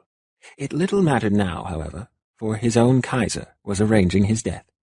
Thorn laughed, making a nearby guard jump. He strode from the palace and into the courtyard where his horse waited, everything packed and ready to go. Elusa was the last threat, a reclusive country that seemed to fight the war for no clear reason. They had wanted the Nameless. Thorn threw his head back and laughed as he recalled that Nameless was no longer accurate. They had wanted Berat, and he was going to find out why. One eye at a time. Chapter 9. Von Edelwulf was hot. Berat supposed he really shouldn't have been surprised. The man raged while he was awake. It seemed perfectly in keeping for him to be hot while he slept as well. Throwing off the blankets, Berat slid out of the bed and enjoyed the chill that filled the rest of the room. Padding over the window, he pulled back the tapestry. Night. Pitch black and not a single star to be seen. He couldn't see anything beyond what little was revealed by the torches scattered about the palace. Soldiers on duty, a man who walked as if he were guilty of something. A dog shuffled through the courtyard, no doubt looking for scraps or something equally interesting. No stars. No shadowed faces slinking through carefully darkened corridors looking for men who would do whatever was asked if the price was right. No men who were dying, unable or unwilling to give up the very thing that was killing them. Jaspar, who was only 50, but looked twice that on a good day. Orman and Tiad, who would not be far behind him. Berat slid down the wall and stretched his legs out, letting his hands lay in his lap. He lifted one to touch the skin just beneath the eyes. Yellow, he knew. His eyes were bright yellow. Too much further, and he would need Arkan simply to function.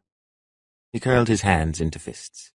The need clawed at his mind still, a deep ache in his body for a burn of which it had long been deprived.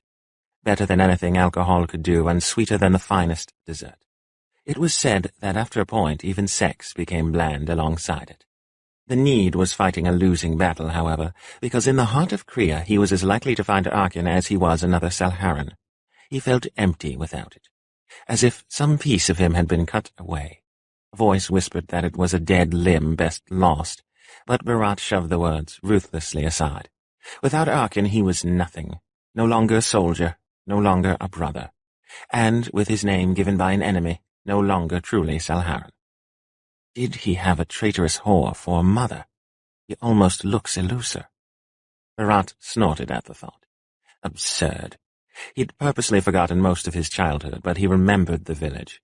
Far to the east, near the coast, and nowhere near the disputed lands or any of the other borders. Pale hair wasn't unique to the Elusor, only their strange eyes that flashed like mirrors whenever they used magic. It was similar, he'd noticed before, to the way Arkan-touched eyes seemed to glow, except Elusor eye color didn't change with addiction. If Berat ever wanted to recall the true color of his eyes, he would have to never touch Arkan again. He'd always liked them Arkan-touched, though. Arkan-tainted, some said. Those with homes and families, who were not made to kill to earn a name.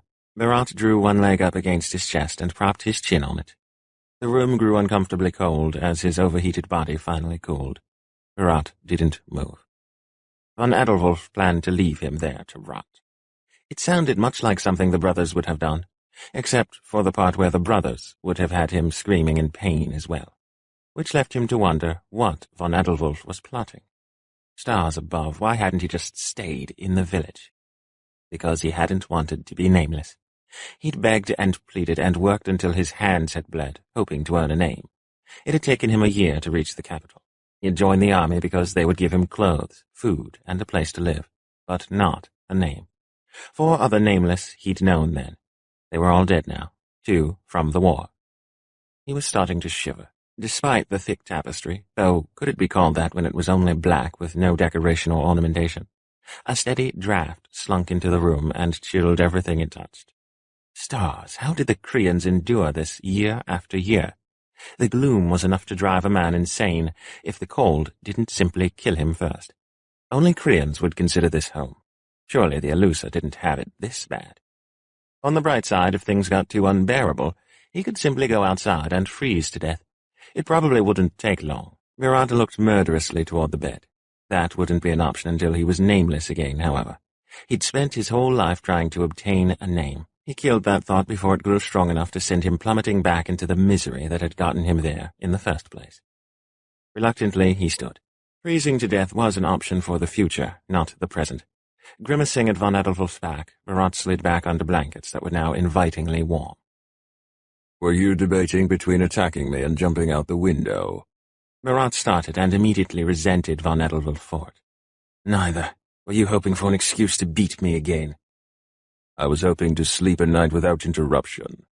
Von Edelwulf sat up, little more than a slightly different shade of dark in the black room. "Perhaps I should have made you sleep on the floor." "You're welcome to move there yourself," Barat said. "Pardon me for finding this entire situation a little too awkward to sleep well." He rolled over and tugged the blankets up over his head. Already it was getting too hot again. "Too hot, too cold. Can't you damned Krians learn the art of a comfortable medium?" "Perhaps Salharans are simply weak." Von Edelwulf turned away. Barat made a face at what he thought was von Edelwulf's back. "At least we don't sleep with our swords in place of lovers." "You have no idea what you're talking about, Salharan. It is no different than taking an extra dose of Arkin before bedding down. Now shut up, or you will find yourself sleeping on the floor, naked." Barat started to reply, but for once thought better of it. If there was one thing that had been made clear ever since his capture, it was that von Edelwulf did not make idle threats. Come morning, Barat found the blankets were not too horrible a thing to have. "Why is it so damned cold?" Von Edelwulf laughed at him. "Weak, Salharan." "This from the man who keeps 5 blankets on his bed." "Makes it harder to determine where exactly I am." Barat mulled over that. "How very sad that you feel threatened in your own home. I'd feel sorry for you, but I've no doubt you deserve it." He threw back the blankets and immediately regretted it. Stars, how did they do it? It would take a lot more than anyone could, or would, give him to make him live in a country like this for the rest of his life. He stalked across the room to where his clothes were piled, then sat down at the table to pull on the boots that were all that remained of his own belongings. There was a knock at the door. Von Edelwulf moved to open it and stood back to admit the old man from the night before. Burkhard, he recalled. "Good morning, Dieter." Burkhard dared a smile, which von Edelwulf did not return. "I was surprised you summoned me. Feeling rested?" Von Edelwulf nodded. "Take him. Do whatever you feel. No one is to touch him. If you have problems—" He turned and looked at Barat as he spoke. "Send for me." Barat ignored them both and finished lacing up his boots. "So what tortures are planned for me today?" "A tour." Burkhard eyed him pensively, then turned back to von Edelwulf. "Are you sure this is a good idea?" "I'm sure it's a better idea not to question my orders," von Edelwulf replied. He lifted his cloak from the wall and swung it over his shoulders, then stalked across the room. Barat didn't struggle when von Edelwulf grabbed his chin and forced his face up, though his grip was hard enough he could already feel bruises forming. He barely noticed them anymore. "So what are my orders?" "Behave," von Edelwulf said, "or I'll give you a taste of what being a prisoner normally means." Barat grunted as von Edelwulf roughly let him go. "So what does one do exactly when one is a suspended and universally hated general?" He smirked when von Edelwulf stiffened, but it turned to a frown when he realized no other reaction would be forthcoming. "Bastard," he muttered softly in Salharan. The door slammed as von Edelwulf left. "So," Barat said into the silence, regarding his keeper with disinterest. He looked religious, but there was a definite look of old soldier about him too, right down to the ruined right hand that spelled out quite neatly why he was no longer in the army. "Is this where you show me around like a good little lackey, and then you take me to this special room and I get thrashed to a bloody pulp?" Burkhard regarded him coolly. Berat felt suddenly like a green recruit who had succeeded in pissing off his captain. He'd done it rather often. The Lord General, Suspended General, has ordered that you're not to be harmed. I will carry out his orders. Berat snorted, but said nothing. The game was all too familiar. Come along. Do you have a name, Salharan? He flinched. Berat, he said. Lying was not something one did with names. Berat. Burkhard considered him, and again Berat felt as though he were a fresh recruit under the eye of his captain. I see. Berat didn't bother to ask what he meant. Burkhard wouldn't be forthcoming with answers. So what am I to see first, Burkhard? Your Korean isn't bad for Salharan, Burkhard said, ignoring the question. Where did you learn to speak it? War, Berat said. Burkhard nodded. Come, I want a good breakfast if I am to be forced to this ridiculous task. The Autumn Prince had best remember this when my leaf falls from the tree. Stifling a sigh of his own, Berat followed him out into the hall. He glared at every single person who stared at them. Most looked away, but a few started toward their swords before a gesture from Burkhard stilled them. If he was going to be forced to endure this ridiculous form of torture, then he was going to make sure everyone suffered with him. Though he was secretly relieved when they bypassed the too-crowded dining hall and went straight into the kitchens. He had to give von Edelwulf credit, however begrudgingly. Berat was suffering, alone in the heart of the enemy's kingdom, enduring a name given to him by a man he hated, and the decision of whether he lived or died wholly at the discretion of that same man. Berat hoped the bastard was suffering just as miserably wherever he was.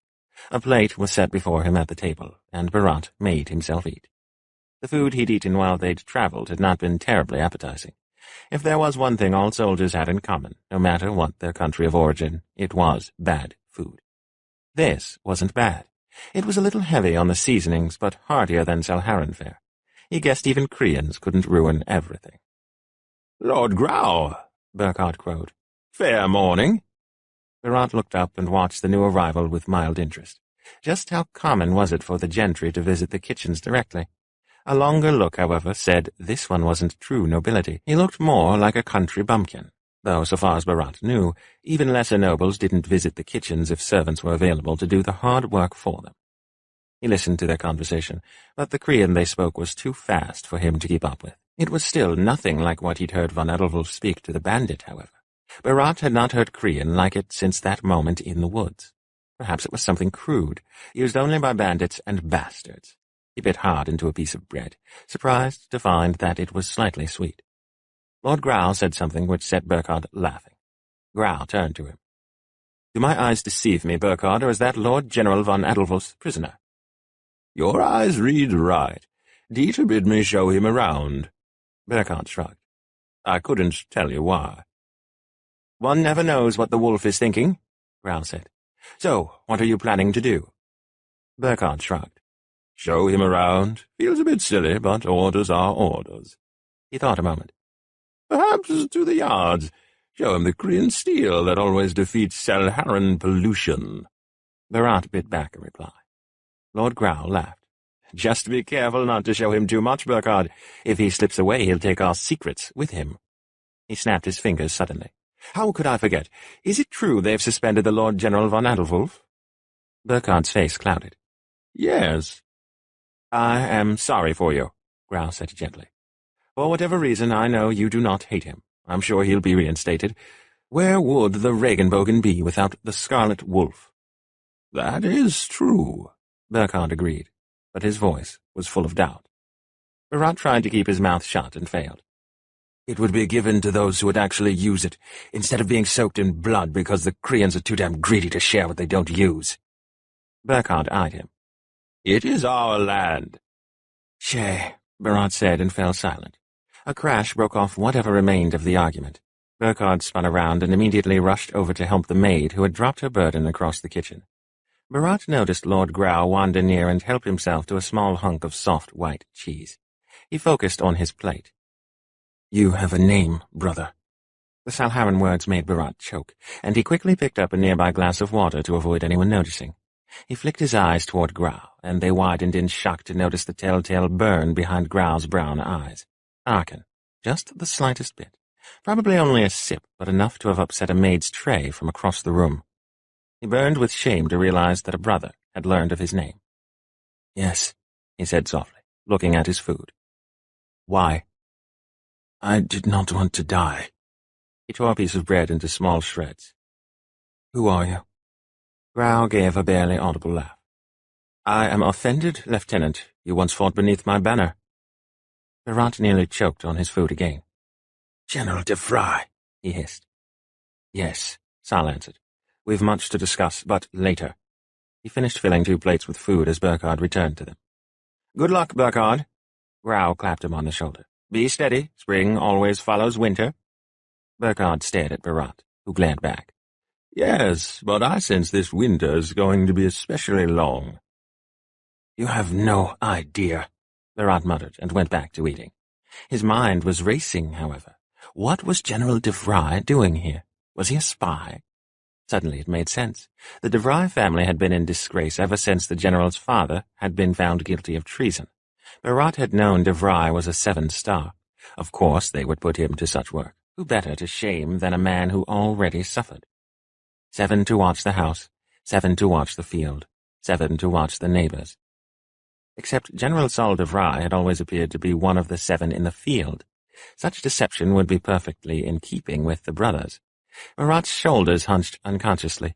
It was a painful reminder that he wasn't a brother. He'd known they'd only sent him off to die and take as many Scarlet as possible with him.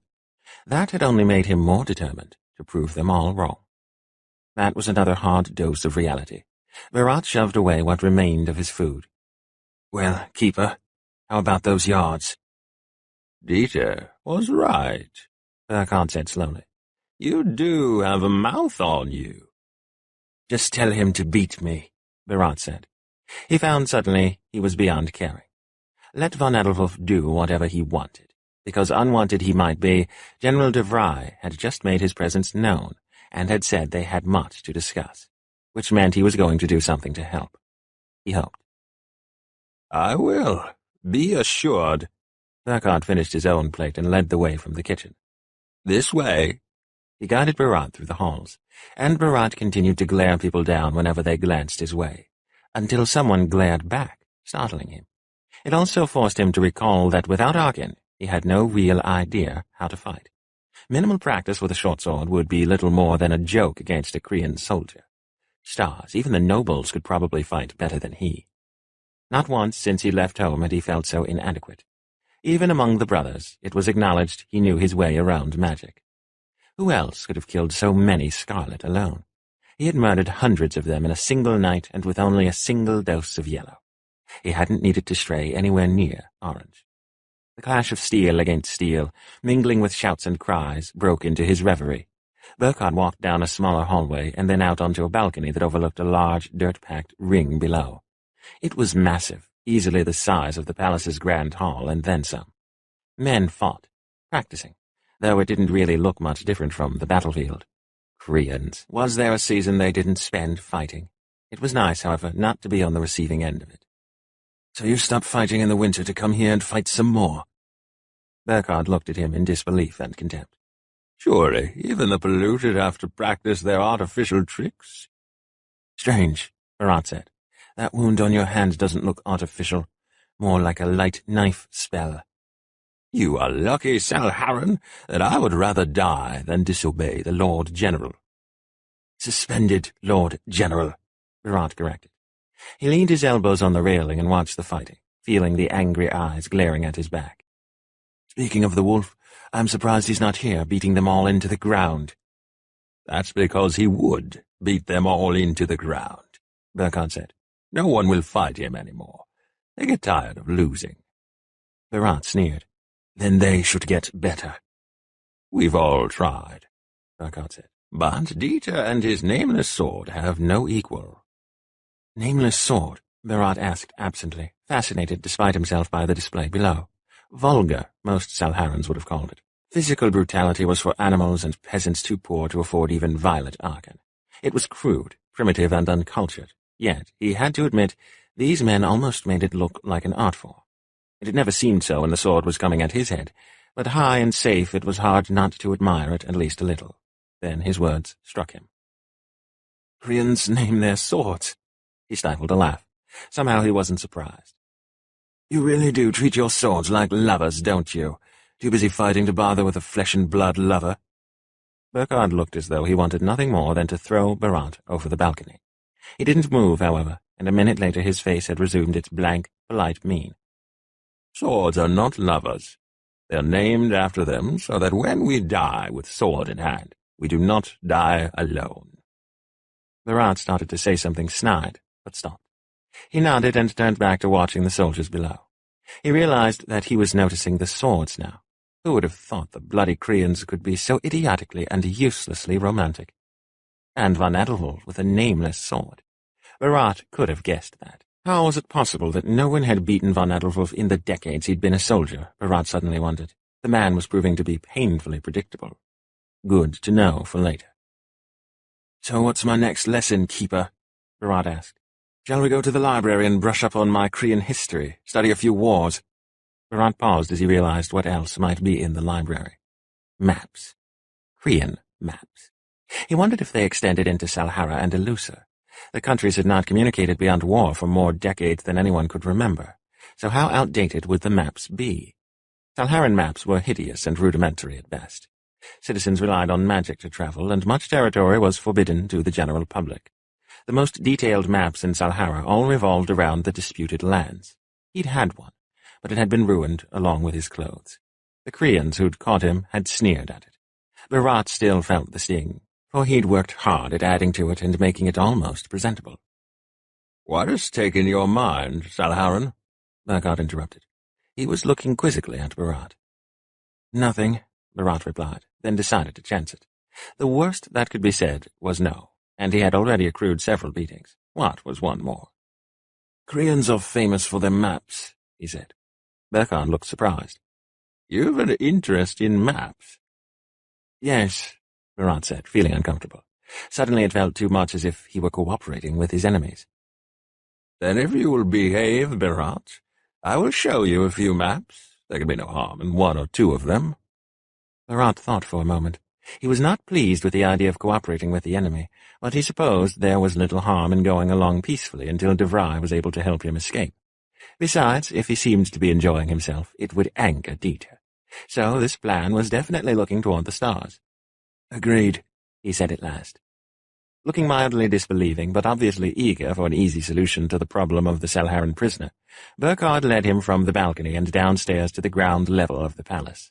He turned away from the front and toward the back, out a door there and across a massive lawn.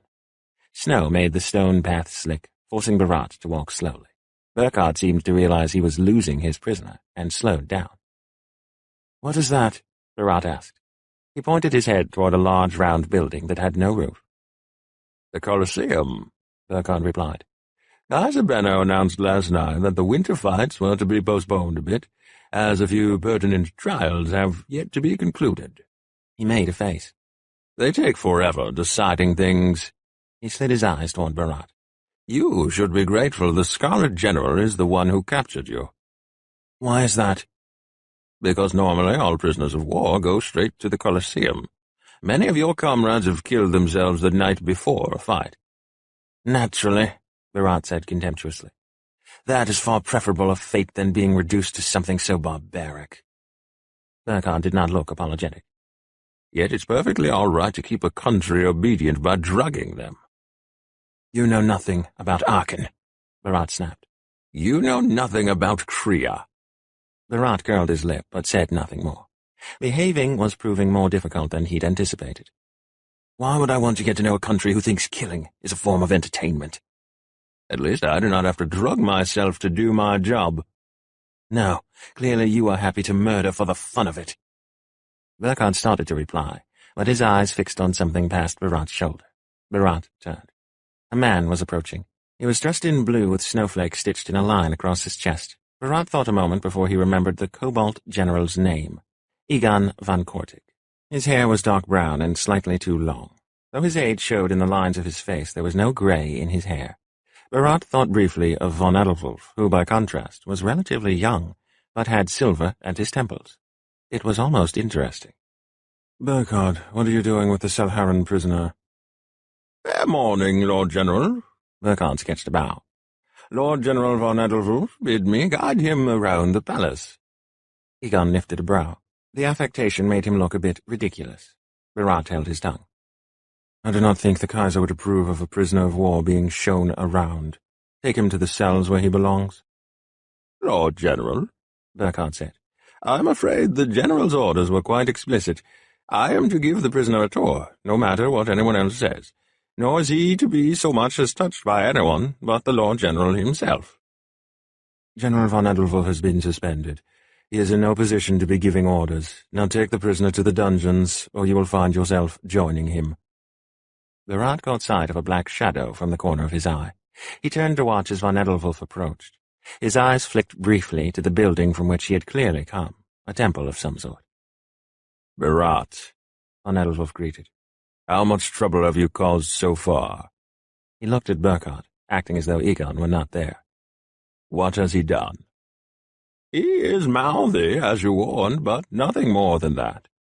Egon stepped forward, grabbing hold of Berat's shoulder. What is this prisoner doing out, Dieter? That is my affair, not yours. He is a prisoner. No, von Edelwulf said, grey-green eyes taking on an edge Berat was far too familiar with. He is my prisoner. Let him go, or you will find yourself missing an arm. Egon let go of Berat by shoving him roughly into von Edelwulf. Is he really your prisoner? I wonder. Von Edelwulf caught Berat, then set him aside. You will watch your words, von Kortig. Von Edelwulf's hand moved to his sword. Do not question my actions when your greatest moment was winning the Cobalt seat simply because all the real candidates were dead. Berat rolled his eyes. Egon was less than amused, and his hand strayed toward his own sword. I will not hear those words from a man who was made a general when he was half your age, and has done a better job of it. Draw your sword, Egon. We both know I will win. Von Edelwulf grinned. Like a wolf, Berat thought. A mad wolf. Stars he wished he'd never been given a 7-star. Or that the brothers had chosen to kill him and pass it to someone else. Anything but this whole ridiculous situation. Egon abruptly let go of his sword and threw his head back, laughing. I'm wasting my time. The Kaiser will deal with you soon enough. I do believe your trial has been arranged for the day after tomorrow. We will see you there. Still laughing, he walked away. Trial? Berat asked into the silence. Burkhard mentioned trials earlier, but I still find it hard to believe Krian's bother. Von Edelwulf grabbed him by the throat and hauled him close, and up so that the toes of his boots only just brushed the ground. Do you want to be locked in the dungeons, Berat? I warned you about behaving. He started it, Berat ground out. I was doing fine until he came along and decided to start bellowing orders. Burkhard? Von Edelwulf asked. It's true, Burkhard replied. Von Edelwulf let him go with a teeth-rattling shake. At least, Berat noted, he hadn't thrown him on the ground. He grit his teeth and stayed silent. Where are you going? Von Edelwulf asked Burkhard. To the Royal Library, Burkhard said. We agreed that if he behaved, I would show him some of our maps. Von Edelwulf nodded. Fine. Have him back before the dinner hour. What am I? Berat asked. A maiden being escorted around by a suitor before being returned to her father. He met the glare sent his way with a scowl of his own. Honestly, the greatest torture of being in Kria is the sheer idiocy of the place. Burkhard looked as though he would have liked nothing more than to cuff him soundly upside the head. Keep up the mockery, Selharan, and you can always go to the Colosseum. Whatever, Berat snapped. Von Edelwulf spared him a warning look, then abruptly turned on his heel to head back toward the palace. They watched him go. So what does a suspended general do all day? Normally, Burkhard said, he would wake before dawn and train with his men in the yard. They eat breakfast afterwards while everyone else is practicing. He rides his horse if weather permits. Later, there are the meetings he would have with his advisors and strategists. The war does not stop just because the snow halts the fighting. But now that he's suspended and his men dead—" Burkhardt shrugged. "He was probably lighting candles for the dead soldiers. No one mentioned them at the solemn banquet you slept through." Burkhardt frowned. "I'm guessing that's something to honor dead soldiers." "Yes." "So why did no one acknowledge their deaths because of the Scarlet Wolf?" "To insult him, yes." Burkhardt thought on that. "Why does the Kaiser hate him?" "Why do you care?" Burkhardt challenged. "Because I'm trying to make sense of the stupidity that seems to run rampant in Korea. A king should not hate his generals, nor the generals their king. It does not make for a peaceful country. Salharan generals are regarded as heroes." In truth, they were puppets, but the common people didn't know that. The 7-Star weren't that stupid. Countries needed heroes. Burkhardt turned away and resumed walking. "If you insist on regarding us as stupid, I have nothing to say to you," Burkhardt muttered under his breath in Salharan, but otherwise kept his thoughts to himself. For the moment, anyway. Chapter 10. Ia woke up muffling a cry. It had become reflexive. He reached up to touch the bandages covering his face and shuddered. Would the nightmares ever stop? He didn't know which was worse, the dreams of happier times when he could see, or reliving the moment when his eyes had been ripped out. He'd screamed and screamed. He'd screamed and screamed. Most of the journey after that was nothing but a jumbled recollection of sounds and smells. Nothing had ever been so terrifying, not even his first battle. After that, he had not slept more than a handful of hours in a week. The room was chilly. The fire had likely died to embers. Ia huddled back down under the blankets and wished he could go back to sleep. Back home, he'd always gotten up and read by candlelight or gone for a walk. Occasionally, Esther would have the same problem, and they would sneak down to the kitchen to raid it for sweets and, still in their nightclothes, sit in the library reading aloud to each other. He buried his face in the pillow. What would he do now? Lay and torment himself with waking nightmares? Torture himself with memories he would never see again? Why could his mind not accept that? Something touched his shoulder, and Ia jumped. "What's wrong?" Sal asked, his voice heavy with sleep. Ia tensed and shrugged the hand away as he sat up. This was not the time to be taken in by that summer breeze voice. He'd just do or say something stupid. "Nothing. I'm fine." "Nightmares?" Sal asked, ever patient. Only with Ton did he ever seem to lose his tireless calm. Ia nodded and hoped Sal couldn't see it in the dark. The hand touched his shoulder again. "They will fade with time." "I hope so." The words slipped out before he could catch them. Cold air bit his skin as the mattress and blanket shifted, and he heard Sal climb out of bed and move around the room. "Where are you going?" "Would you like to go for a walk?" Sal asked. "I've been meaning to show you around the palace. We're awake, we may as well do it. It will also be a good opportunity for me to determine the best way for us to accidentally encounter von Ethelwulf and Barat. I have a few ideas, but it's hard to test their merits during the day." Ia laughed softly. "Does your mind ever stop working?" "No," Sal said with a sigh.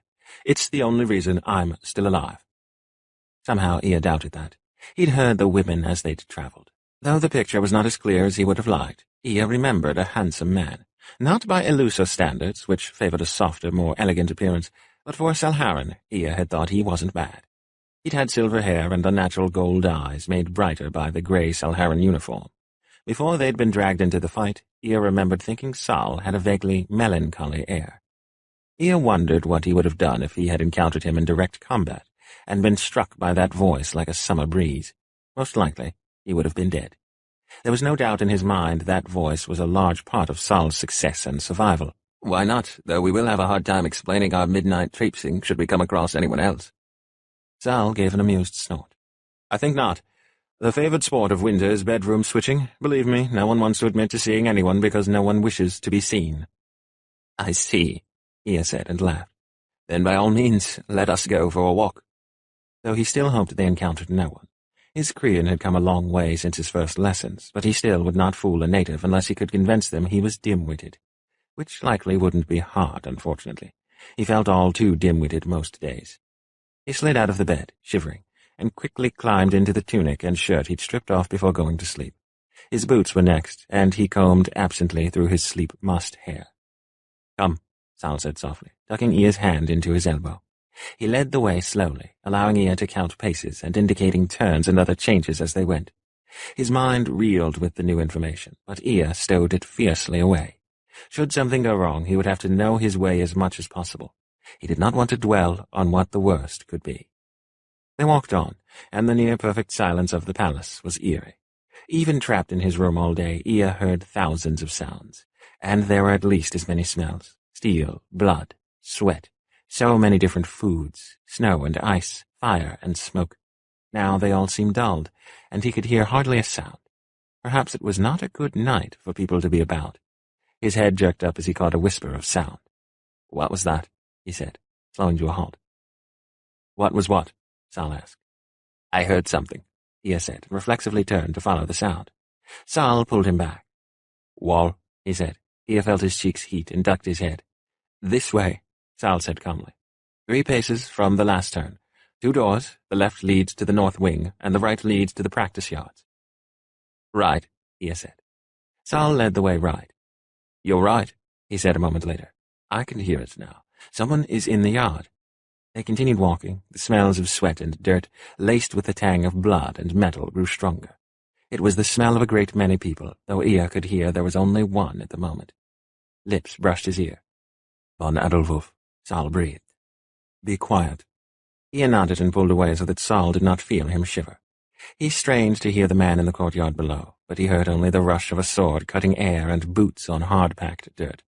The wolf himself. Ia shook his head. His waking world was stranger than any dream. Sal tugged at his hand, pulling him away and back to the main hallway. "Come," Sal said. "If he is here—" A trace of excitement laced his ever-calm voice. "You want to go to his room," Ia said. "Is that a good idea?" "It is an opportunity we cannot ignore. Come, cousin." He could hear the laughter as Sal said the last. "Yes, cousin," Ia replied. Sal laughed softly and increased their pace as he led the way through what seemed a maze of hallways and rooms. His hand was warm and rough with calluses. Ia held tight. "Here we are," Sal said several minutes later. "Unless von Adolwulf has moved recently, which I doubt." Ia felt his heart speed up as a familiar ache spread through his mind, like the pain that came when a numb limb began to regain feeling. It was a sharp, stinging tingle in his mind. He could still do it. It almost made him want to sob with relief. His feet moved before his mind could catch up, hands coming up to meet the door that blocked his way and kept him from the breaker on the other side of it. He turned his head toward where he could hear Sal.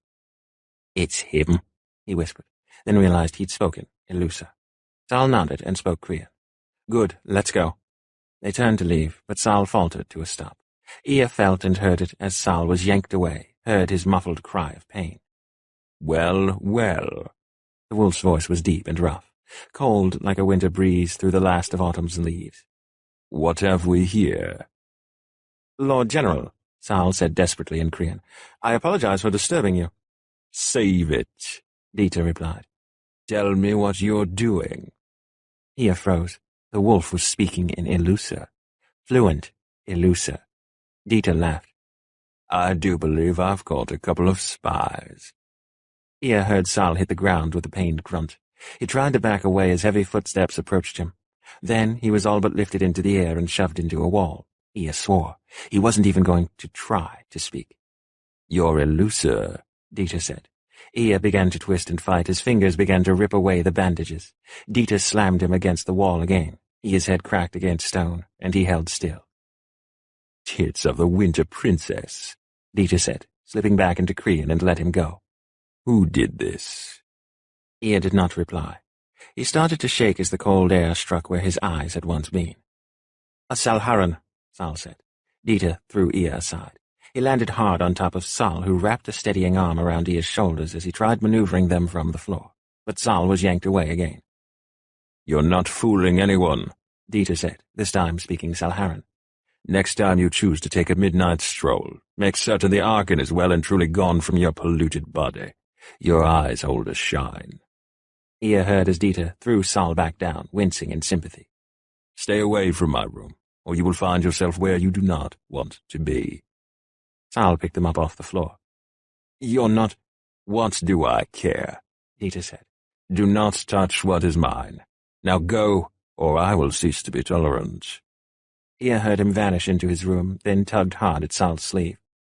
"Let's go," he said in Korean. "Yes," Sal agreed. He had the tone to his voice, like summer dampened by the first winds of autumn. That meant his mind was racing to adjust his schemes to account for the incident. They were back in their room within minutes, with no time spared for Ea to learn the way. "That was not expected," he sounded angry. "I was certain he had not heard or seen us." Ea shrugged. "I told you we should not have done it." "Yes," Sal conceded, "but I am more troubled by his reaction." Ea dropped his boots, which hit the floor with soft thumps. He bent to arrange them for the morning and stripped off his tunic and shirt. In undershirt and breeches, he counted paces to the desk and sat. From a drawer, he pulled out fresh bandages. Muttering to himself, Sal approached and took over the task of rewrapping Ea's eyes. "I am sorry." "There is no need," Ea replied, though he did not relish that ever happening again. It had felt as though he'd been laid bare for all to see. He stood and climbed into bed, crawling to his side. Sleep now did not seem such elusive prey. "Sleep," he told Sal. "Read about it in the morning." Sal sighed. "You're right. I still cannot believe—" He descended into muttering as he readied for bed and slid under the blankets next to Ea. "I hope I did not just ruin our mission." "I guess we'll see in the morning," Ea said peaceably. "Nothing we can do now unless you want to go and try to kill the wolf." "Forget it," Sal said. "He is about my age and not so much taller, and I am no featherweight, but he threw me around like a dog with a rabbit in its jaws. I do not envy Barat his proximity." Ea felt him shift, and fingers touched his hand where it was curled into his pillow. "I apologize for quite possibly ruining everything." Ea turned his hand to grasp Sal's. "You didn't, and even if you did, I'm sure you'll think of a way to fix it come morning. Trust the goddess or your stars, and thank you for taking me for a walk." With that, he withdrew his fingers and turned over, heart knocking against his ribs. "Good night," he whispered, asleep even as Sal replied. Sal watched the sunrise. All night he'd been awake, and not a single solution had presented itself, nor had sleep. He'd let eagerness get the better of him, and that single slip had ruined everything. How long before someone came for them? Why in the stars' names had he never known the general was fluent in 3 languages? Sal let his head drop to thud against the stone of the window. He thought back through everything he'd observed during his winters in Korea, or during the rare encounter on the battlefield. Nowhere could he find a missed indication that Dieter spoke anything more than Korean. It was known he had a handful of translators for Ilusa and Salharan each. It was no damn wonder the man infuriated everyone. Why hadn't Dieter killed them? Sal lifted his head again. He was currently suspended. His trial was up before the court in another day or so. If he was fortunate, he would be cleared of all charges and reinstated. If not, he would be executed. Sal frowned at the rising sun. If the Kaiser really hated Dieter as much as it was said, then would he use this as a chance to kill him? Why not have simply killed him sooner? Sal's hands clenched into fists. What was he missing? There was something. He just could not figure out what. The Scarlet General was easily the best of the 4. If the people didn't fear falling beneath the Kaiser's wrath, Sal did not doubt Dieter would be extremely popular. He was a skilled soldier and a successful, seasoned general at only 36. Even with the blemish from letting his men die so carelessly in an ambush, he was far superior to the older generals who had gone stale in their stations. It made no sense, or whatever sense existed was not to be found. So Dieter would likely die, but surely locating 2 spies right in their midst would earn him some manner of favor. Though perhaps not. People were already infuriated with the way he treated Barat. Suddenly, identifying Lord Grau as a spy would not go over well, even when it was proved to be true, and he got thrown into the Colosseum with the rest. Still, it was not in the wolf's nature to let spies live. Sal had heard of his killing for far less. He turned away from the window and moved to the desk. His ink case lay open, and Sal traced the bands of silver around the dark blue glass that hid the colors of the Arkan inside. The case clicked softly as he shut it. No more Arkan, not even to reach the breaker.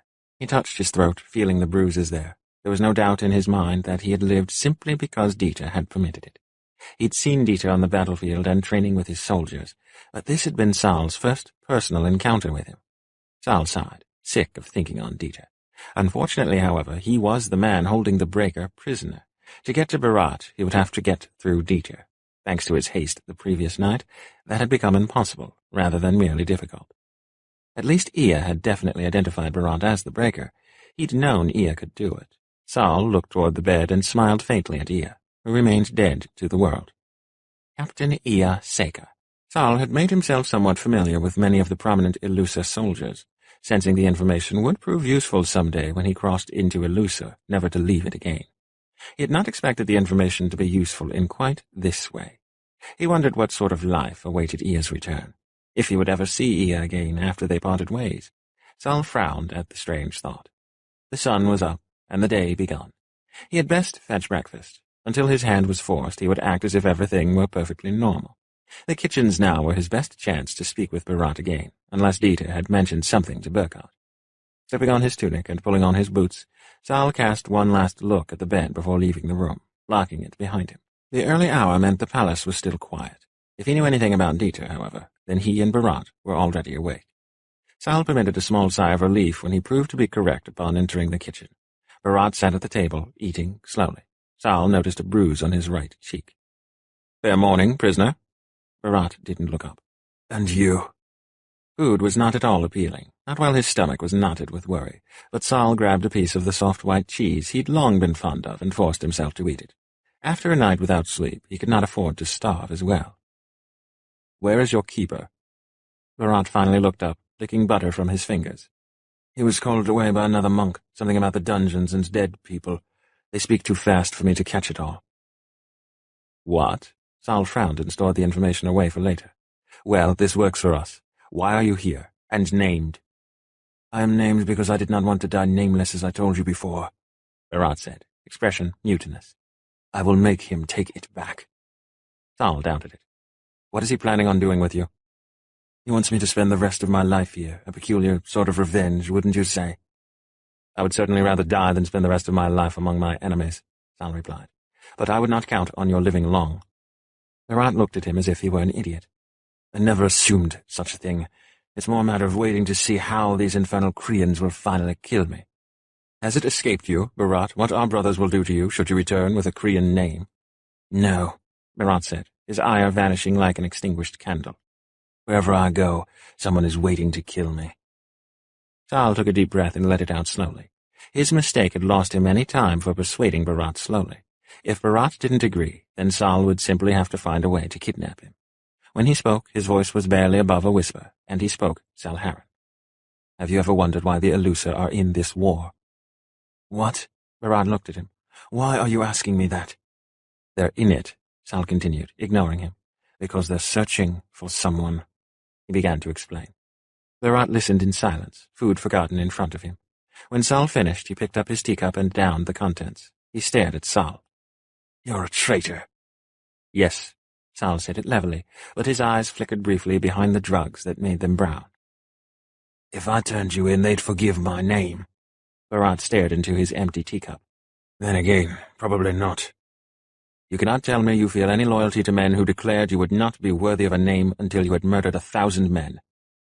"More than that die every day on the battlefield," Berat said. "The only difference was that I did it in the dark while they slept. I'm not proud of it, but it's what I did."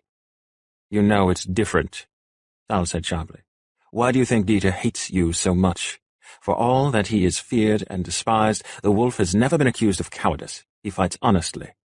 Berat slammed his cup down. "I am not a coward." His words rang through the kitchen. Thankfully no one was about. An oddity Saul needed to look into. He half wondered if it was a trap, but they would have been taken long before then if that were the case. And Berat would have warned him. "I never said you were," he said. "But if you come with me, you can be something more than you have been so far." "You're insane," Berat said. "There's no way I'm this breaker you speak of." "Ia confirmed it last night," Saul replied. "If you do not come willingly—" "By force, I know." Berat touched the bruise on his cheek. "So I can stay here and die in Kriya, either by being beaten, freezing, or in that star-forsaken Colosseum I keep hearing about. Or I could somehow make my way back to Salhara, stars willing, and turn you in to earn myself a painless death for daring to give a Kriyan power over me. My last option is to turn traitor and save an enemy that will, in all likelihood, hate me for both being foreign and taking away the only edge they have over both Kriya and Salhara. Choices. Saul looked at him in disapproval. "You are not the only one who has had a rough life." "Rough?" Berat laughed bitterly. "You have no idea." Nor do I care, Sal said ruthlessly. I'm offering you a chance to start fresh and possibly become a hero, though reaching that point will be difficult. Berat shrugged. Difficult is all I know. He sighed, resting his head across folded arms. After a moment, he sat back up. How do I know you're not testing me or something? Don't insult me, Sal said. How long have you been a traitor? Since my brothers left me for dead and a poor elusive family pulled me from a river and brought me back to life. Berat stared at him for several minutes. Fine. Why not? It's not as though I've anything to lose. That was easier than I had thought. You're persuasive, Solderoy. Have you never heard your soldiers when they talk about your bewitching voice? Sal shook his head. No. Berat laughed. So how are we getting out of here? I am still working on that, but expect word from me in— Prisoner! A guard bellowed as several burst into the kitchen. Berat stood up, backing away. Get away from me, he snapped as the men in saffron uniforms bared down on him. You're not allowed to touch me. Von Adelwulf has ordered no one touch him, Sal shouted over the commotion, and sworn to kill whoever does. The guard laughed nastily. The Scarlet General has been placed under arrest and is currently about to stand trial. His orders are null and void. Sal swore. Why? His trial is not for some time yet. The guards did not bother to answer him, merely subdued the struggling Berat and dragged him from the room. Sal stormed from the kitchen and snagged the first person he saw. What is all this commotion about General von Adelwulf being arrested? Haven't you heard yet? The man asked. 5 prisoners died in the night, 2 from the cold, and another Salharan killed himself. The last 2 apparently decided to start early and wound up killing each other. So that's 5 trials that were dropped, and they moved the Scarlet General into the available spot.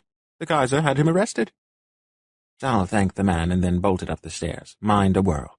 Arresting Dieter wouldn't have been necessary. The Kaiser was rubbing salt in the wound. Berat was no doubt intended to be another blow. Stars, curse them all. He should have just dosed on Red Arkin and taken them all away when he'd had the chance. Now, he had a mess on his hands. If the trial went poorly, it was all too possible that Berat would die right alongside Dieter. Chapter 11. Berat swore, using every vulgar, offensive word in 3 languages that he could think of. He didn't shut up until a soldier backhanded him. Now he had matching bruises. At least von Adelwulf's bruise he'd almost deserved. He looked around. They had been muttering about a trial, so he had expected a courtroom. Something similar in nature, if not exactly like the ones he'd been in. More than he liked to recall, back in Salhara. Instead, they were back in the room he remembered from his first encounter with the Kaiser. Only this time, von Adelwulf was on the floor with him and looked as though someone had tried to give him a backhand or 2. Berat looked toward the guards who had taken him, then dismissed them. They hadn't been the ones to bring in the Scarlet General, and he doubted von Adelwulf had cooperated. He shifted his gaze to the other 3 generals assembled around the Kaiser. The Cobalt General was nursing a bloody nose, and the Verdant General held his right arm oddly. Berat ducked his head so they would not catch him laughing. How sad and amusing that 5 people who should have been comrades so clearly loathed each other. This was the country they'd been fighting. How did they keep losing? Perhaps because of the man beside him. He conceded reluctantly. Von Adelwulf was the reason Kriya achieved victory time and again, and yet they were probably going to kill him, and Berat alongside him, no doubt. He hoped General de Vries was working on a way to get him out of this. He had no faith whatsoever in all that breaker nonsense, but he would take the chance for escape. Lord General Dieter von Adelwulf, leader of the Scarlet Army, the Kaiser said once the soldiers had departed. You are being tried for neglecting your troops. Von Adelwulf laughed. You could have at least given me a real trial, Kaiser. Surely even I have earned that much. You earn what I say you have earned. Stand up. He stood. Berat noticed suddenly that he still had his sword. Strange. Shouldn't they have taken his weapon away? Why are we even bothering with this? Von Adelwulf asked.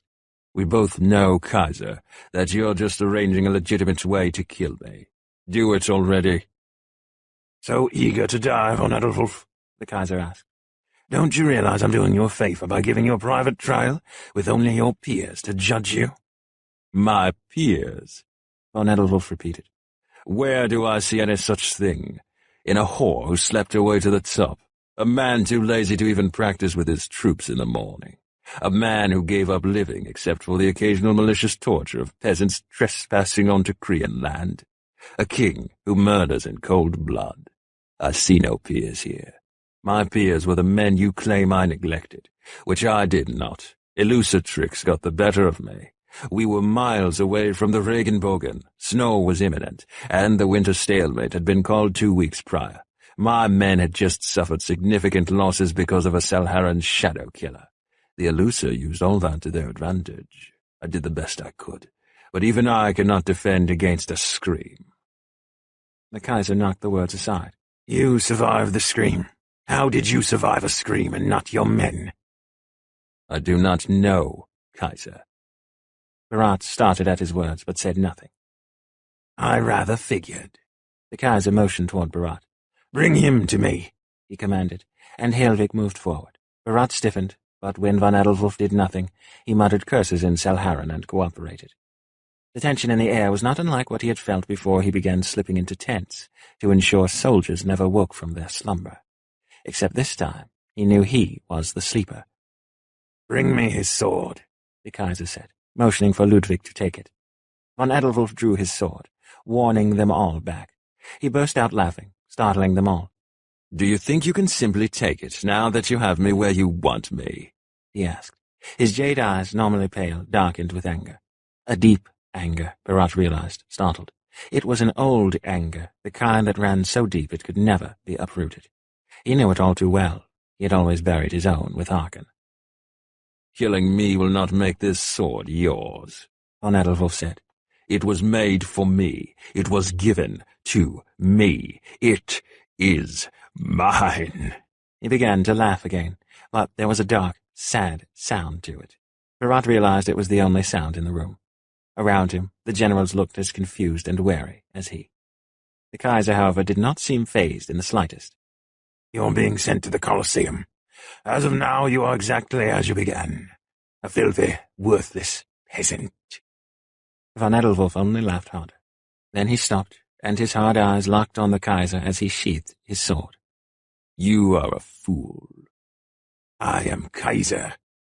You are still a fool. Did you think I didn't know, all this time? He sneered at the Kaiser's expression. You did, didn't you? Von Edelwulf's laugh was like cracking ice. I was there, up above, trying to sleep off too much wine. I watched you kill them. Murder the man who loved you. Watched as you looked for the sword that was not yours to take. The silence in the room deepened, and the Kaiser's face took on a murderous look, though he said nothing. Von Edelwulf continued. Did his promises mean nothing to you? Why did you stop trusting him? Because he lied, the Kaiser snapped, his temper shattering. He married that bitch. Then there was you. Von Edelwulf's laugh made Berat shiver. Behind him he felt Helvig do the same. What in the stars' names was going on? He never lied, von Edelwulf said. My father loved you, more than anyone or anything. Do you think my mother mattered? Do you think I mattered? He threw his head back and laughed again. Benno, he promised to make you the best sword in the world. And he gave it to you. The Kaiser's voice shook the room as he shouted. His eyes were wide with anger and hate. Wrong, von Edelwulf snarled back. My sword is only part of the gift my father was creating for you. Kaiser, I was the sword my father intended for you. It was the sole reason I existed. Who do you think first called me wolf? My soldiers? Nay, they knew it from my home. My father said I was to be a wolf for the Kaiser. One wolf that would be better than 10,000 dogs. He drew his sword again, holding it up for the Kaiser to see. This was meant only for me to serve you as the finest blade Meinrad ever made, all for his Kaiser. Von Edelwulf lowered the sword. All my life that's what I was raised to be, and I did it for my father, only to come home and watch you murder him. He sneered.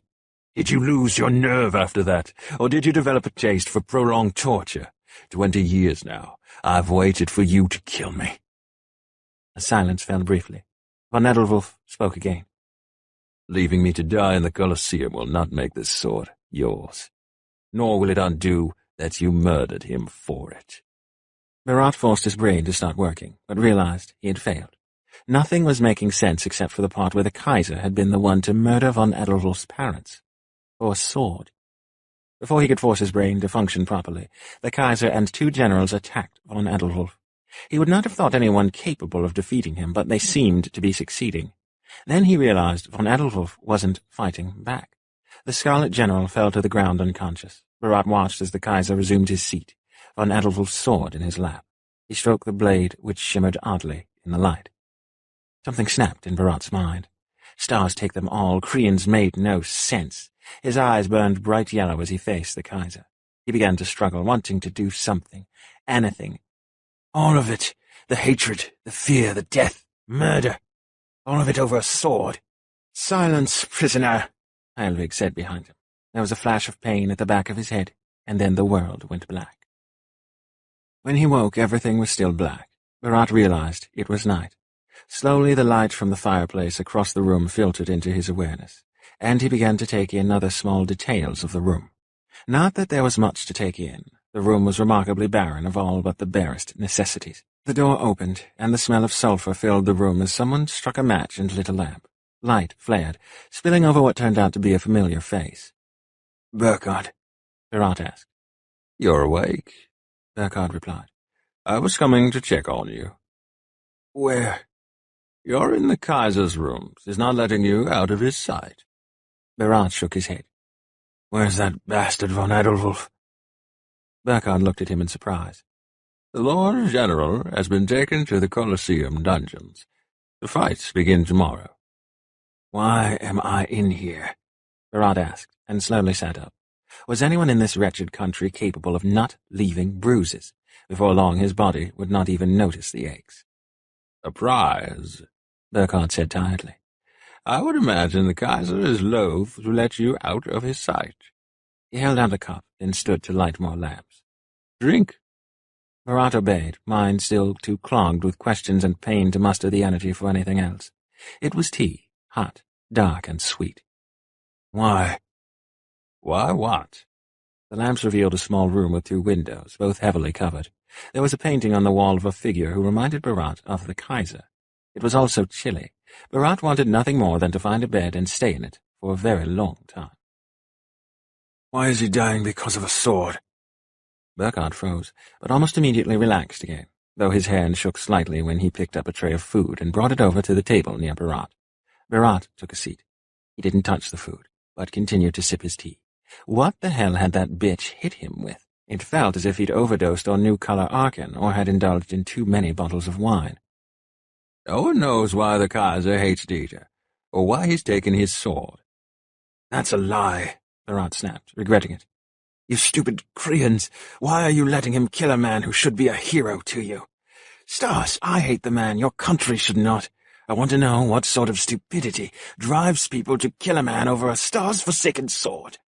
He rubbed his aching head, feeling the large knot at the back of it. The next time he saw General von Dresden, he was going to return the favor. "No one knows," Burkhard repeated quietly. "No one ever knew about the Kaiser and Dieter's father." Berat sent him a nasty look. "You do. Why am I not surprised? You're not a very good liar, Krian." "I've deceived everyone else. If you recognize a liar, Salharan, it is only because you know your own kind." "Like I said, you're a lousy liar." They glared at each other in silence a moment. When Burkhard finally spoke, his voice was heavy, weary. "I was the Kaiser's watchdog. I made sure the way was clear and ensured no one noticed his absence at night."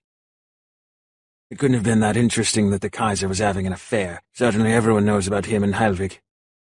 Burkhard looked at him as if he were an idiot.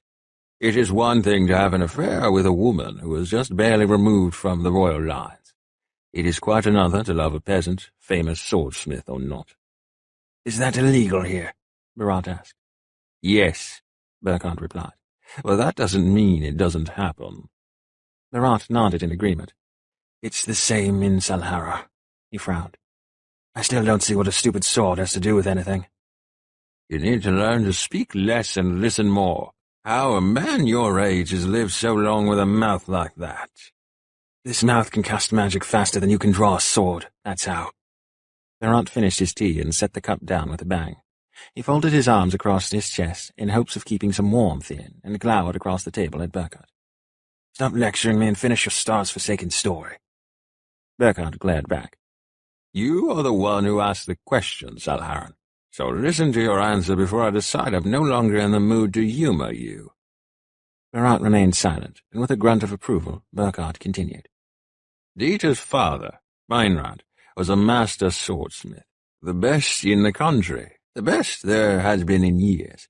He met the Kaiser one summer while he was fresh out of his apprenticeship. Every winter afterwards, when Meinrad travelled in from the mountains, the two continued their affair.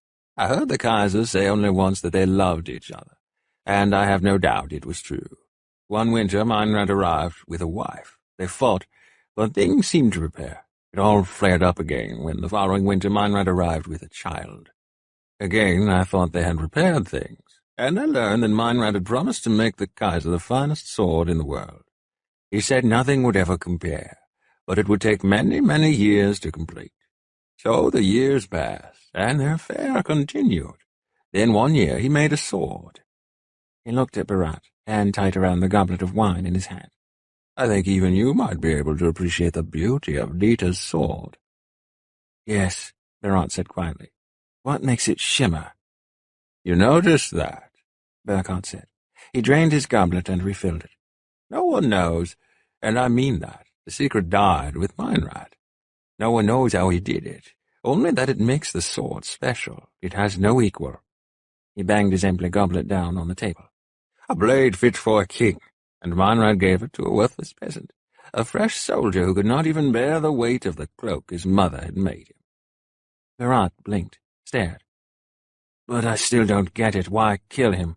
If they had been lovers for so long, surely the Kaiser should have known or realized something. Only Dieter could say for certain what happened. The night of the murder, the Kaiser ordered me to stay in his room. He went to the small house just outside the palace proper, where Meinrad and his family lived. Though he'd commanded me to remain, I followed him, but I did not go near enough to the house to see exactly how events played out. Burkhardt stood. I saw the Kaiser leave, and not long after I found Dieter, half crazed with anger and grief. Nothing I said seemed to reach him. It never has. They've hated each other ever since, and it has turned both of them into something they never should have been. He motioned to a bundle by the door. Clothes for you, altered so that you do not look so ridiculous. The Kaiser wants his new prize to look like a prize, though I have no doubt he will kill you once Dieter is dead. Or perhaps he'll kill you first. Burkhardt shrugged. It's hard to say. Berat said nothing, merely sat and frowned at the table until he heard Burkhardt leave. All he had to do was bide his time until General Derr could get them out of here. Surely in the chaos of the Colosseum and its new special contender, escaping would not be so hard. Slowly, Berat stood and began to change into his new clothes. Saul slammed his fist against the wall, then let his forehead join it. I've lost. Well and truly lost.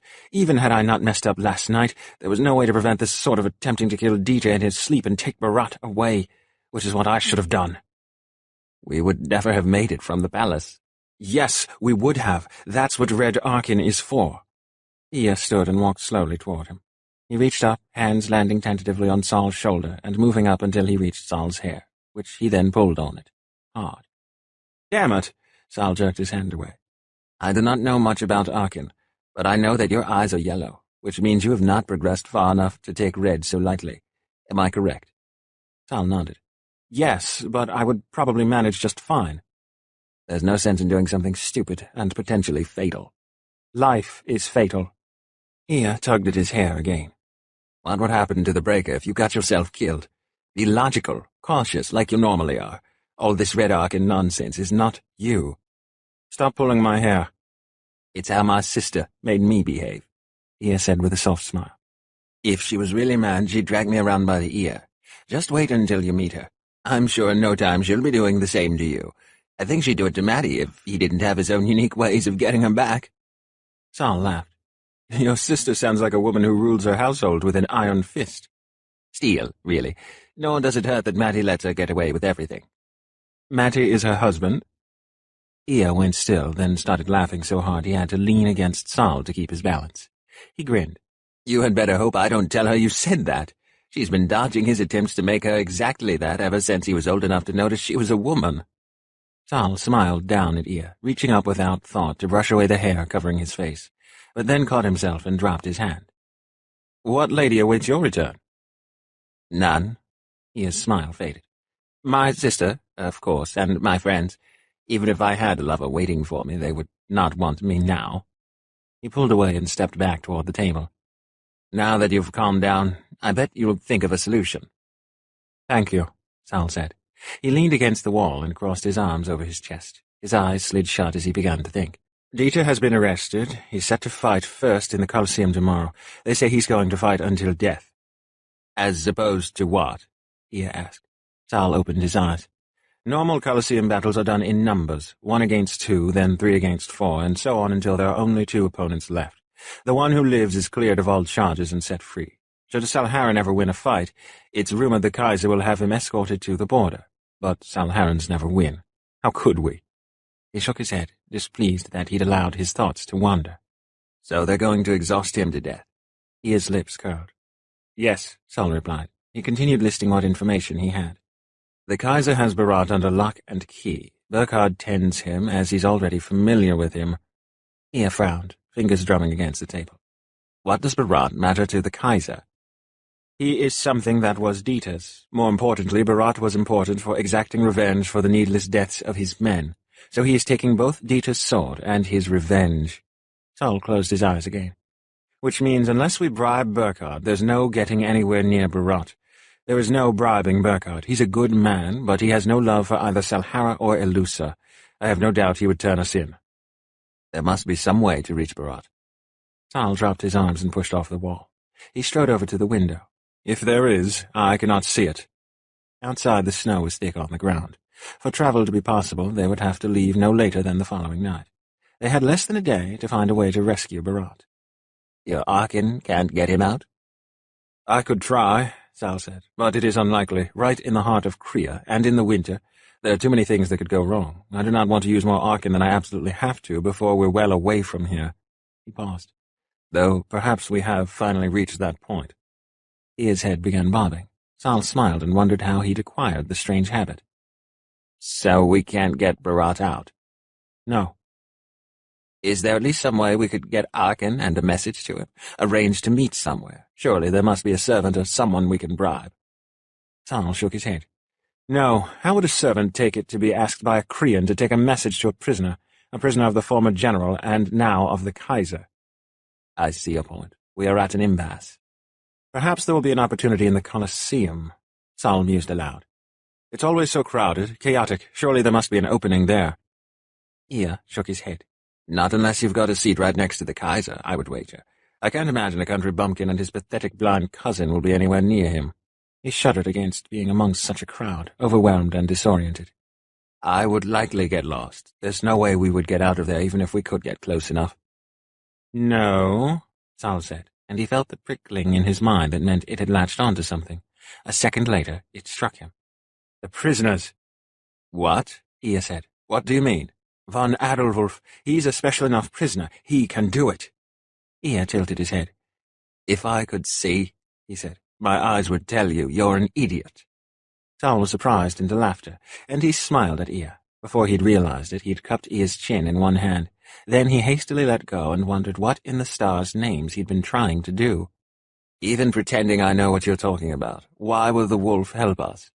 "Revenge?" Sol suggested. "I don't know, but I have to try. He can get the Arkin and a message to Barat if I can convince him to do so." Ia smiled and reached out a hand. Sol took it. Ia held it tight to reassure him. "If anyone can convince the wolf to do something, it would be you." "Thank you," Sal said, and squeezed his hand briefly before letting go. He hesitated a moment, then shook his head in confusion and turned away. From the case on the desk he pulled out one of the small ink bottles and twisted off the bottom half. Opening one of the desk drawers, he pulled out a bag that contained small glass vials, which could easily be concealed in a boot or belt. He poured Arkin into one. It was thick and sticky, the color of fresh spilled blood. Such a small amount would give Barat nearly 3 times the power of a normal dose of yellow, and hopefully do no worse harm than a terrible headache and extreme exhaustion. Restoring the remaining red Arkin to the case, Sol withdrew another bottle and took a sip from the yellow Arkin in it. It tasted sweet, not quite like sugar, not quite like honey, but something between the two with a bitter aftertaste. Viscous traces lingered on his lips, and he licked them away. He felt it spread through his system, richer and deeper than anything alcohol could do, and start tingling in his mind, stirring powers not available until the Archon bid them wake. It was only a sip, but it would be enough to help him get through to Derr. Nor was it enough for any but the sharpest to notice, and even they would have to look a third time to be sure.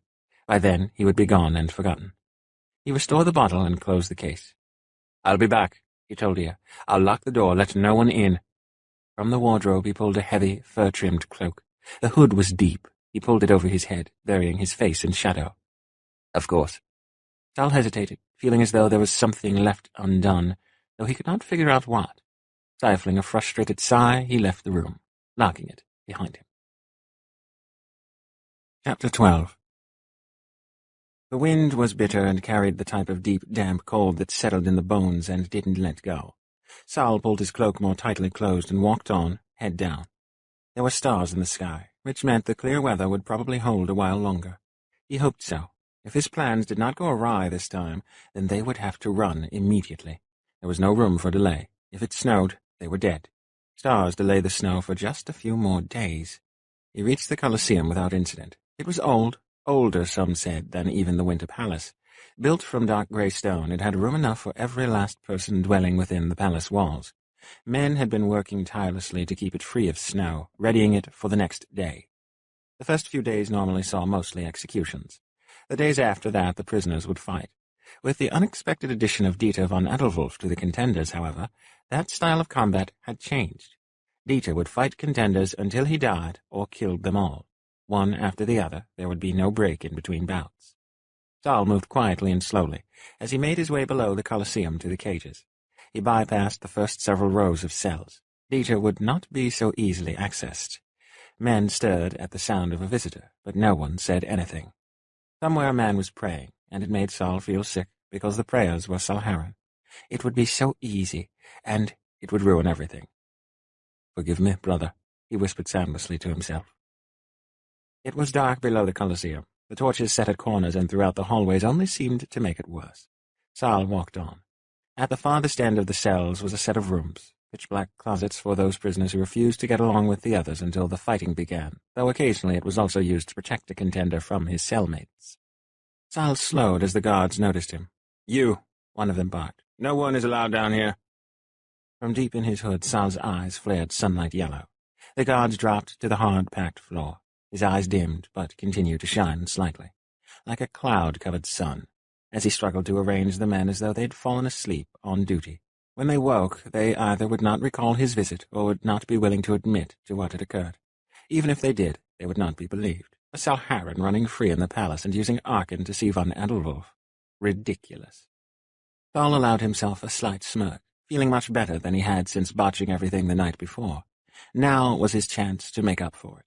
The smirk faded as worries reclaimed his mind. Would he be able to convince Derr to help? He grabbed a torch from the wall, and with a softly muttered spell the lock clicked open. He shoved the heavy door open, hinges creaking loudly in the unhappy silence of the cells. It creaked again as he shut it. Moonlight spilled down into the cell from a small window, the only source of fresh air and light. Derr was little more than a shadow beneath it. Saul set the torch into a sconce on the wall. The added light revealed that Derr was in undershirt, breeches, and boots. His hands were in manacles, and even in the dark Saul could see the cuts and dried blood that testified to the fact that Derr had not gone quietly to his fate. A cut ran the length of one cheek, and his bottom lip was split and bloody. "If you have come to have your say," Derr said, "I have already killed 2 for attempting to harm me. Did you want to be the 3rd? Saul pushed his hood back. "I have no plans to kill you, Lord General." Derr stared at him for a moment, then laughed. The sound was as cold as the air in the room. "General." The words were spoken in Salharan, accented but comfortable. "There is no general in this room. What do you want, Lord Grau? What is your real name?" "Saul de Vry," Saul said, switching back to Korean. He sat down next to Derr on the small wooden bench. It creaked under him, and he stood again, opting to lean against the wall. He realized he'd surprised Derr enough that the shock registered briefly on his normally implacable face. "General de Vry. That would certainly explain why we so seldom are gifted with your presence on the battlefield." Derr laughed in genuine amusement rather than bitterness. I am impressed, General. All this time.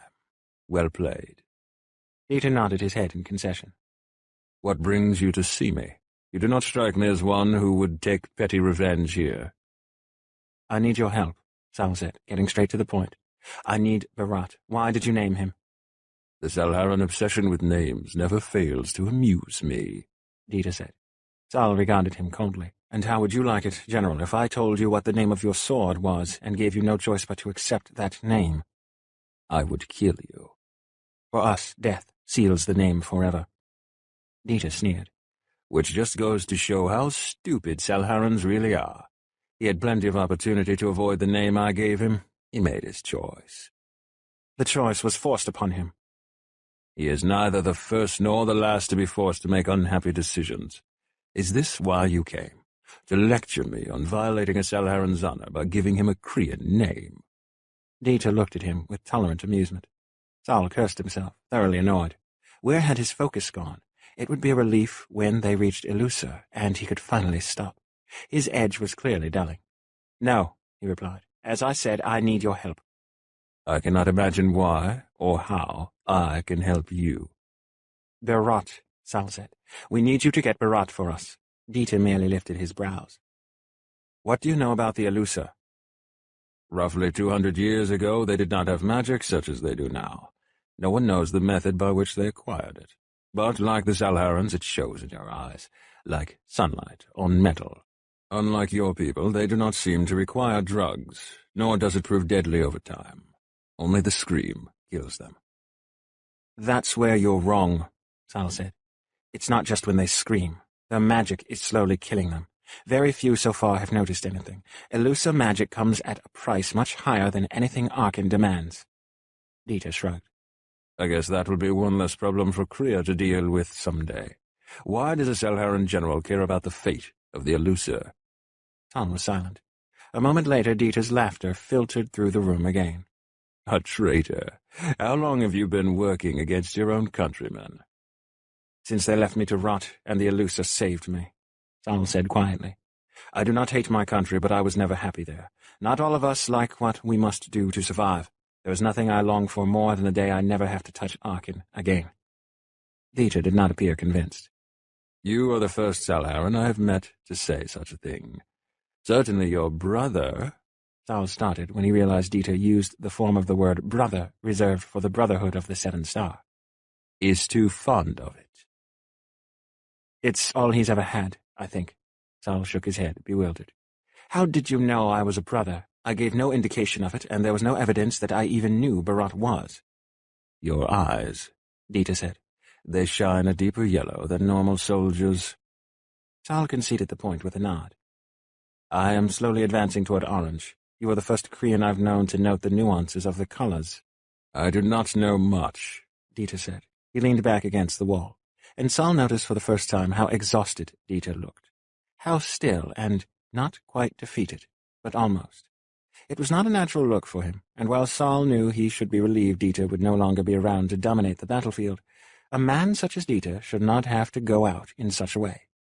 What was it the Krian said? His leaf should fall from the tree. Instead, it was being ripped away. But one should know his enemies better than his friends. He switched back to the matter at hand. So you want me to help you get Berat? Never mind, that's impossible. For what purpose? And why should I? Sal slid down to sit on the ground, wanting to be more comfortable while he explained. 200 years ago, the Illusa had magic that was sufficient, but nothing like it is now. They were the equal of the Salharans, and now they are far superior. If we've survived encounters with them, it is only because we know enough tricks to avoid the worst of what they can do. Shadow killers, Dieter said scathingly. Salhara does what it must. I did not come here to argue with you over the rights and wrongs of what we all do. The Illusa found a way to make their magic stronger, including giving them a trick that changed even what they are now called. There had been a time when that trick had not existed, back when the Illusa had fought only to keep their own hold on the Regenbogen, a piece of land Kriya took control over shortly before the Illusa displayed the skill that gave them their new name. It was meant only to last a few years, through one generation, something to give Illusa an edge they desperately needed, back when the war had a clearer purpose. It didn't die with the soldier who had it, however. They passed it on to their children. So too the others who acquired it, royalty and a handful of nobles. Now it has somehow spread to the entire nation. What was meant to be limited to a few has become something upon which the entire country is dependent. Saul breathed out on a slow sigh. It is beginning to kill some of them, headaches at first, and only in the very old or very young. No one has made the connection to magic except those who know its deepest secrets. But in order to stop it, to get rid of the magic and keep it from killing the eluser, they need a breaker. A breaker? Dieter repeated. Yes. Saul looked up at him. Someone of uncorrupted eluser blood who does not have the magic that the rest of the eluser possess. He's the only one who can break that which gives eluser its magic. Berat, Dieter said. The Kaiser was the one who pointed out to me that he looked half eluser. Saul nodded. I did not notice it either until I learned he was the breaker. You came here hoping to find him. How did you know I had him? I didn't. I came here to learn what had happened to the Scarlet. A brother was supposed to find Berat and bring him to me, ostensibly to learn why the eluser attacked the Scarlet to get to a Salharan. My comrade does not know the game I play. Dieter laughed. You want me to help you get your breaker out of the Kaiser's claws, is that it? I don't see how that is possible. Saul stood up and pulled the small glass vial from where he'd stowed it in his belt. In the weak light of the torch and moon, the liquid inside appeared black. Give him this, Saul said, and tell him to meet us at the crossroads a mile beyond the palace. He'll manage the rest. Hearken, Dieter said, sneering in contempt. How do you propose I get it to him? He lifted his hands, bound by heavy manacles. Already they were making his wrists raw. I have less access than you. So you'll help? Saul asked, in a voice laced with disbelief and hope. Dieter snorted. No, I'm merely curious as to what you're planning. Why should I? It matters little to me what becomes of the lot of you. 20 years I did my duties and more. I have ceased to care. Nor will I turn traitor with my last moments. He will not get that satisfaction. You'll stay loyal to a country that has done nothing but betray you. Why? If you think such logic will sway me, Salt of Rye, you are mistaken. Saul held the vial tight, mind racing for something that would sway him. Is this the revenge you wanted for Berat? Dieter, for once, did not come back with a scathing reply. The Colosseum I did not anticipate. I should have. Berat was meant to die with me in a formal execution. It has been done before with soldiers and the prisoners they claim for personal vengeance. So you're perfectly willing to leave him to whatever the Kaiser devises, knowing full well he'll take out on Berat what he could not inflict upon you. He will kill him. Yes, but only after he does what? Saul pressed, sensing he'd gained the advantage. It's unacceptable for him to kill your men in their beds, but you can leave him to suffer the tortures you always avoided. Dieter glared. Do not preach to me, Salharan. A man who plays 3 sides has no right to lecture anyone. Nor is it my duty to help you with your treachery. Let the eluser take care of their own problems. How weak that they need 2 Salharans to rescue them from a mess of their own devising. How weak that you're content to sit here and let everyone suffer when you could help. Did you spend your whole life hating one man so much that you can't see past that? Chains rattled as Dieter shifted, nearly standing up. He calmed himself at the last and sat back on the small, creaking bench. You have no idea what you're talking about. Saul realized he finally had a chance to ask the question that had burned from the moment he realized the situation. Why the hatred? It makes no sense. I've never been able to learn the reason. Why does he hate you? Dieter laughed again. It was slow, tired, and sad. Do you know, Salt of Rye, that you're the first one to ever ask me? No one ever dared to pose the question. They feared that if they gave the impression of not hating the wolf, they would turn the Kaiser's hatred their way, and they had not the protection of being the Scarlet General. The Kaiser hates me because he was jealous. He thought I took what belonged to him. I see, Saul said, not really seeing at all, but he had indulged himself as much as he would permit. Is there no way I can convince you to help us? What would it cost you to do so? What would it gain me? Saul set the vial down on the bench and drew his hood up. He was done. There was nothing more he could really say. A life not completely wasted. If you choose, give it to him when you say goodbye." The torch he left, unable to bring himself to take it away. The door creaked as it opened and closed, and then Saul left as quietly as he had come. The wind howled as he made his way back across the field to the palace, deeper and colder, snatching at his cloak and whipping the hood away. After the third time, Saul gave up keeping it in place. Only the howling wind offered any sound, perhaps in anticipation of the next morning. Everyone had bedded for sleep. If there were games afoot, they were quietly played. However, he was not the only one up, Saul realized when he reached the top of the stairs and turned down the hallway to his room. He nodded politely to Burkhard. "Fair evening, Burkhard. Can't sleep?" "Yes. And yourself?" "I think the walk took the energy out of me. The cold saps it. My bed sounds good right about now, so I will see you in the morning." Saul smiled, nodded a good night, and continued on his way. Saul knocked softly on his door, and at Ea's demand for identity offered his in Salharan. When the door opened, he smiled at Ea, reaching out a hand to greet him with a touch on the shoulder. "How did it go?" Ea asked, stepping back to let him in.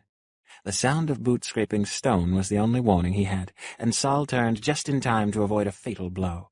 Burkhard's eyes were dark and feverish with hate. "Salharan!" Fighting down against a cry of pain, Saul wrenched free of Burkhard's grip, the dagger still in his shoulder. Grabbing Burkhard roughly, he shoved Ea aside and threw himself and Burkhard into the room. "Lock the door," he snapped, speaking in Korean. "You're Salharan!" Burkhard picked himself up. "Your eyes! How did I never notice them?" Saul swore. He'd thought the glow passed, the tiny sip of magic used up by the evening's tricks. His edge really was gone. With a rough cry, he wrenched the dagger from his shoulder, holding it tightly as Burkhard approached. "Burkhard, stop, please, I don't—" "You've lied. All this time I called you friend." "I am—" Saul dodged away, holding the dagger close, reluctant to go that far. His shoulder burned with agony, and he could feel the blood soaking through his clothes, making them sticky. He fell for a feint, and the punch sent him reeling, tripping. Reaching out to catch himself on a chair, he instead only sent it crashing to the ground with him. The dagger went skittering away, and then his world was a blur of fists and angry words as he tried to block Burkhard's assault. Even considered vulgar for a Salharan, he was woefully inadequate for fighting a Korean. Saul continued to struggle, but the wound in his shoulder worked against him. He did not want to resort to Arkin, but did not want to have to kill Burkhard. Suddenly, Burkhard stilled above him, eyes wide. He collapsed on top of Saul, who struggled for a moment before throwing him off. There was a dagger in his back. Holding his shoulder, Saul struggled to his feet and crossed the room to where Ea stood. "Thank you," he murmured, and held Ea in a loose embrace.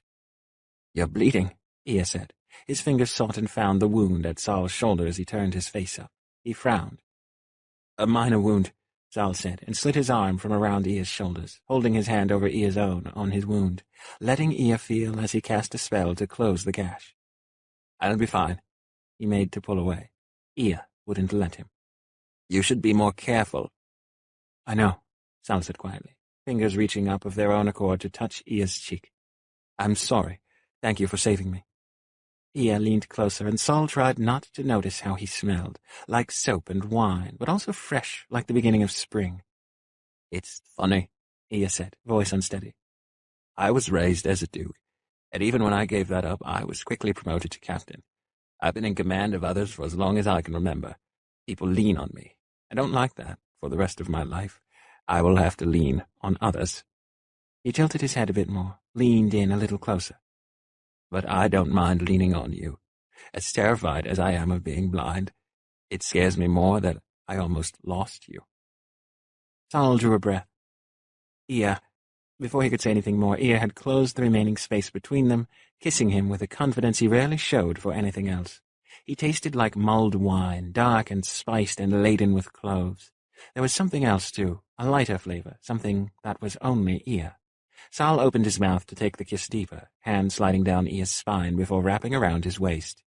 Perhaps Burkhard had killed him, and this was a dying dream. His life was not one that permitted such things. "Saul," the voice that whispered his name, breathing against his mouth, sounded real enough. "I hope I didn't just offend you." "No, Ea." Saul dared to lean down and take a second kiss, this one softer, slower. "It is unexpected. Certainly nothing to which I'm entitled." Ea laughed. "Things seldom happen because they should. More often it's only the things that shouldn't happen which do. True enough. Saul let him go before he lost his focus completely. I have to take care of Burkhardt and make plans for tomorrow. Of course. Ia cocked his head, frowning. What will you do with him? Saul folded his arms and thought, looking at Burkhardt's body. It hurt. Lord Grau had counted Burkhardt a friend. He'd never wished Burkhardt ill, had hoped he'd live to a ripe old age. Now he was dead, had died feeling betrayed. Saul wondered if he'd be the last. Wearily he moved to the desk and took a large dose of yellow argan. As sweet as it was, as useful as it was, he loathed it. Moving back toward Burkhardt, he began working. A spell to transfer, one of the hardest spells. It would be easier if he used red, but that was one thing he did not want to do until he had absolutely no other choice. His eyes were yellow. He did not want to see them turn to orange, and eventually to red. Saul steeled himself, then cast the spell. He focused on the body and on the field between palace, library, cathedral, and Colosseum. Several minutes later, the body vanished. Gasping, tumbling forward, Saul took a long, slow breath and forced himself up. "They will find him in the morning," he said, "and think he was involved in some quarrel. It is not unheard of. There will be no way of knowing we were involved. Now I must pack our things because our best chance to slip away will be when everyone departs for the Colosseum first thing in the morning. We will be spending most of the day out in the cold." Though he guessed he shouldn't have been, Saul was still surprised when Ia stepped close to embrace him. "I'm sorry," he said. "I know you counted Burkhardt a true friend." "Yes," Saul said, allowing himself to hold Ia briefly. It was a foreign feeling, and one the Salharan in him screamed was wrong, but he had not felt Salharan for a very long time. It was just one more strike against him that it did not matter so much. "Let me pack, and then I guess we had best talk." Ia smiled sadly. "I wish I could see you." "I'm not much to look upon. My sister used to tell me to stop walking around like some sort of gravekeeper. My brothers used to jeer that I was poorly named." "I don't think so," Ia said. "You have eyes like the sun and grey hair, silver and gold. It's a prized combination in Ilusa." Saul stroked his cheek briefly, lightly. "You honor me." Ia leaned up and stole a quick kiss. "Pack." "Yes, Captain," Ia laughed, then slowly made his way to bed to get out of Saul's way. Saul set to work, packing up their few belongings into saddlebags which he would take down to their house in the morning. He would also have to see a horse was made ready for Berat, assuming he was able to escape. In all the upheaval, Saul had forgotten that his attempt to persuade Dieter had not necessarily succeeded. Would they be racing toward the Ilusa border the next day with the breaker, or without him? He shoved the worries aside. There was nothing he could do now. If they failed, he had tried his best. There was always the red arcan. One full dose and he could manage a great many strong spells. The jump from yellow to red would likely overstrain his heart, but not before he ensured that Ia and Berat were safely on their way. He would make certain that Berat took care of Ia. How quickly his priorities had changed. Shaking his head at himself, bemused, Saul sat at the desk and began to transfer the arcan from the small ink bottles to the corked vials. In the morning he would disperse them among his person, with several set aside to give Berat. There was no way they would make it to Ilusa without some sort of edge, especially if things went wrong and they were followed. Clothes packed, arcan stored away, everything was ready to go. Saul crossed the room and added more wood to the fire. The light of it made his yellow eyes look orange and added to the glow that lingered in them. He would have to remember to treat his eyes in the morning. After the dose he had taken to get rid of Burkhardt's body, he doubted there was any way to truly hide the glow. He would simply have to be extra cautious. Locking the door, checking once more that all was ready for the next day, Saul allowed himself to declare his tasks finished. It was late. Dawn was only a handful of hours away. He sat to pull off his boots and set them to be easily grabbed in the morning. Finally, he extinguished the lamps and climbed into bed, where Ia waited.